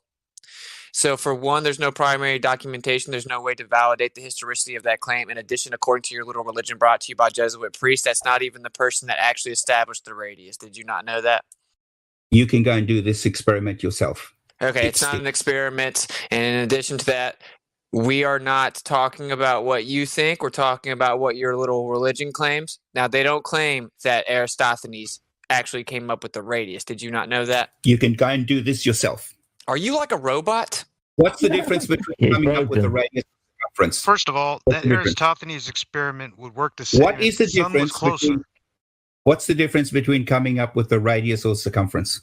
Well, the supposed circumference, which again was just a fairy tale because there's no primary documentation, was much more vague approximation. They claim that they got a very accurate radius value with a different methodology. Do you know what that was? I don't know I don't know the error that he made, but it would be around about 5%. Don't you find it odd that you run around saying that we know exactly what the radius is, but you don't even know what the methodology was? Yes, because our modern instruments to give us exactly what the radius is. Oh, how do they do that? Satellites. Oh, yeah. So did you use the radius value to put a satellite into orbit? That would be a good idea. No. There's no good idea. You have to have it. What for? Well, you have to know the radius of orbit. I thought you did this for a living. What? And I'm a college for? dropout. Yes, I do. What? You need the radius of orbit? That's pretty obvious. Yeah, but yes, that's what I do. Do you need the radius of orbit? Yeah. So that means you need the radius of the Earth, then, right? This guy's a troll, man. He's a fucking troll. Yeah, I agree, Helio. There's no way. We're reaching the limit. We are reaching the limit. We still haven't provided measurement of Earth curvature. We're reaching over 2 hours already. Yep. No, yeah, it's we're probably gonna have to part. 3 hours. We're probably gonna have to part ways, and maybe try again some other time, Phil. All right, well, let me bring this up real fast, Phil, before you get muted because people can't stand to listen to your stupidity. Phil, here's the deal, bud. You actually would need a radius value to even supposedly go into space in this fairy tale medium that defies natural law. So whenever you just say, well, we measured it with Stop interrupting me, Phil. You're a little gamma male, okay? But you're not a special boy. You're not a special boy. You're not a secret king. You're going to stop interrupting me, dude. For real, okay? So to go to supposed space, you need the radius value because you have to know the radius of orbit, which means you have to know the distance from the surface to the center of the mass and the center of the Earth. This is objective. No one cares what you have to say about it. So whenever you claim to invoke something in space, you're actually begging the question of what's in contention, which is the R value itself. So you couldn't have gone to space if you didn't have the R value, which what that means is they objectively would have had to definitively establish the R value to even go to space. So how did they do that? Many ways. And well, let's okay. I gave you already. I told you how they. He's just going to keep waffling. Yeah. Hey, I want to point something out about Professor Phil. Right before this whole conversation started over 3 hours ago, I gave him the Globe Earther role. He had plenty of opportunities to post links to information about what he's talking about. But we've been posting information, and it seems like he just found the live stream voice text like 30 minutes ago while he just waffled on for 2 hours, and he wasn't even looking at the information that we were posting while we were talking about it. And so and he hasn't posted a goddamn thing except for a couple of equations. And so, Professor Phil, you should be embarrassed, bro. And the pictures. Yeah. Oh, a couple of pictures. He's just an ignorant, stubborn person who, you know, who wouldn't want to listen to people. Professor Phil, here's the deal, okay? Professor Phil, listen, check this out. I'm talking now. Shut the fuck up. I'm talking now. No. Good try. Shut up. Okay, let him respond to what I said. Hold on, let him respond really quick to what I said. Make it really quick. Make it quick. Now, I gave you the picture of the actual Earth. Oh my God! Here we go again. Go ahead. Professor Phil, here's the deal. So, in order to go to space and to send this little Himawari up there and take supposed pictures, which only come every 10 minutes and it's based on CGI composites, but you're just a clown. The point is, you'd have to have the R value to do that, right? And so we go out and we test the actual Earth itself, which is the only methodology that would be sufficient to actually establish the R value, right? And we've actually falsified the R value because the convexity rate of terra firma necessitated by the R value isn't on the Earth. It's nowhere all over the Earth. So we falsify the R value. What that means is when they told us they went to space, they had to be lying because that would be an impossible task without the R value. This is skipping over the fact that it's a violation of natural law. Okay, so with the falsification of the R value comes the falsification of the entire model. So you might want to pump the brakes and coming in here and making a fool of yourself. If you choose to live in fairy tale land where you believe the religion crafted to you by Jesuit priests without empirical evidence, that's your own decision. But stop acting like you know it's real because you can't even establish the R value or respond with any specific contention or rebuttal as to our falsification method. That's what I was telling you, Phil, when you first came. When I first talked to you, that's exactly what I was trying to explain to you. And it seems like we haven't gotten the measurement of Earth curvature. So. I mean, you've been here, and just like Helio Skeptic was saying, I mean, you had plenty of time to post as much information as you wanted. I mean, I knew you put that image in there. Over 3 hours. So, yeah, I think we're gonna have to part ways on this one. So Miggy, hey, we're not going to ban you, Phil, but we do other things here. I mean, I appreciate everyone being here. Listen, no, it's just. Do you mind if I speak? You're going to give one more statement. Go ahead. Okay, so the reason, as I told you, the reason that I'm coming here is not to convince you of anything. The reason I've come here is to explain what I think, why I think what I do. I know not to change your mind. I know that, Phil, but you don't have a rebuttal to all this information that we gave you. If you, that's the problem. Yes, I did. I rebutted. Hold on. I'm gonna upload. I'm going to capture the part that is there anything you have that you think that I can't answer? Yeah. Why would the freaking icy bolts disappear bottom first in that video, mate? That's what I thought. The first question that I was giving you, the measurement of Earth curvature, is the only thing I was concerned with that you would actually be able to give me. That was, I don't care about any other argument that you would bring into here, but so long as you're able to provide that information sufficiently, and I would be able to test for it myself by what you said, then we would have something. But it seems like we didn't get anywhere, Phil. Miggy, I was listening in, and what he said was, Phil, hold on just a second. What he said was boats going over the curve. And then just like 30, 40 minutes ago, he said it again. He's like, boats going over the curve. But he didn't really post any information about, any observations he's made or anybody else has made. He really just freaking... Right. That's what I'm interested in. I got a question. I know you can't answer, Phil. The whole fucking time. This question, Phil. You ready? Crazy. Can you explain the magnetic field on a globe Earth? Yes. Sit down. Okay, explain it. Okay, so the Earth has a core. Inner core, so it's got an inner core, outer core, and the magma. So when did they go to the core? Bro, chill. So, like 1, 2, 3. So basically, it's the movement between the cores, between the core, the inner core, and the outer core that's caused by the rotation of the Earth. By the way, that causes current eddies, and it's these current. Is it a permanent magnet? No. Okay, so do you know what the dynamo threshold is? Let me just finish what I was saying. Oh, you're speaking from ignorance. If these eddies, because the eddies have create a current, this current in turn creates a magnetic field, because, as you know, a moving current creates a magnetic field. Demonstration, please. Yeah, what's the source? What's the source? It's okay. We don't need to make fun of him anymore. Come on, man. This is over. You're not. Yeah, let me say this, Phil. You're not here to share what you think. Flat earthers too right now. I must be confused. You're here to share what NASA. It's because Professor Phil, we just don't. We knew about the magnetic field long before NASA was ever. All right, can we let Witsit finish his point, because I was interested in that. Okay. So actually, we have exact characteristics of a permanent magnetic field, but they say that it cannot be a permanent magnet because, of course, the Curry point and the dynamo threshold. So I have a Harvard article I can post just since you don't know what you're talking about. And they admit that they can't explain the magnetic field on the Earth. So we have what's called a dipole, right? But then we have an additional convergence point of the magnetic field, which of course, is impossible. This would be called a monopole, which is hypothetical, doesn't exist in real life. There's a fourth convergence point missing because you need dipoles to establish a magnetic field.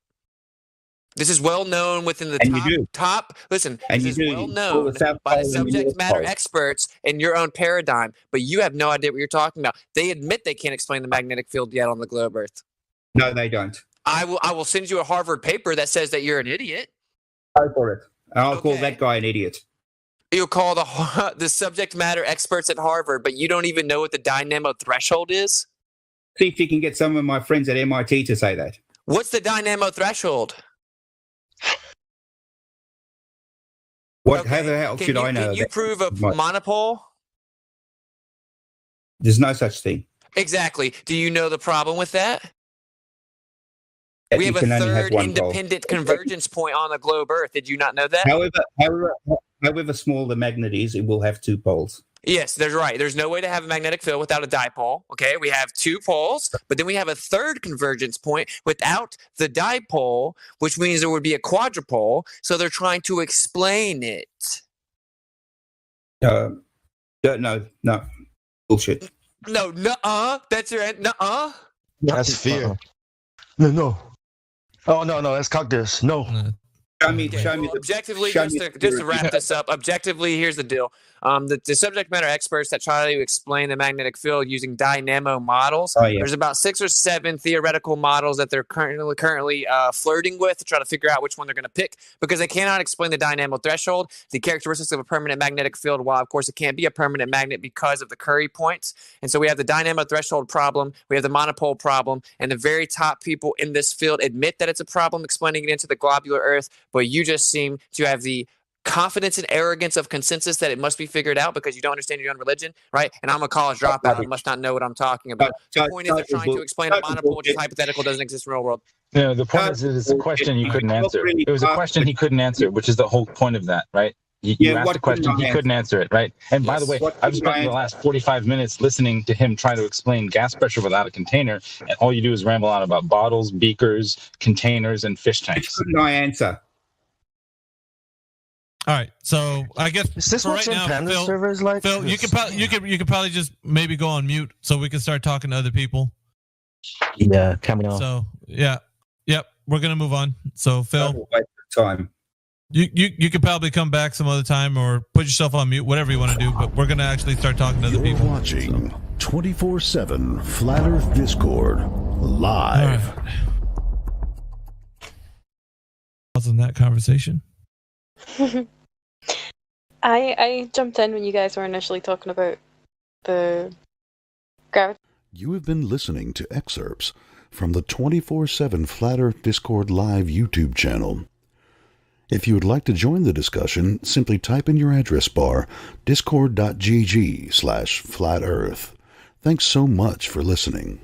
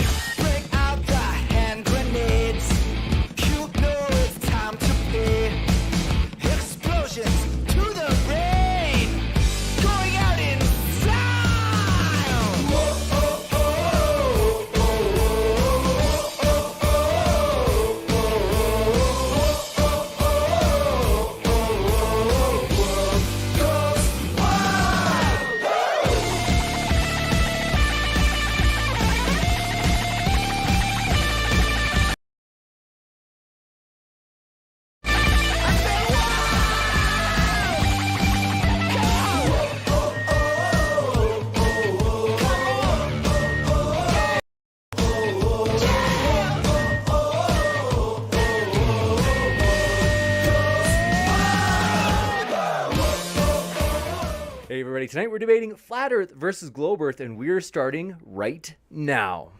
Here we go. Ladies and gentlemen, thrilled to have you here for another epic debate. If this is your first time here at Modern Day Debate, want to let you know we are a neutral platform hosting debates on science, religion, and politics. And want to let you know as well, no matter what walk of life you're from, folks, we really do hope you feel welcome. We're glad you're here. And it's going to be a fun one tonight, you guys. I am thrilled. So what we're going to do is I'll let you know the format first. We're going to have a flexible, roughly 10-minute opening statement from each speaker. And again, that's flexible to meet the speaker's needs. Then after that, which by the way, we'll have Paul going first and then Witsit doing his opening as well, followed by open conversation. So kind of a civil discourse followed by Q&A at the end. So if you happen to have a question, feel free to fire it into the old live chat, and you can tag me with @ModernDayDebate. That makes it easier for me to see every question so I can put it in that Q&A list. And what we're going to do is introduce our guests. We're thrilled to have them with us, and we also want to give them a chance to share about their links, which I have put in the description, folks. So if you want to hear more from our guests, you certainly can by clicking on those links, and that includes if you're listening via podcast, which, by the way, folks, I have to tell you, we are thrilled. People have apparently found the podcast useful. We see a lot of downloads, which is encouraging that it's useful. And so I want to encourage you folks, if you haven't checked us out on podcast yet, well, hey, pull out your favorite podcast app on your phone and find us on there. But with that, we're going to introduce our guests. We're thrilled to have them. And so first, Paul, we're thrilled to have you here. Folks, I want to let you know, Paul is a experienced pilot. He's got how many years is it, Paul, if I can ask? I started flying in 1999. I started flying gliders, and then I progressed onto powered aircraft. I wouldn't class myself as an experienced pilot. I'm not a commercial pilot. I just have my national private pilot's license. I fly small aircraft. You got it. Well, thanks so much for your humble spirit. I appreciate that. And so what we're going to do is, I want to say, actually, Paul, if you can share what people can expect to find at your link in the description. Thanks again for being here. Yeah, if you have a look on my link, you'll find some videos of flying. I don't have a great deal of contacts out there. Like I said, there's some flying videos, there's little bits and bobs. I'm hoping to build the channel up a little bit more. Hopefully, this will encourage me to maybe take part in a few more debates and things like that. You got it. Thanks so much, Paul. And kicking it over to Witsit Gets It. Good to have you back. He's been here a number of times, and here he is again with his link in the description. What can people expect to find at that link, Witsit? Well, we do talk about the Earth here and there, and of course, upload videos where I go out and I, tell people the truth in real life. Show people it's not really as intimidating as it may seem. You just have to go do it because we're being censored on the internet, so might as well go do it. And then, basically anything under the sun, man, anything that needs to be questioned that we've been taught that seems to be lacking in empirical evidence, we think for ourselves, and that's pretty much it. And they're censoring me, so, stay up to date, and I'll let you know where we go from there. You got it. Well, we're thrilled to have you back as well, Austin. And so what we're going to do is, as mentioned, jump into those opening statements. So, Paul, the floor is all yours for your opening statement. Actually, it was Austin that was going to go first because mine is going to basically follow on with what Austin has to say. That's right. Thank you very much for that. So we'll start with Austin. The floor is all yours. And thanks so much again, both of you. Yeah.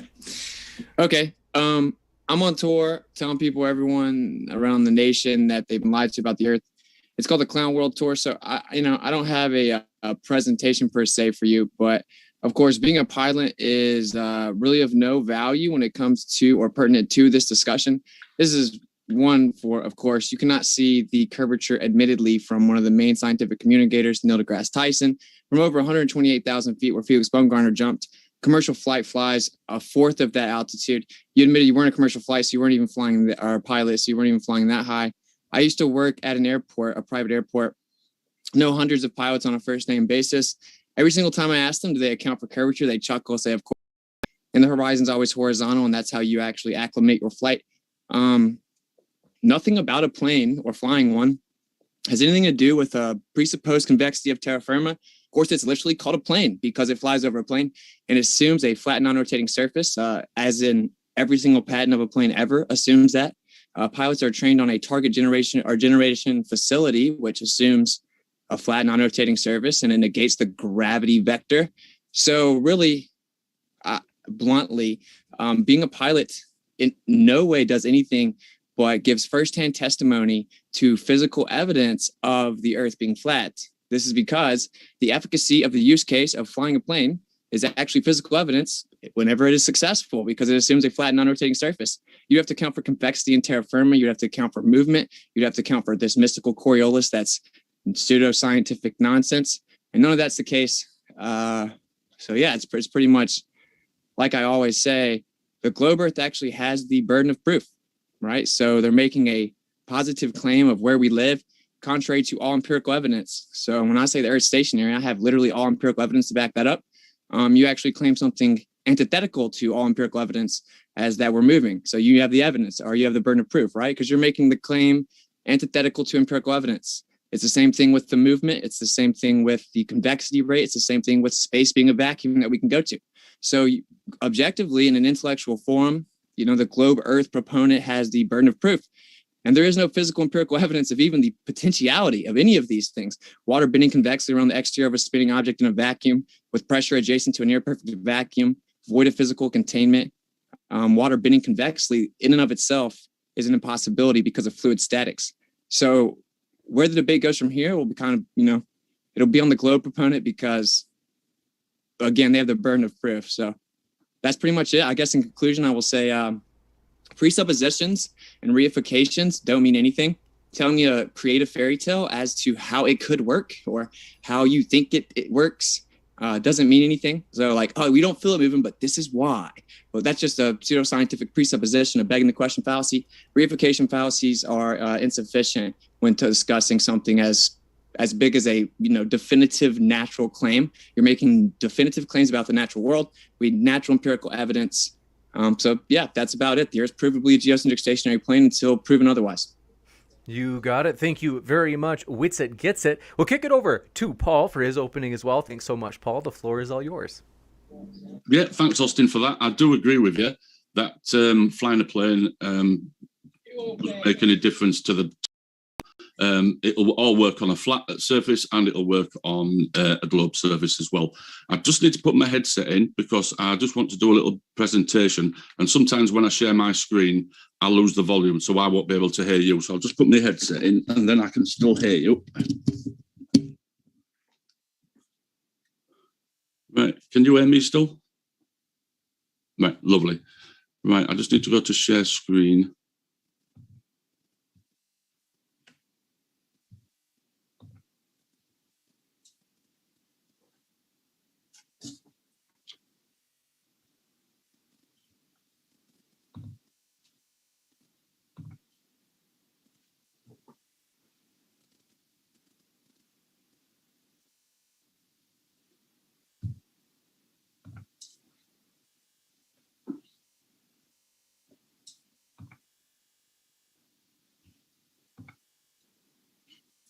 Right, can you see that?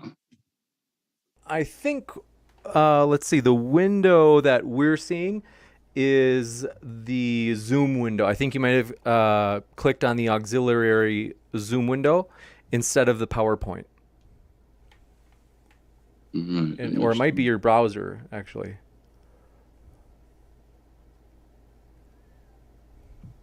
So I think, let me try this really quick. What I'll do is pop you out of screen share, and then I think if you try the same method you did, I think it might just be a different window that you were trying to show us.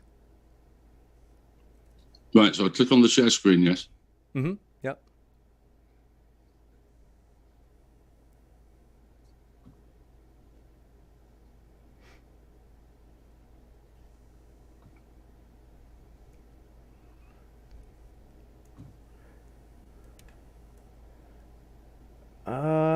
That's I think that's still just like the Zoom. Yeah, just a minute. See if I can. Here we go. What's that like now? Should be a PowerPoint window.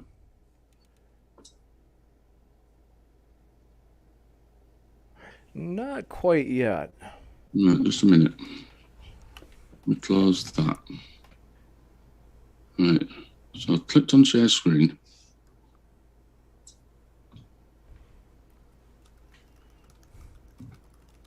What's that like? It's the PowerPoint I'm trying to share. Yeah, I think that what you'd want to do is, so like once you click on the old green screen share button, then you'd just kind of look, like Zoom will give you like an option to choose from all the different windows that you have on your computer. And you it's not giving me unfortunately, it's not giving me the PowerPoint window. Is it, and the PowerPoint window is for sure up? No, it's not come up. Right, let me just have a look. Wonder if I open the PowerPoint and then go to share.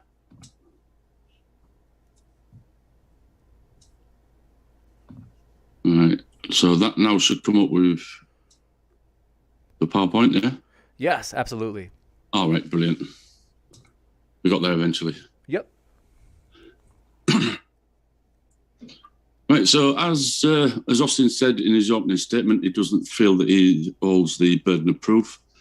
And I actually agree with him. He doesn't hold the burden of proof because he's not claiming the shape of the Earth. What he's doing is he doesn't accept the globe Earth.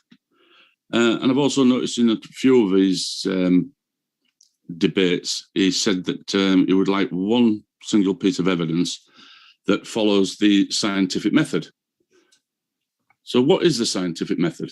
You start off by asking a question, do some background research, construct an hypothesis, test your hypothesis by doing an experiment, analyze your data and draw a conclusion.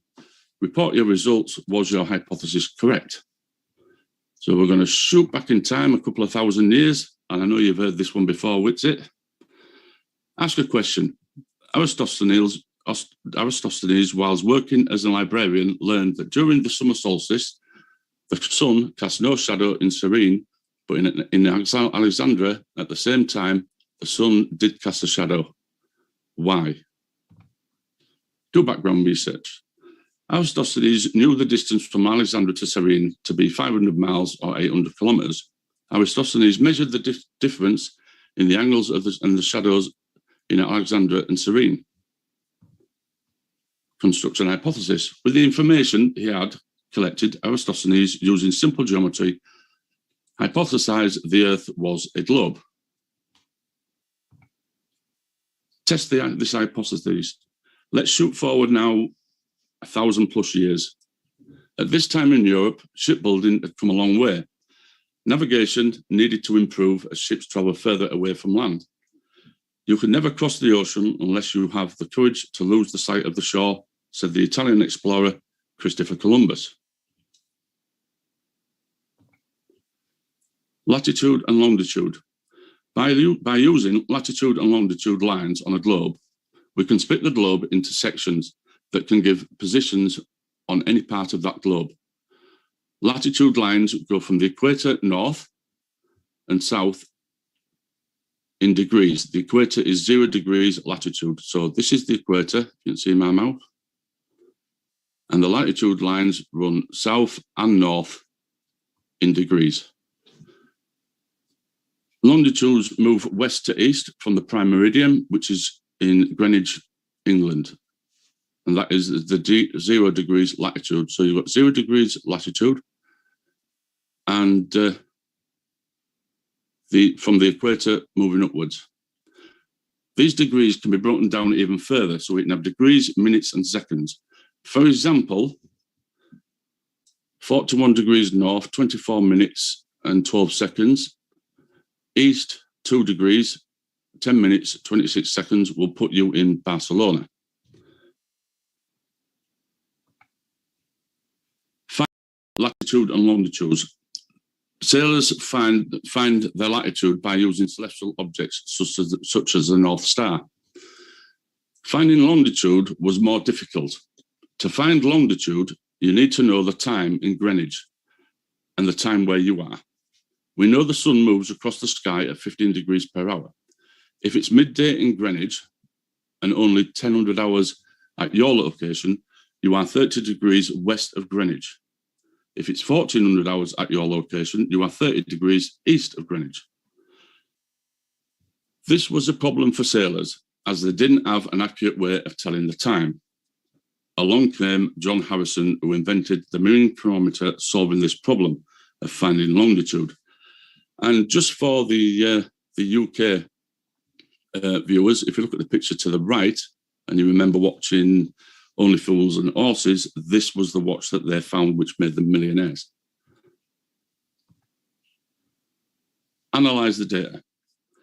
Modern navigation charts used by sailors and pilots use charts with latitude and longitude. We know these charts work as they are used successfully by thousands of people every day. These charts only work on a globe Earth, as the longitude lines get closer together the further north or south you go from the equator. Navigation charts don't fit on a flat Earth. All the latitude and longitude lines need to all join up and remain the correct distance. If you look at the flat Earth map on the right, which is quite often used by flat earthers, you've got the longitude lines running from north to south, and the equator would be around about here. So they fit going north because the longitudinal lines get shorter the further you go up. But if you look, the further south they go, the more they get wider apart. That does not fit with the navigational charts. All navigational charts correspond with the globe. So this model would not work. Can the globe be falsified? Fundamental to science is the concept of hypotheses being falsified. How can my hypotheses I've just presented be falsified? Number one, show how navigation charts fit on the flat Earth without any alterations to the charts. Number two, show how the navigational charts don't work in the real world. And number three, show how navigation charts don't fit the globe. And if you look at the picture on the right, this is what I've drawn out myself. So we've got the equator here, and this is the northern hemisphere. And as you can see, all the longitudinal lines from the equator going up get narrower. Going south of the equator, the longitudinal lines also need to get narrower. And this is the only way I could make it work. And as you can see, if you were to follow that model, you've got gaps here and gaps here, which will not fit with the natural world. If you remove these and look at that shape and then fold these backwards, guess what you've got? A globe. That's demonstrating that the navigational charts used by sailors and pilots with the longitudinal and latitude lines would not fit on a flat Earth and would only fit on the globe. Report the results then. After looking at all the data, the only conclusion is the Earth is a globe. I'll stop sharing that bit.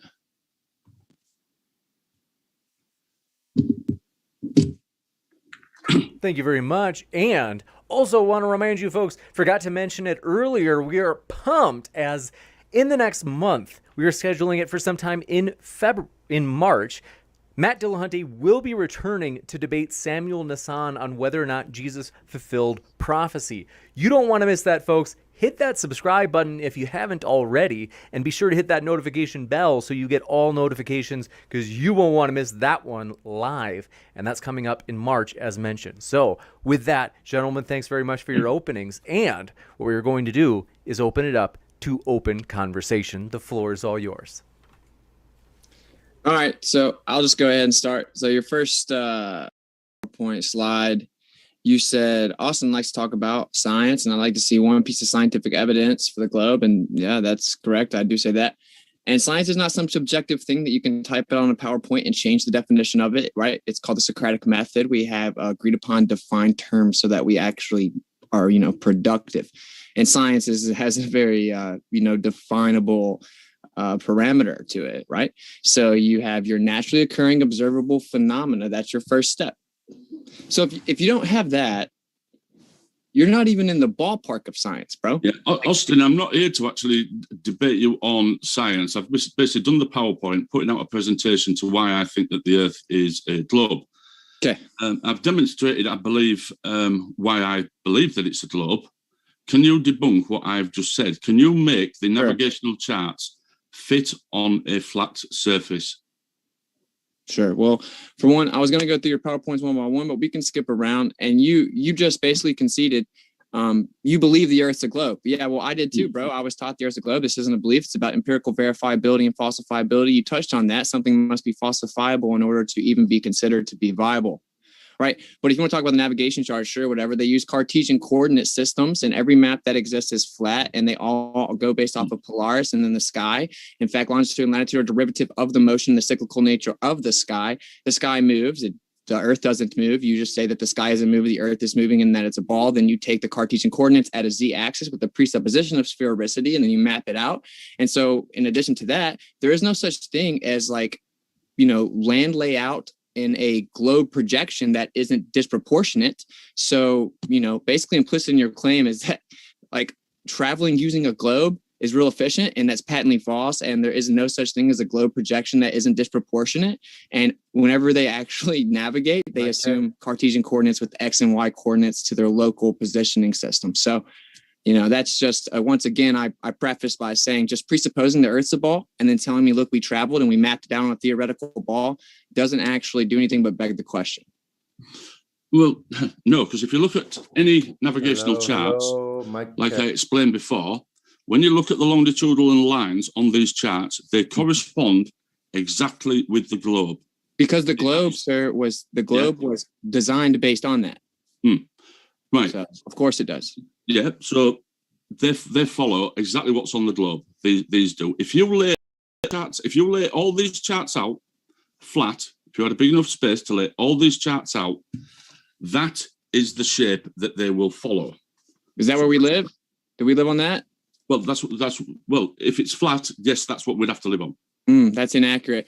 There's no such thing as an accurate map because but if you put these together, you'll get a globe, which follows. They all follow exactly what is on the globe, and the globe's behind you. They all follow exactly. Speaking of these, we're getting people to sign these and we're selling them, but you know what's on the bottom of all of them?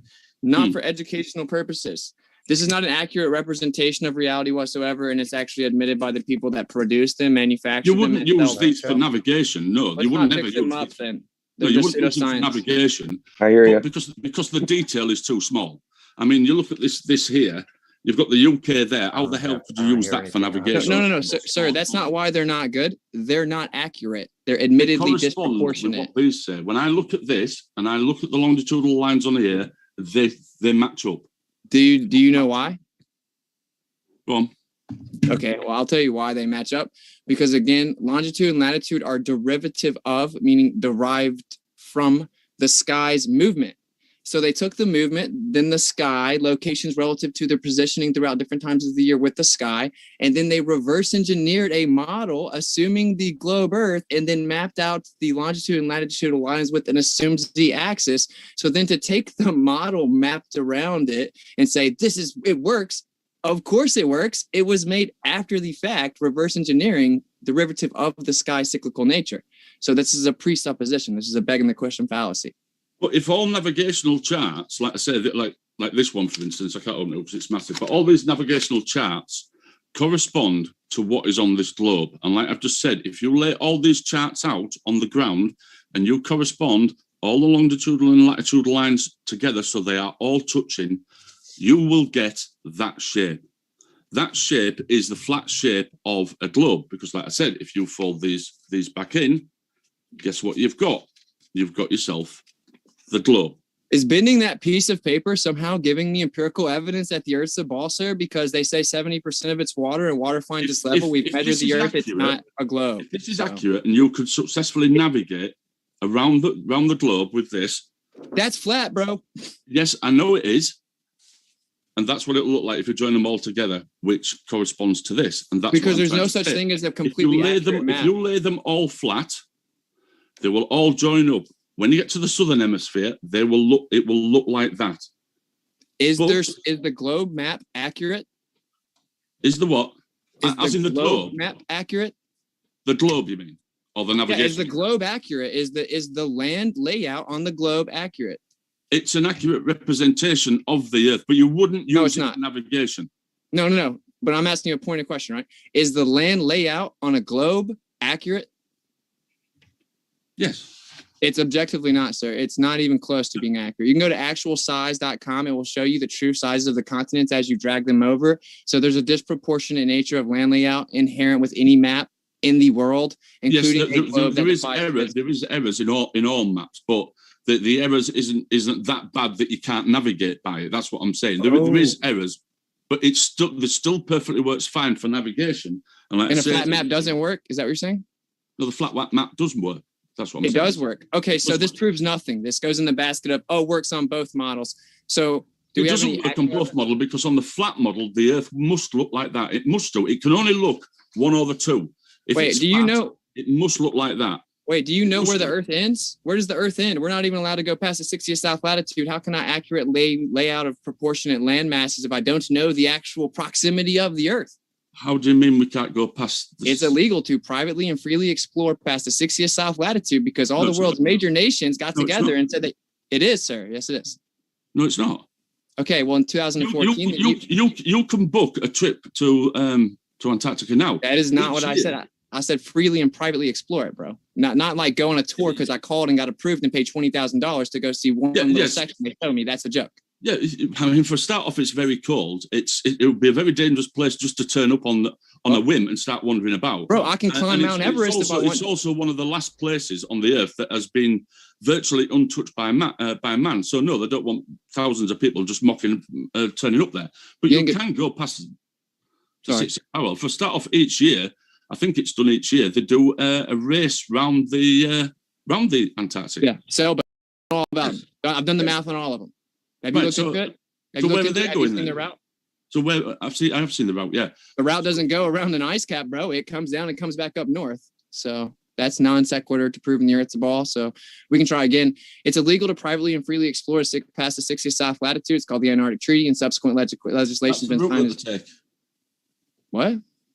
If you look at the picture, that is the route that they take. Okay. Have you seen it mapped out on a flat projection with the northern continent above it? The actual route mapped out. Have you seen it? It comes down and pops back up north. So we can't verify that little ice cap, bro. You're asking me to believe stories, dude. I don't believe stories, man. I want empirical evidence. I thought this was where we were getting evidence for the first time. We haven't gotten any. We've gotten stories of how that the route actually goes around an ice cap. The evidence I presented, my argument basically is, and the evidence I've got is that if navigational charts work, which they do, we all know navigational charts work. People use thousands of times each day for thousands and thousands of years. Right. Okay, well, everyone no, hang on. No, the navigational chart that I'm talking about hasn't been used for thousands of years. Is it more accurate than the old ones? I'm talking about navigational charts which have longitude and latitude lines on them. So do the old ones. They correspond with what the globe model is. But the old ones had it too, and they work. If these work, and they're proven to work, and if you laid them all out flat, that is what it would look like. Now, why do you keep saying that? Both agree, because that's what it would look like. If you laid them all out flat, so all the longitude and latitude lines join up, that is the only shape that you are going to get. If you you don't know the true proximity of the land masses, bro. We can't privately explore the Earth. Basically, like I've just said, if you lay all these maps out, that is the shape that you will get. And that. Why do you just keep saying that, bro? You're just saying that. I don't understand how you cannot see that is correct. It's a baseless assertion. You can buy all these navigational maps. You can look and you can go and get all these navigational maps and join them up and find out yourself. They all join up and they all marry up with this. So for one, are you saying that we know for 100% proportionate land layout and the proximity of the entire Earth so that we can make some type of depiction of it from an orthographic view? Or are you just making baseless assertions, skating past the fact that I can't privately explore that area, bro? So you have to know the whole Earth to be able to project. Just because you can't privately explore Antarctica, I don't see how that's relevant. I don't blindly believe the government. It's one part on the Earth that is undisturbed by man, and they would like to keep it that way. Yeah, so for thousands of years, for all recordable histories, humans have fought over every square inch of land, every resource they can get their hands on, every village they can rape and pillage for every single type of power motive in the world. But when it comes to a huge land mass with tons of resources that are completely untapped, not one of the world's superpowers decided to go try to take it over. They've all agreed to put all their sides or all their differences aside even though they hate each other and are supposedly geopolitical adversaries, and then agree to not let any of us little peasants go privately explore because, well, they can tell us what the Earth is. We shouldn't be able to verify for ourselves. I don't blindly believe the government, bro. They set up wars and admit that they fake false flag attacks. I don't trust the government, bro. We need empirical evidence. Right, okay, do you want to move on to something else then, apart from the sure. Navigational charts? Because navigational charts have been used for thousands of years, sir, and everyone knew the Earth was flat, and it uses the North Star, which is stayed in the center for all recordable history. And you brought up Aristophanes, charts, too. Like I said, that's the shape you get, which turns out to be a globe. Okay, no, it doesn't. That globe means nothing. So Aristophanes, you brought that up in your first. Do you actually think Aristophanes is sufficient empirical evidence that the Earth's a ball that defies physics? No, I mean, some people don't actually believe that Aristophanes did it. I just use that as an example, as in the asking of a question. So whether he asked the question or somebody else asked that question, it doesn't matter. The question was asked. So you agree Aristophanes is just some fairy tale people made up to push the pseudoscientific Jesuit religion that says that we're spinning in a vacuum? Who actually did it, I think, is irrelevant. The question was asked of why do you get shadows in one area? He didn't even do it. Well, if he didn't do it, somebody else did it. The question Who did it? Asked. The question is why at a certain time of the year do you get shadows in one place and you don't get shadows in another place? Or if you're in one part of the globe or the Earth and you move to another point, at the same time, shadows will be different between them two different points. They would be different on a flat Earth too, sir. That's what? They would be different on a flat Earth too. Yeah, I know what you're going to say, if the sun is closer. Yeah, so I said in my preface, if you just presuppose the Earth's a magic spinning cartoon ball that defies physics, that isn't evidence of it. The hypothesis that I mentioned is that he assumed that the Earth was a globe, and then he put it to the test by going through what I've just said, by having longitude, latitudinal lines, mapping out the globe, putting it onto navigational charts. Then navigational charts fit with the globe. The navigational charts are successful, they work, therefore the shape of the Earth must be the globe, or it's a starship. Bro, what in the world kind of logic was that, bro? You just ran off the railroad tracks there. No, Aristophanes, can I respond, sir? Hey, can I respond? Go on.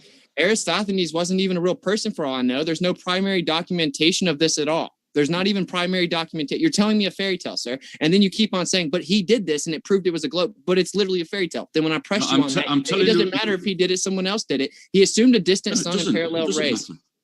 It doesn't matter who did it. It's whether the question was asked, and the question has been asked. We all asked that question. We've then built up a model on the globe. We've mapped it out. We've developed navigational charts which follow the globe, and they worked. They work. So navigational charts were here already, bro. Don't worry. I love your guys' enthusiasm, but just to get to hear the rest from Paul, I think Paul was maybe mid-thought. If you had any more you were adding to the...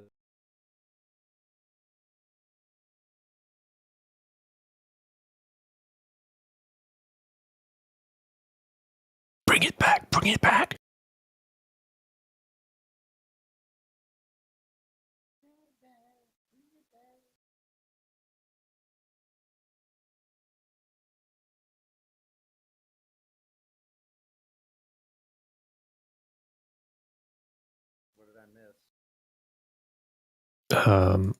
Can't hear anything from their bot.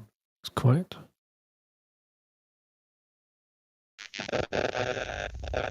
Recording go off. The guy was just getting his boat crew.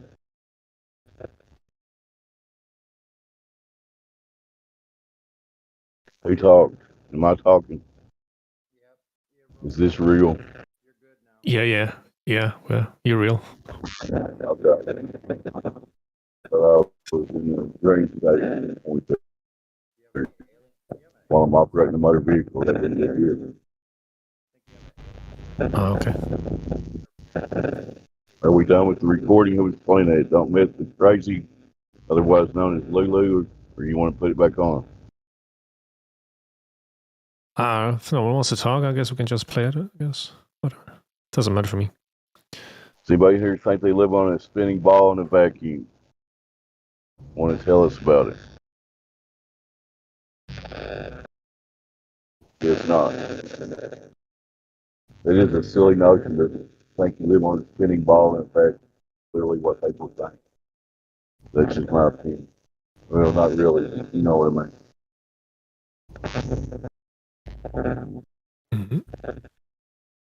How about Damsel Medic? Welcome to the Discord. What say you today, if anything? If you want to talk.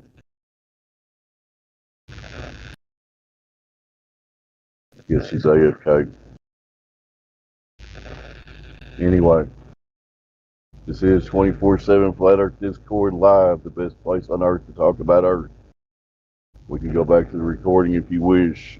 That guy's going to come up with a globe proof any minute now. I'm hanging on the edge of my seat. I don't know about anybody else. Yeah, I got the popcorn out. So when was that recording taken? That was one of Austin's debates from, I want to say, about a year ago. It's on the Modern Day Debates channel. Yeah, because it mentioned a website in there, which I think was accuratesize.com, which is something else now. Okay. But did I hear the name right, though? Do you recall? It sounded like what he said. Actualsize.com or something like that.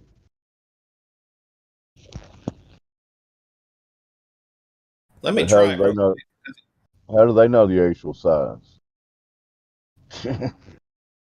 Nobody trusts each other on what the actual size of anything is. That's the problem. You get all these different distortions and proportions and shorelines and islands here and there. Who knows where the fuck anything is? Well, I'll tell you, if you want to, none of it's a ball. Go ahead. I'll tell you, if you want to see something that's really fascinating, go to Google Maps and do a search. I mean, do a route. Have it plan you a route between Pensacola, Florida, and Detroit, Michigan. Then go into a new window and do have it find you a route between Pensacola, Florida, and Key West, Florida.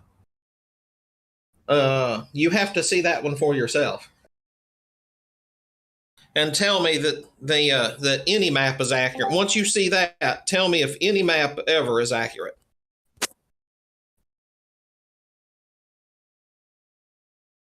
Yep, that's just highlight the issue. There's so many different versions of reality out there as far as maps go. So who knows what the fuck anything is? None of it's a ball. I probably got background noise right now.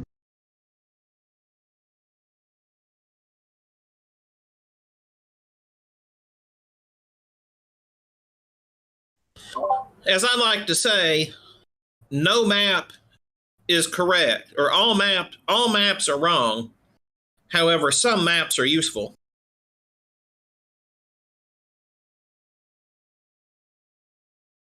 There's people that have more knowledge than us that can know how to get from any A to any B successfully.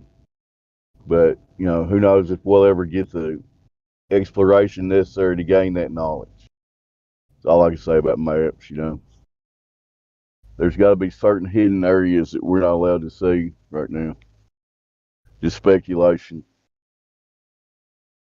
Yeah, when you get a moment, go to that Google Maps, like I say. Plan out 2 routes, one from Pensacola, Florida to Detroit, Michigan, and the next one from Pensacola, Florida to Key West. And tell me if there's not some hidden areas somewhere. I have some good memories in Key West. I did a spring break there. And at the time, that was in 1986 something, and I was looking at Cuba over like 70 miles. And I should have known it was flat then. But anyway. Yeah, what they have is that where they have the telescopes that you put the quarter into or whatever? Yeah, little paper thing, and you got a little telescope, you zoom in. I saw Cuba like 70 miles away. Oh, you don't understand. That's just refraction.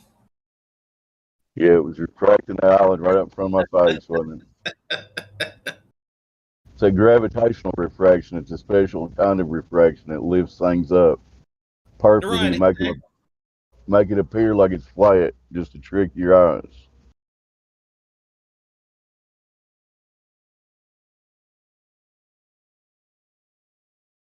I'm telling you, with gravity and refraction and sticks and shadows, you sure can explain everything. Just no matter what the question is, the answer is one of those three things. It don't matter who did it, someone did it. That's it. It should be a huge red flag to people that the first thing that Glover guy went to was talking about a guy from whenever BC that may or may not have existed that does something that works on both models that is totally irrelevant. So that's their best globe proof. Eratosthenes. Slam dunk right there. Yeah, huge and red flag. Eratosthenes. But the thing is Eratosthenes never made a claim for a globe. He never made a claim of a round world. He thought it was an arching rectangle, like all the contemporaries of his time. That's correct, He Joshua. just figured that there was curvature to the map. That's all he did.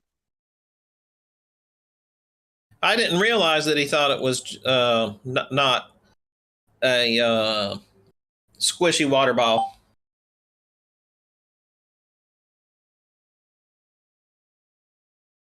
Yeah, the globe projection, the round world projection came about from this guy named Claudius, and out of Egypt. He was a Ptolemy, so this is during the Ptolemaic rule, the Hellenistic rule.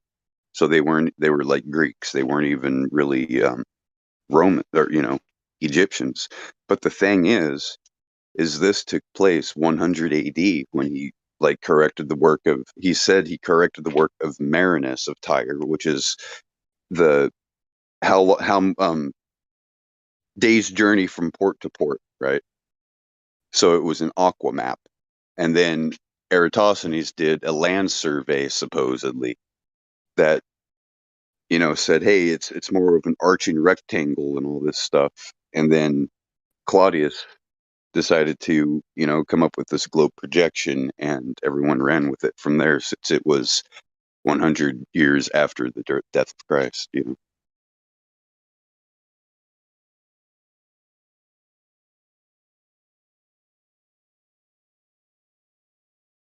And the only reason why these globers today say Eratosthenes is their proof is because of Carl Sagan. Carl Sagan's mistaken on everything, especially the pale blue dot.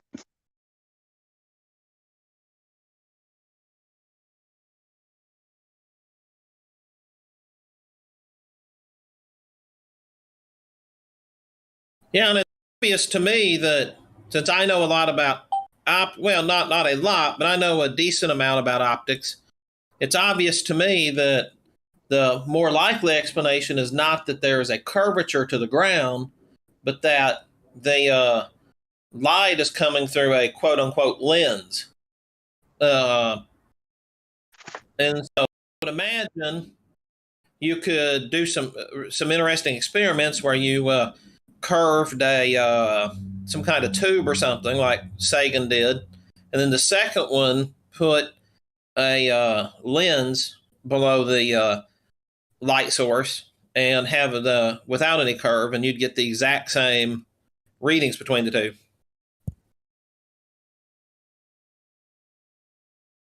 Light in a tube? Are you bending the tube? No, in one experiment, you would bend the tube to like Sagan did, and then the second one, you would have a flat surface instead of a curved surface, and then you would put a lens below the light source. So the first one would not have, would have the light source as it is, and then the second one would have the light source with a lens underneath of it, and that would bend the light, so you would have the exact same shadows as you would have in the first one.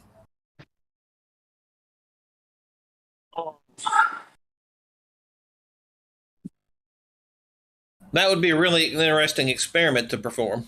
That work call. I'll be right back.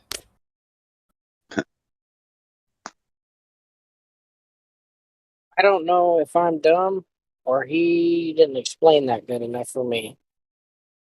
Well, he's going based off of Carl Sagan's pale blue dot observation. It's not really an experiment. So I'm missing information to make a good understanding.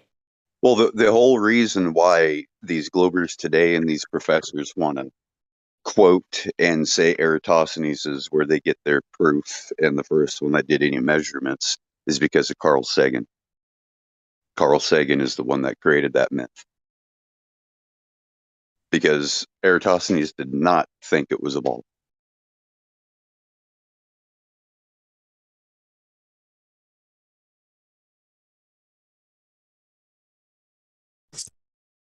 Who recorded about Eratosthenes? Like, is there any ancient documentation that explains his existence? You can go with Claudius of Ptolemy in all of his work when he created the planosphere.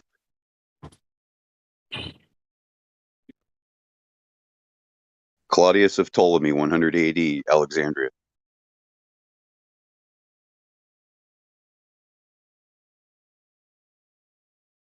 Did the library was it located in Alexandria? That's what the story is that there was a library in Alexandria and there was a twin to that library in Tibet. In Tibet, okay. Now, what happened to the Library of Alexandria? I'm not sure, but there is actually, facts and things that we know of that happened to the library in Tibet. A lot of the library in Tibet, a lot of the works were burned that did not speak about Allah. This is during the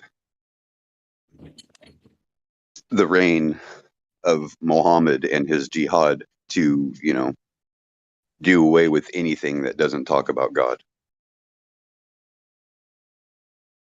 So the only ones that still exist are the ones that mention the Creator.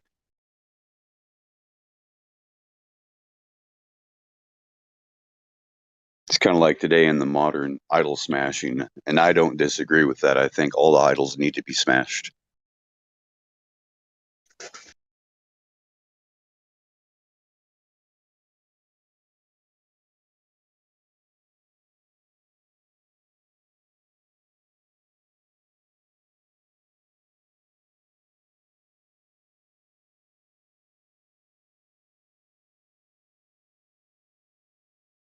No, just the thought of something burning for 6 months, according to them. I mean, did it never rain during that period of time? Or I'm like thinking, did nothing put it out like quicker? It's a whole lot of time for something burning.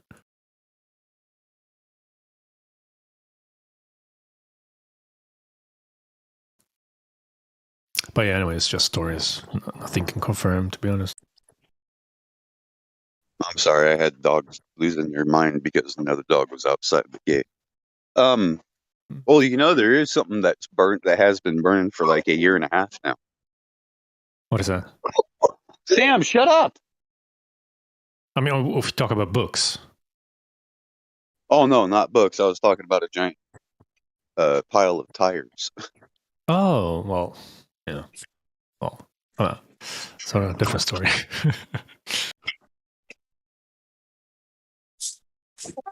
But you know how the Nazis did the book burning?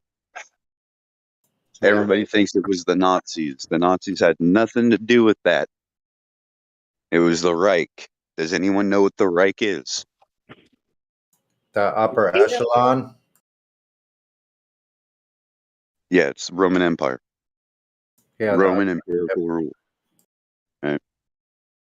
So if that was the Third Reich, the First Reich would be, Rome as a nation, as a world power back in the day. That would be the First Reich. The Second Reich would be the Holy Roman Empire that took over the world and started the Dark Ages. The Third Reich would be, Hitler trying to bring things back and get rid of anything that doesn't come from the Jesuits. The Fourth Reich is what we're living through right now, guys. Rome is in charge. We live in Rome. Every nation is Rome.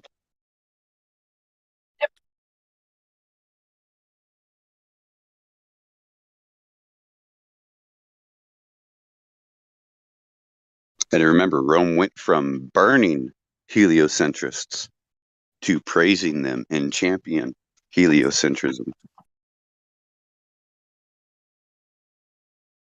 I wonder why.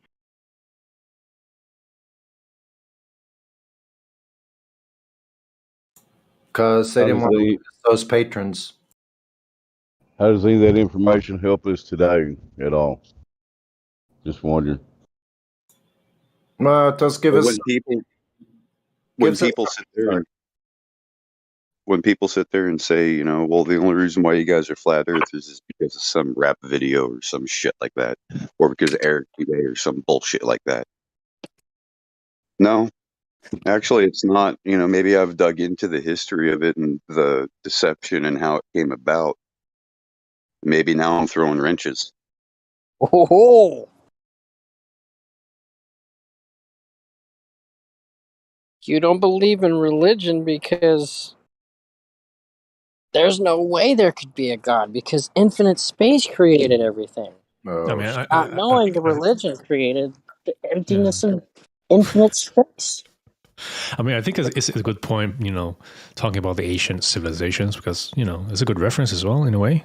To see how far back it goes about the flat Earth topics and observations around that.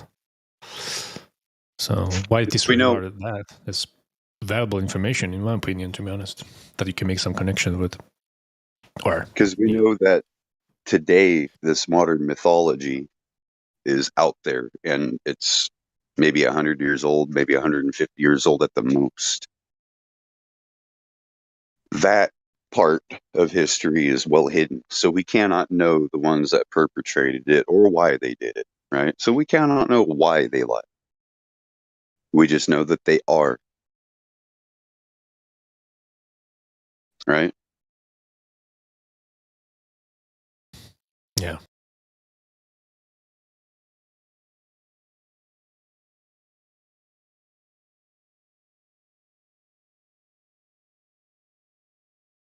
See, I'm trying to bridge this gap between cognitive bias and religion, right? This religioscopy that everybody has, to where they want to fall back on tradition, right? They always want to fall back on tradition of their family. And I don't think that's a problem. But it's a problem when that tradition contradicts reality. Like, you know, Santa Claus and all that crap.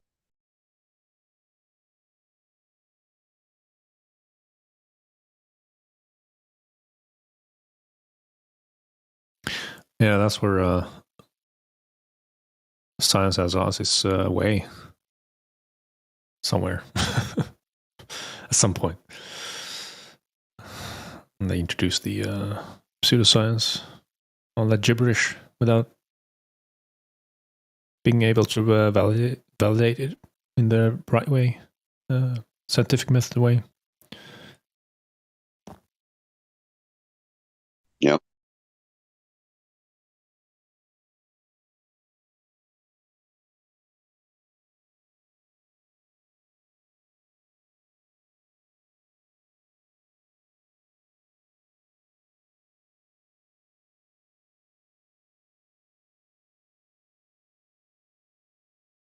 Yeah, and about the Library of Alexandria, I know there was a lighthouse, but I don't know if there was a library per se. I think the library was at the center of the world, otherwise known as Tibet. Is that one still around in Tibet? Yes, that one is still around. But these are, it's a rather large library. And the books aren't really books like what we would call books. They're more like the Hindu scriptures, where they're like planks of wood folded in so that they can stack up into, you know, a lamination or something like that. It's crazy. And all evolve means is to unroll one of those to read what's on it.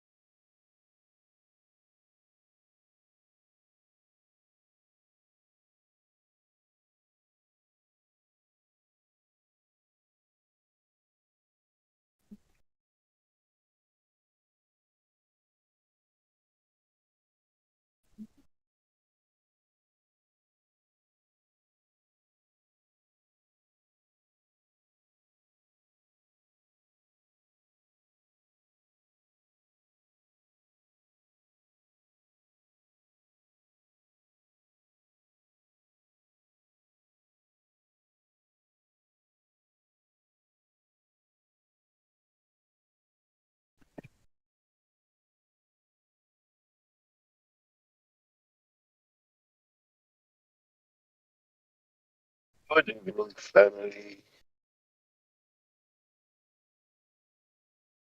How is everyone? Oh, hey, could barely hear you. Hello? Sounds better. Yes. Okay. Need to speak louder. Yeah, you have to understand me. I just woke up, drinking my coffee now, getting ready for work.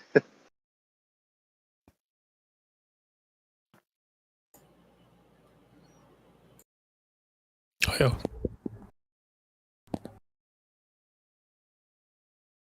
Yeah, I'm getting used to your schedule. Yeah. Since I don't have a schedule of my own, I'll just live vicariously through other people's. That's so funny.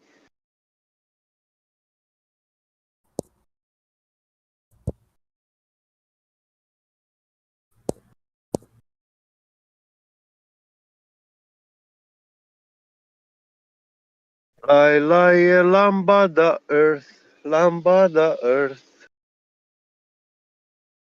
spinning around the axis, a tilted axis, lambada, yeah. I suck as a singer. So you think Earth is a globe? Yeah. It's spinning like in lambada dance, you know? I want to know who told you so. Nice. Did they think they were winning when they told you it was spinning? Oh, yeah. The educators and the teachers. So is that why they got rid of all the merry-go-rounds and parking and playgrounds? Because they don't want kids to know that when you spin around, it throws you away and not brings you in the middle? Mm-hmm. No, there's still some of them around. They consider them dangerous. Yeah, the schools probably got rid of them because of liability. I could see that. Well, I was being a little flippant by suggesting that, but I'm sure that some of the stuff we used to do on that, I can't say that I blame them for getting rid of it. Yeah, I used to try to take the swing all the way around. Fell off and chipped my tooth. Extreme swing. Extreme. I guess I was. These public merry-go-rounds, they were supposed to have a centrifugal clutch brake.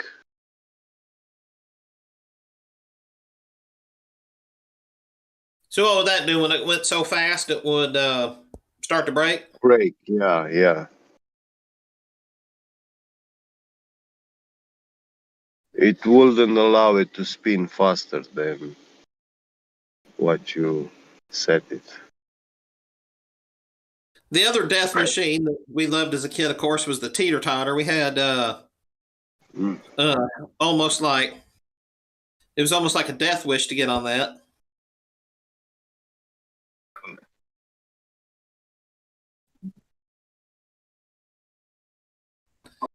I don't know how many kids pinched their fingers and all sorts of other stuff.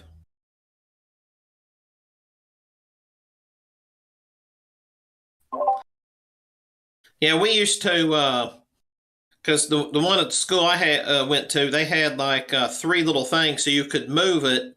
So that way you could have a bigger kid on one side and then a littler kid on the other side. And we would end up like 2 or 3 of us would then start taking the kid and start swinging him up and down. And it was really fun to ride it until you fell off and busted your head.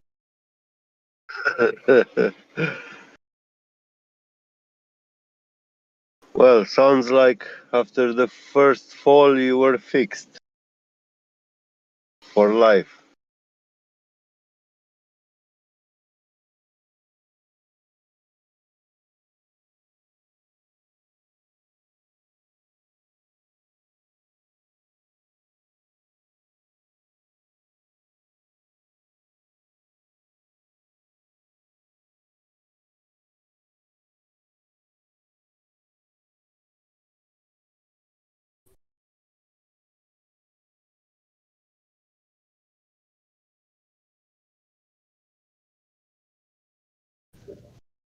Mic check.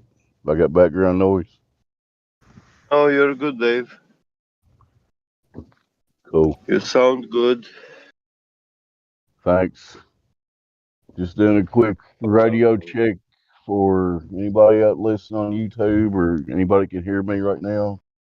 Be a good time to come in here and discuss your globe you think you live on or wherever you want to discuss. Wide open airwaves. I think they are preparing for ladies' night. They do their makeup and stuff, you know. Oh, that's Okay. right. All the Globers wait till ladies' night.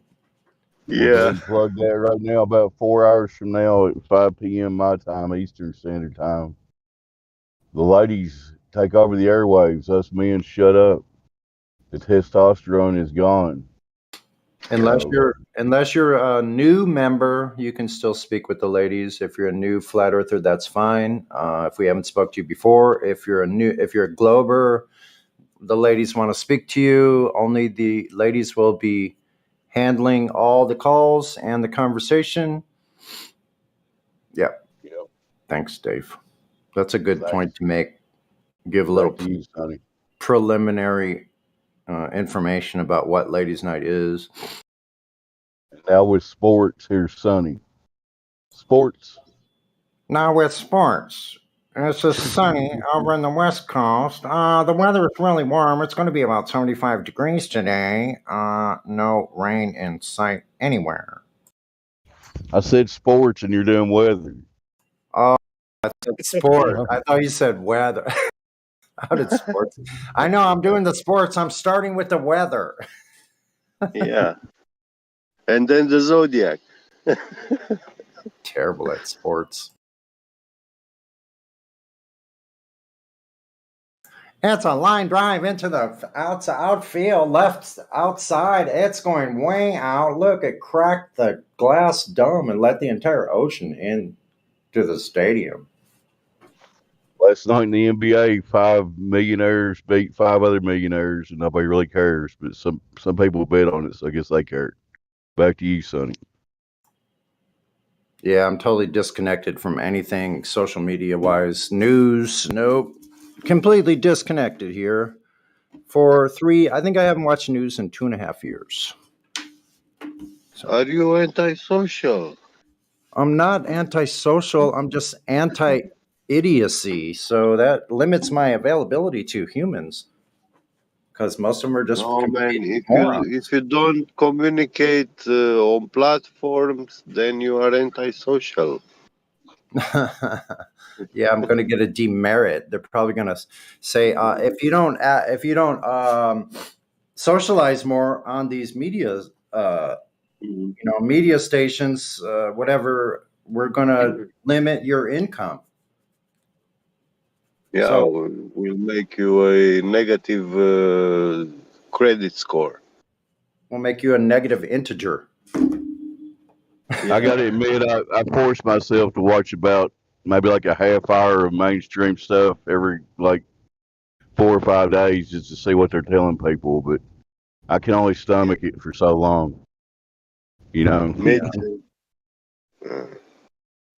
I mean, I figure if I got a good imagination, I can just imagine what they're doing. Be afraid of all kinds of nonsensical, like imaginary things, and you got it. Yep, I they get literally to have see people scared of TV. the air still. Go ahead, get me good. Mm-hmm. I get to see TV when I go back to my parents. You know, Yeah. that's when I see TV. And usually once or twice a week, because that's how much I come out of my room.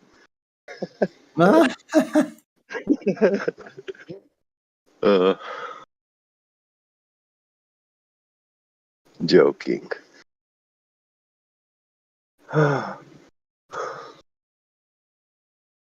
Yeah, a Romanian guy stole a wallet with 100,000 bitcoins in US.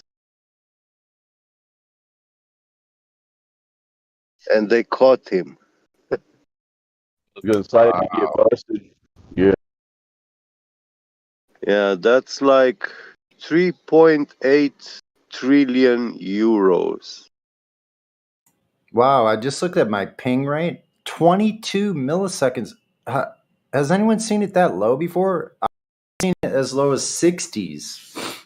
Never seen it in the 20s. What the heck? Is that a 22 milliseconds is pretty good. It's decent. Yeah, that's really good. I've Ping never seen reply. it that low. So Yeah. I wonder, is that my internet speed that would increase that, or something to do with the traffic on Discord itself? No, it's their API that they updated. Oh. No, see, I've noticed, like last night, for instance, when I had this big windstorm, it was going anywhere, like even on these games that I was playing, it goes anywhere from 22 to 116 and back and forth. So I think it's an issue with the overall internet right now. There's issues. Everything's been up. Things have been updated and other things haven't. That's all I think it is. When I was a hacker, I was getting online only from servers with 2 milliseconds ping reply.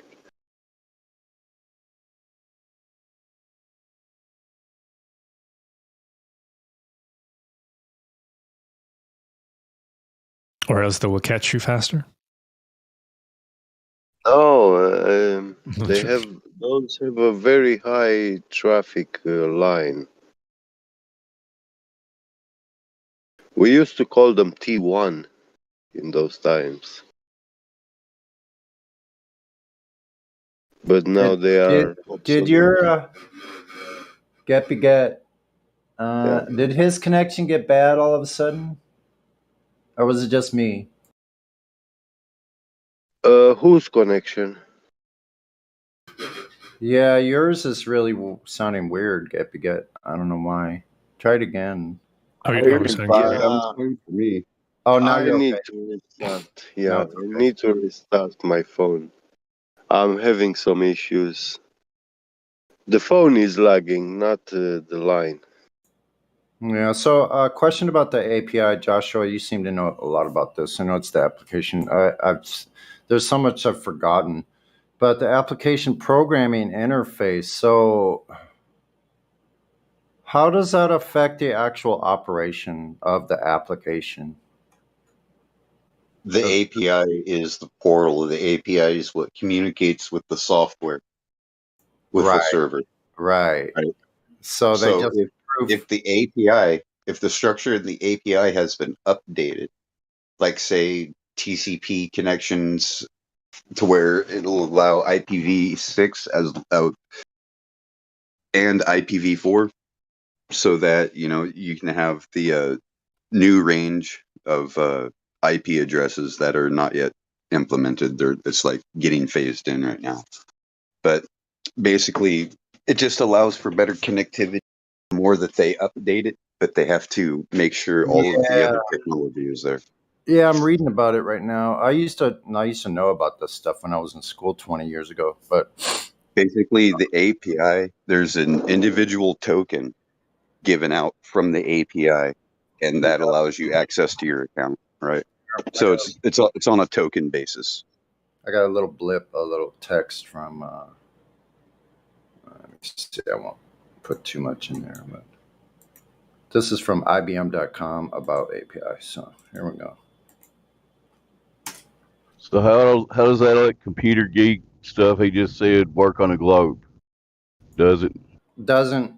No, it only works. Here's the interesting thing: it only works with Ether. Yeah, because the globe doesn't exist, nothing works on the globe. So all they shit is broken. It's called the Ethernet.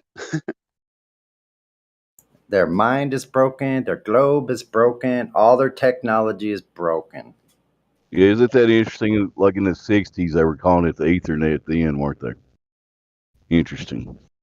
Yeah. They might as well move to Hoboken. Well, see, that's the connector, right? It's Ethernet port. Yep. So the ability to transfer from the web server, from the application, handling the requests, the headers. Well, it has to do with twisted pairs. When they started doing twisted pairs, they found out they could get more data through the same line. Isn't that interesting? Yeah. Started playing with the twisted pairs, and now they have the muxed 100 gigabyte connection. It's like, what? You know a lot about that too, don't you? Are you an IT person? No. Yeah. I have set up servers and ran gaming servers, though. Well, so you have some knowledge about it. Yeah, it's pretty cool. How dare you label us like that? Now explain how the geostationary satellites provide our communications. Oops, that's all underground cables. Satellites? Yeah, my bad. You actually think there's anything that has to do with the satellite? I'll tell you what. Go ahead. Go ahead and sky at a certain angle. It won't work. Ask it won't work BattleMod how that. At a certain angle. So ask BattleMod how that satellite internet works. That's crazy that people believe they're getting a phone signal or whatever from space. That is insane. Yeah, that makes so much sense, don't it? Send it thousands of miles out and somewhere. Like, really? Like right now, if I were to try to make a phone call, I wouldn't be able to talk to anybody. I have to go to this certain spot where I get good reception. Yeah. Close to the if it were done by satellites, close to the tower. You got to get closer to the tower. Yeah, I heard the check. That's what I noticed. People are so dumb. People come here because I used to go into the desert quite a bit and into the mountains too. And there's no reception in the mountains. At the highest peaks, no reception. On the most open areas of the desert, no reception. These areas, these communities out in the desert had no cell phone connection at all, period, for years. That's why until they put a ground tower in the town. Well, it still don't work well out here. Like GPS, fuck, you're gonna be lost. Somebody was trying to get in. Sorry, go ahead. Somebody was trying to get in.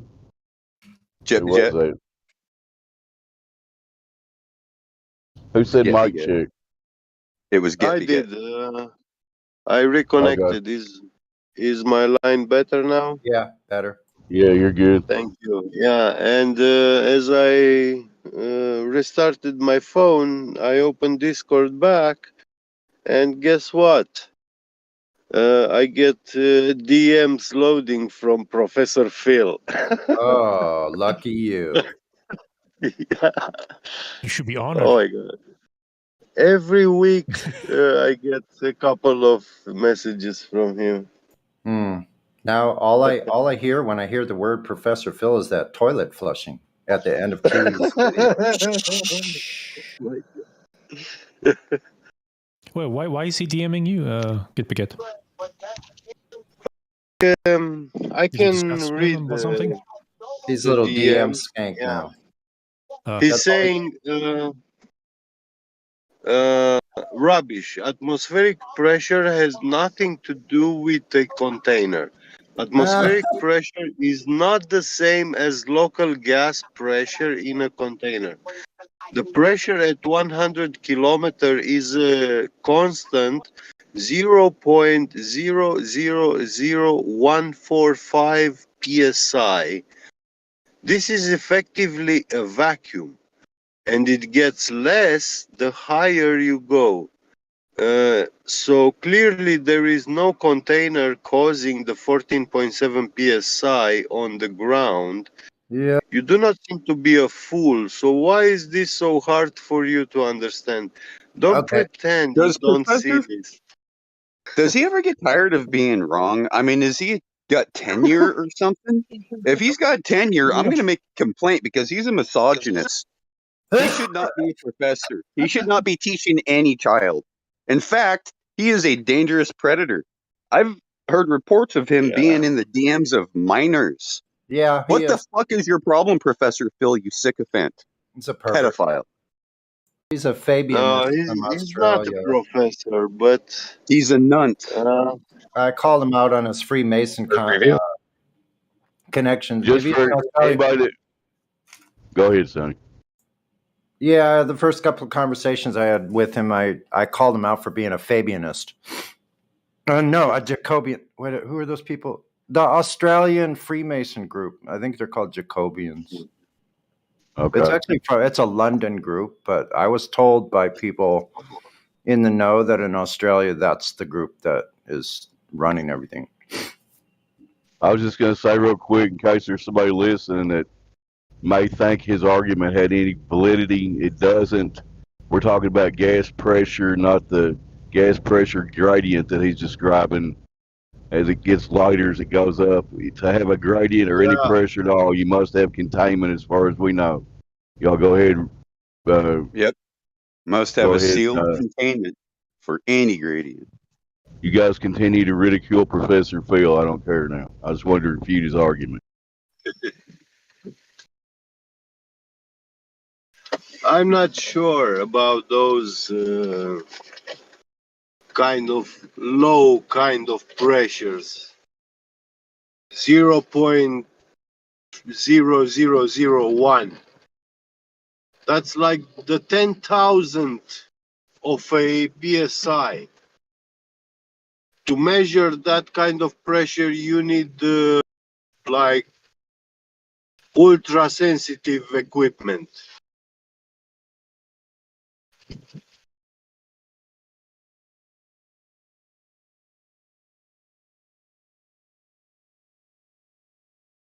Yeah, I just want to say this right here. I got a wrench, and I'm going to throw it at Mark Zuckerberg.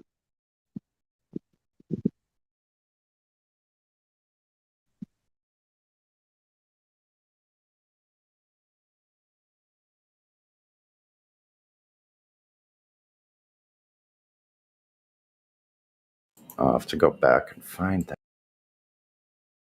I need to make like an NFT of a wrench being thrown at Mark Zuckerberg. That would be perfect.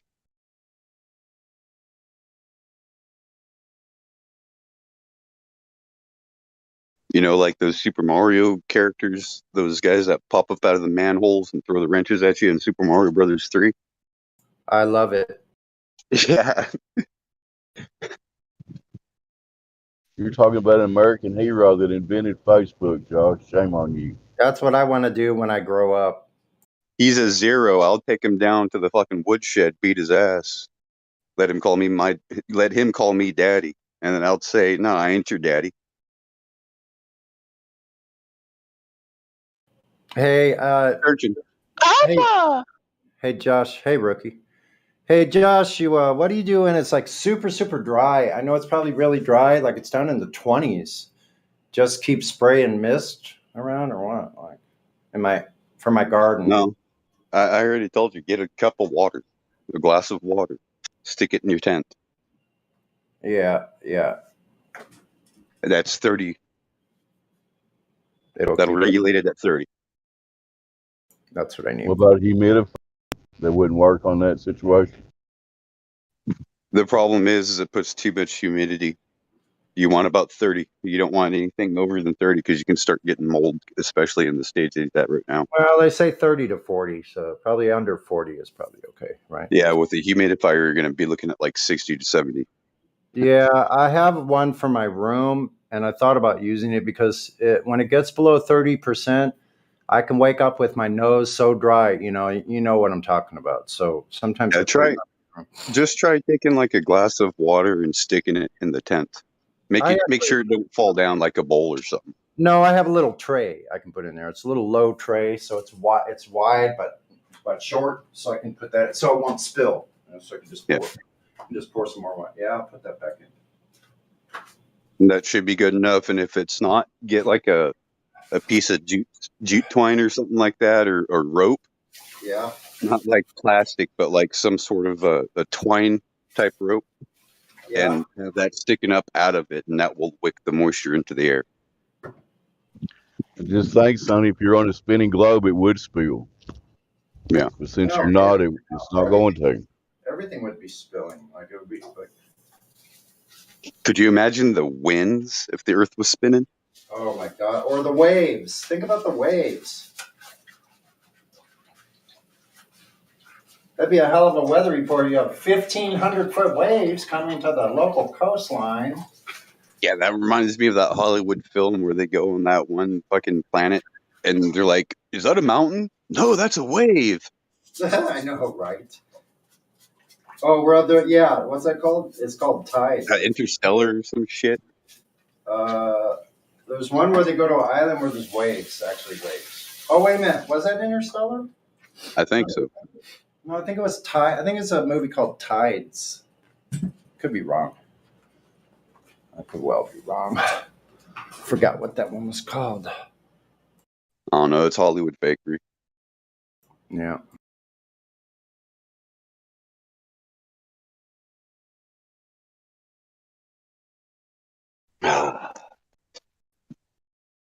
Well, it's time to change the tune on this channel.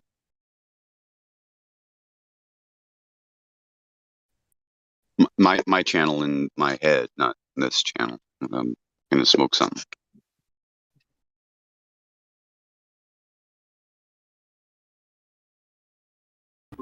I was gonna say music. What is it? Karaoke? A long, long time ago. No, I was saying I'm gonna change my channel. How that music used to make me smile. And I knew if I had my chance that I could make those people dance and maybe they'd be happy for a while. But February made me shiver with every paper I deliver. Bad news on the doorstep. I couldn't take one more step. I'm in a good mood. Sorry. I'm happy fucking my daughter came home. I get to be grandpa. Not like when I came home from the Corps, and they know the story, so I didn't have to beg my oldest daughter too long. She said, "Dad, I won't wait till you're dying to come home. I'll come home." You know? Yeah. Yeah, it makes me want to cry.